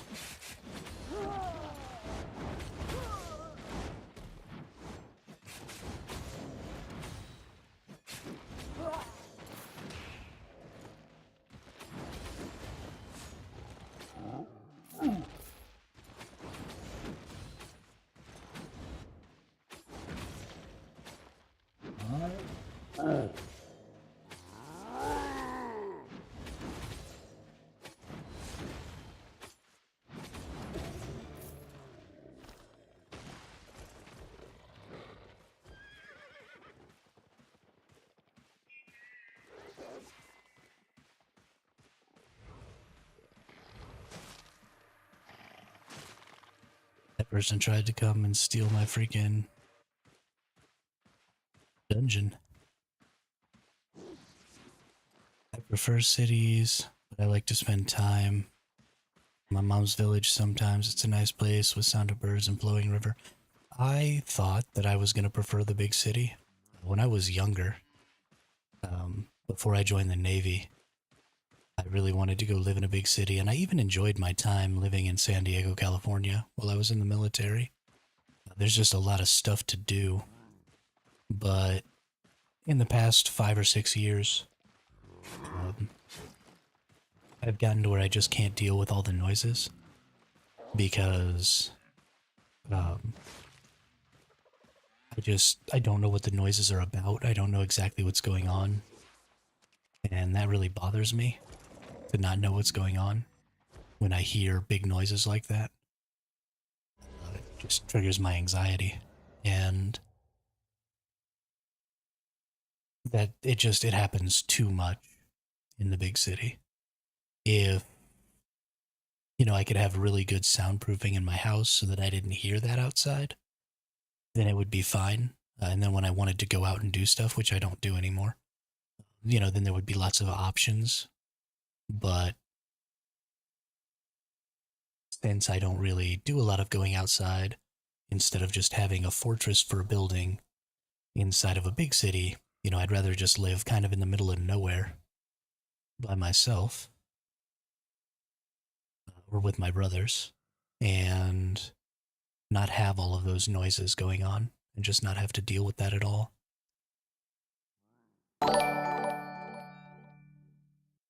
What's up, Frio Op 43? Thanks for the follow over on Twitch. I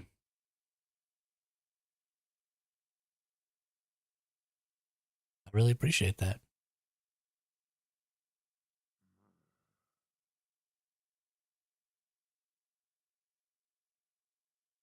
Yeah, I would have agreed with you a few years ago, but I don't do outside anymore. I don't like to be around people. I don't like to. I've gotten very hermity in my old age.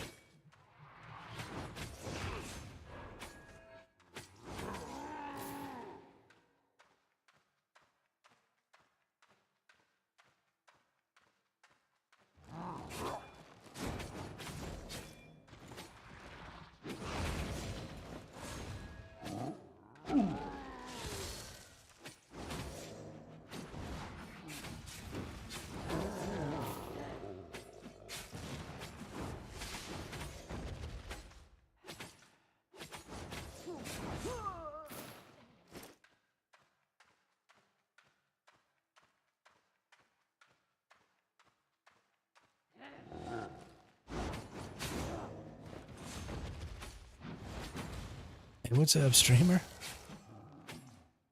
How are you? How you been?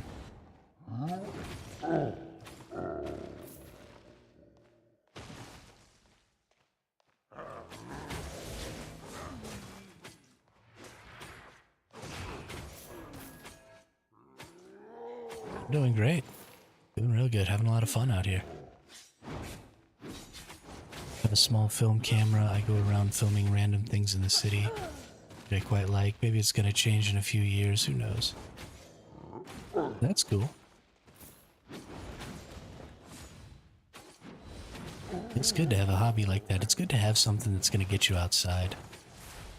I've learned over the years that if you stay inside too much, then you stop going outside.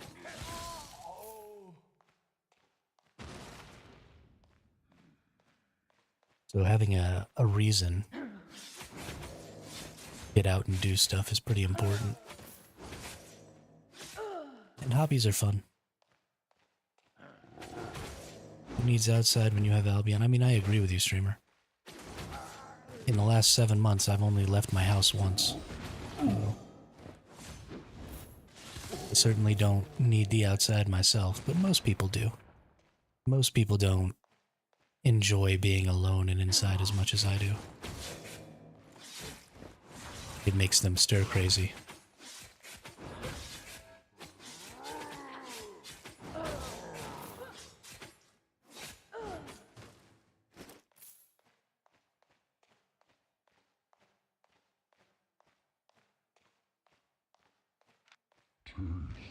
Nope, not ready. Don't have any energy. Calm down.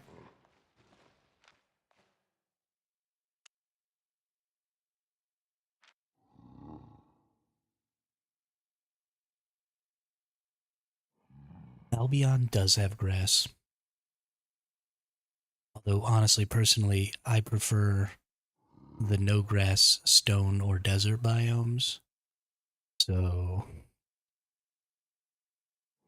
I even have a hard time touching grass in Albion.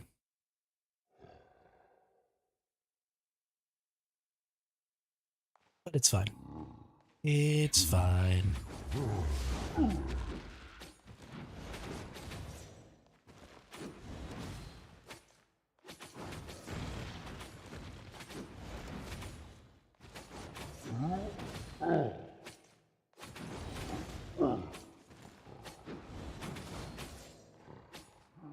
Yeah, we were talking about that last night or yesterday on the Discord.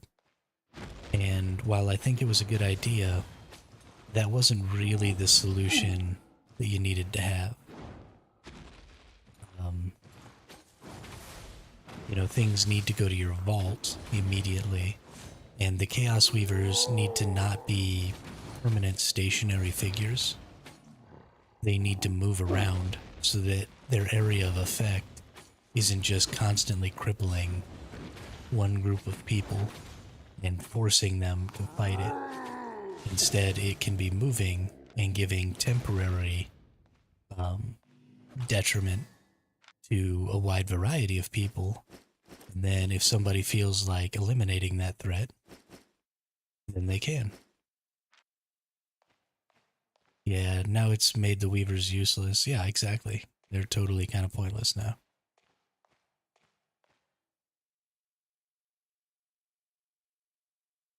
I mean, I think it's something they had to do. If that was the easiest thing for them to do, then they sort of needed to get it done so that people would stop losing all their stuff to griefers, dragging Chaos Weavers over to their bases, because that was really bad.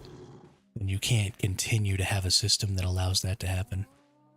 So close to tier 8 gear? Nice. Good job. Good jobba. Heck yeah, dude. Then you just gotta get your spec for your specific weapon all the way up, and then you're good to go.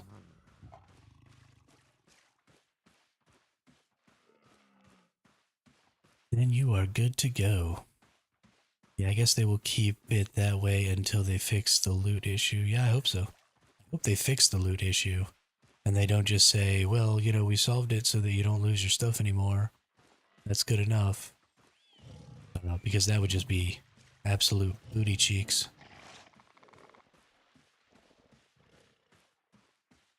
And it would pretty much kill the Way of Winter scenario. And make it so that people don't even want to do it anymore.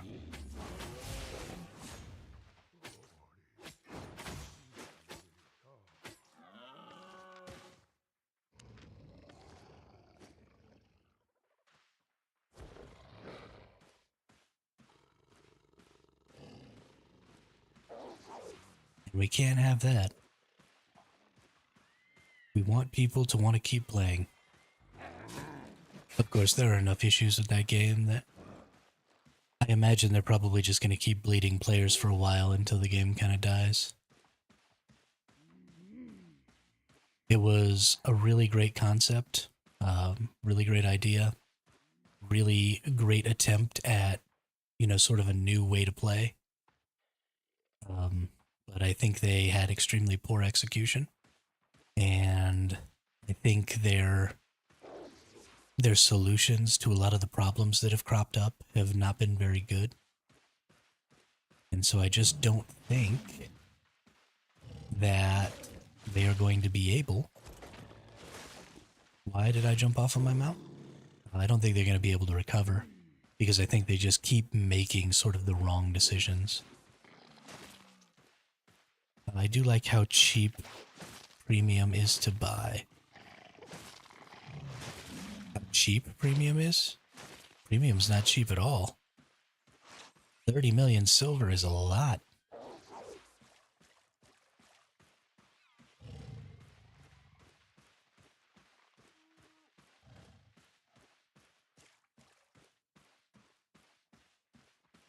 I just keep losing silver. I was at 20 million like 5 days ago. I'm all the way down here to 7. Cheap for 1 week, it's only 300 peso. Oh, okay. Got it. Yeah, it's 4.99 USD when you're in the US region for a week, and then it's $10 for the month.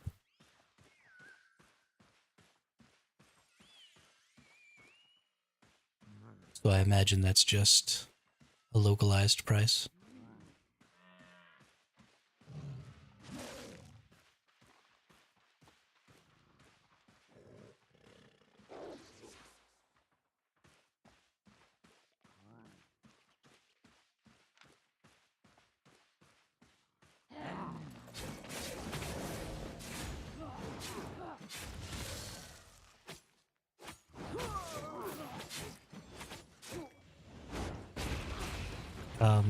I mean, there is a point at which you don't really need premium anymore, but I think it's quite a bit further than max tier because you get so much extra fame when you have premium that I think you really need it until you get like all your weapons tiered up.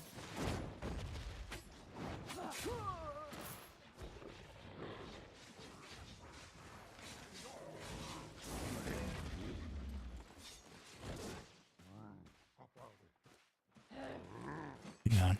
This person might have gotten dismounted. Nope.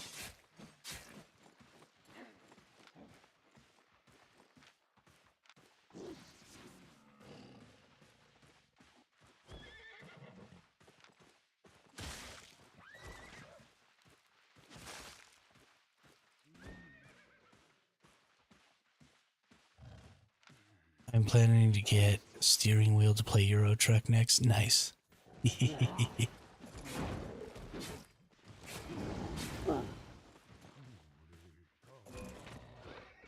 And if you want to go, I'll go, brother.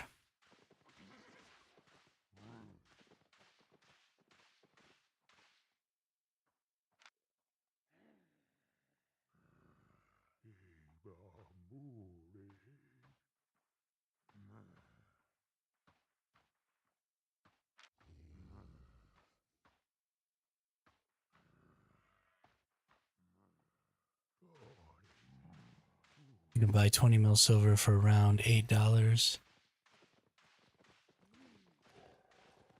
Yes. Two different guilds, but they might be working together. Might have an alliance. I'm just leaving. Not trying to get caught up in whatever stupid BS that is. Could even use that for the farm sim. Heck yeah, do it. Do it, do it. Yeah, I mean, that's a pretty good price for 20 million silver. I will never buy in-game currency with real money, though. That'll never happen.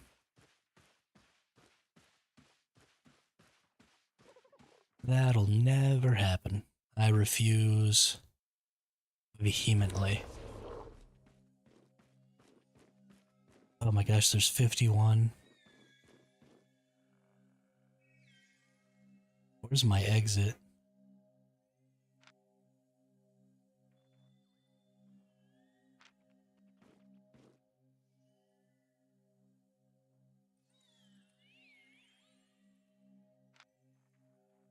Up over here? Yeah, okay. Oh, and people are fighting over the castle or whatever. Okay, well, let's try and get to my exit.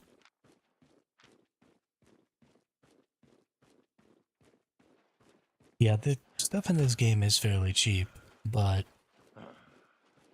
I still think that the optional subscription the optional subscription system of this game is pretty predatory. So I don't like it. I do it because I have the perk-specific skill of having this thing called disposable. Haha. Yeah, we've all seen that. So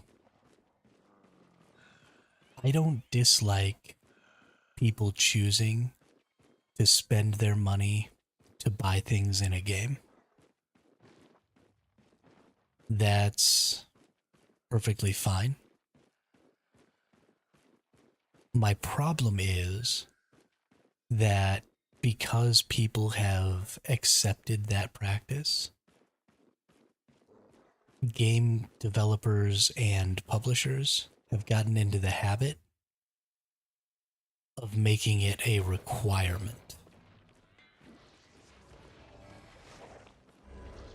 And I'm not okay with that. Because you're absolutely right.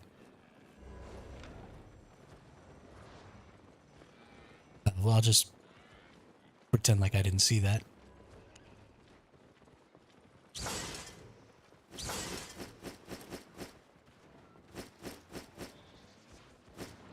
We really can't discuss things that are against the terms of service in the stream chat. Sorry. Don't be shy. But the reason... So the problem I have is that games are starting to make it where you really need to spend money. And they're making it so grindy if you don't spend money, you just end up being incentivized to spend money. And that runs directly counter to the concept of, you know, I have a full-time job, so I get to spend some of my disposable income on in-game stuff. Well, that's fine, but if I can't spend the same amount of real-life time to be able to generate the same amount of power you can from spending money. So, say you're going to spend, you know, $8 to get 20 million silver. Well, that's great, but here in the US, the minimum wage is $7.25 an hour. So you're looking at that being approximately 1 hour of a person's work in order to get $8.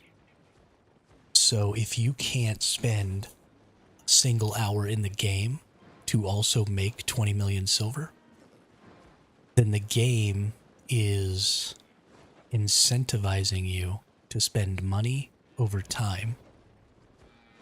And so instead of you being able to make a choice of, okay, I have some expendable income, I'm going to spend a little money on this game, they're saying, if you don't spend money on this game, you will never be able to succeed, as well as the people who are spending money on this game. And that is where I run into a really big problem. If you want to replace an hour of video gaming with an hour of work, and then just spend that money, I see no problem with that. It's when your hour of work is replacing 20 hours of my video gaming that the system has become predatory.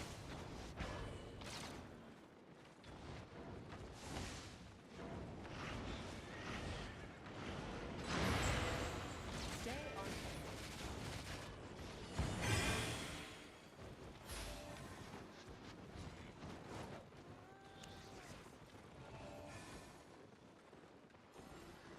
And that's not, I'm not going to put the fault on players for that happening.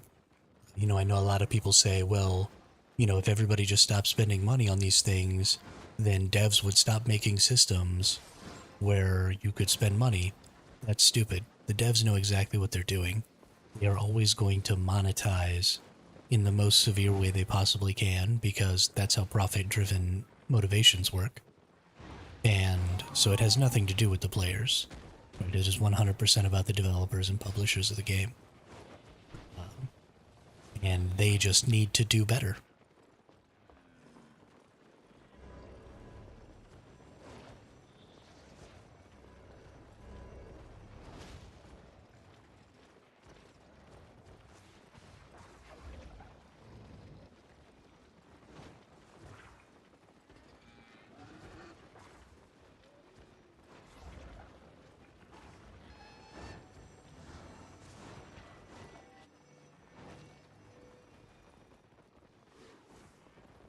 Seriously, streamer, you have to stop talking about things that are against the TOS in the stream.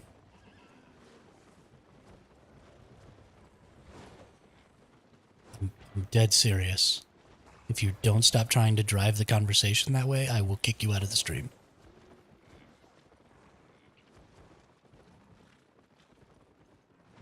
I have to take that line because it's not just against the terms of service in the game, it's against the Twitch terms of service as well.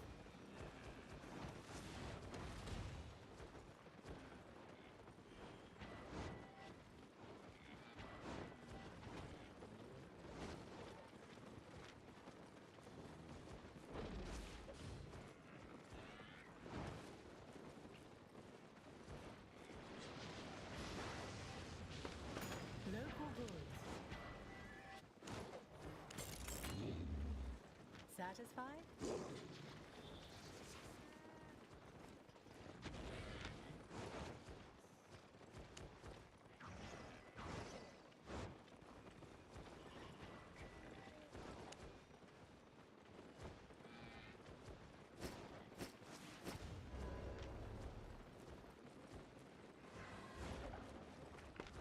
Honest prices.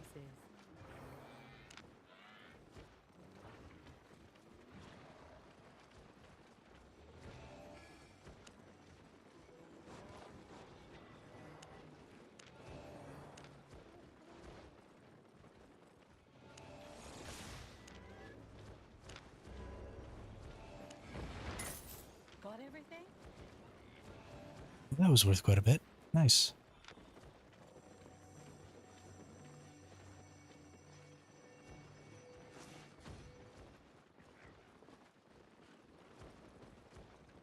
All right.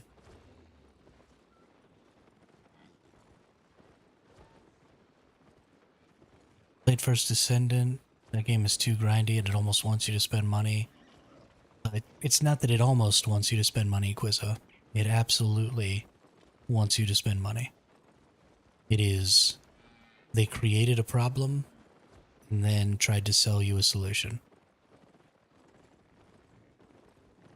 And again, I'm fine with grindy games.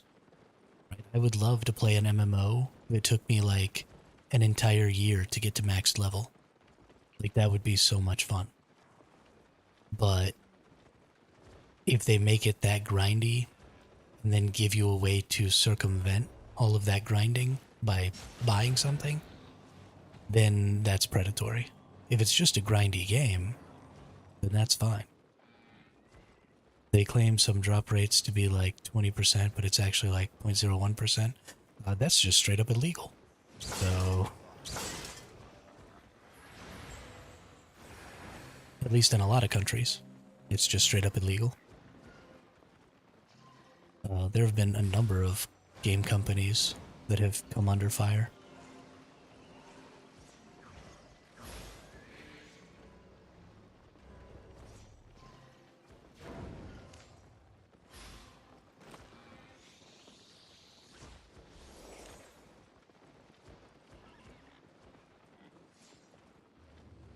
But we're at about 4.5 hours here on stream. We're going to do another probably 4 hours later, so I'm probably going to call it. I got to go defrost my freezer today, so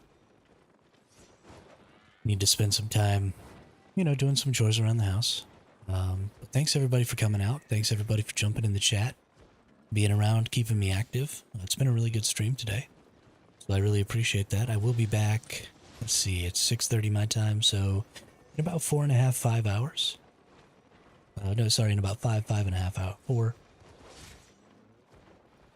Yeah, in about 4.5 hours, we'll be back to do another about 4 hours of streaming. And we'll probably be doing some of the same stuff. Maybe we'll try and get some of our grind on for gathering because I want to hit tier 8.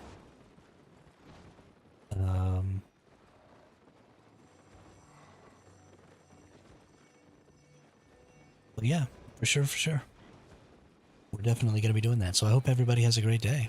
And I will see you here in about 4.5 hours.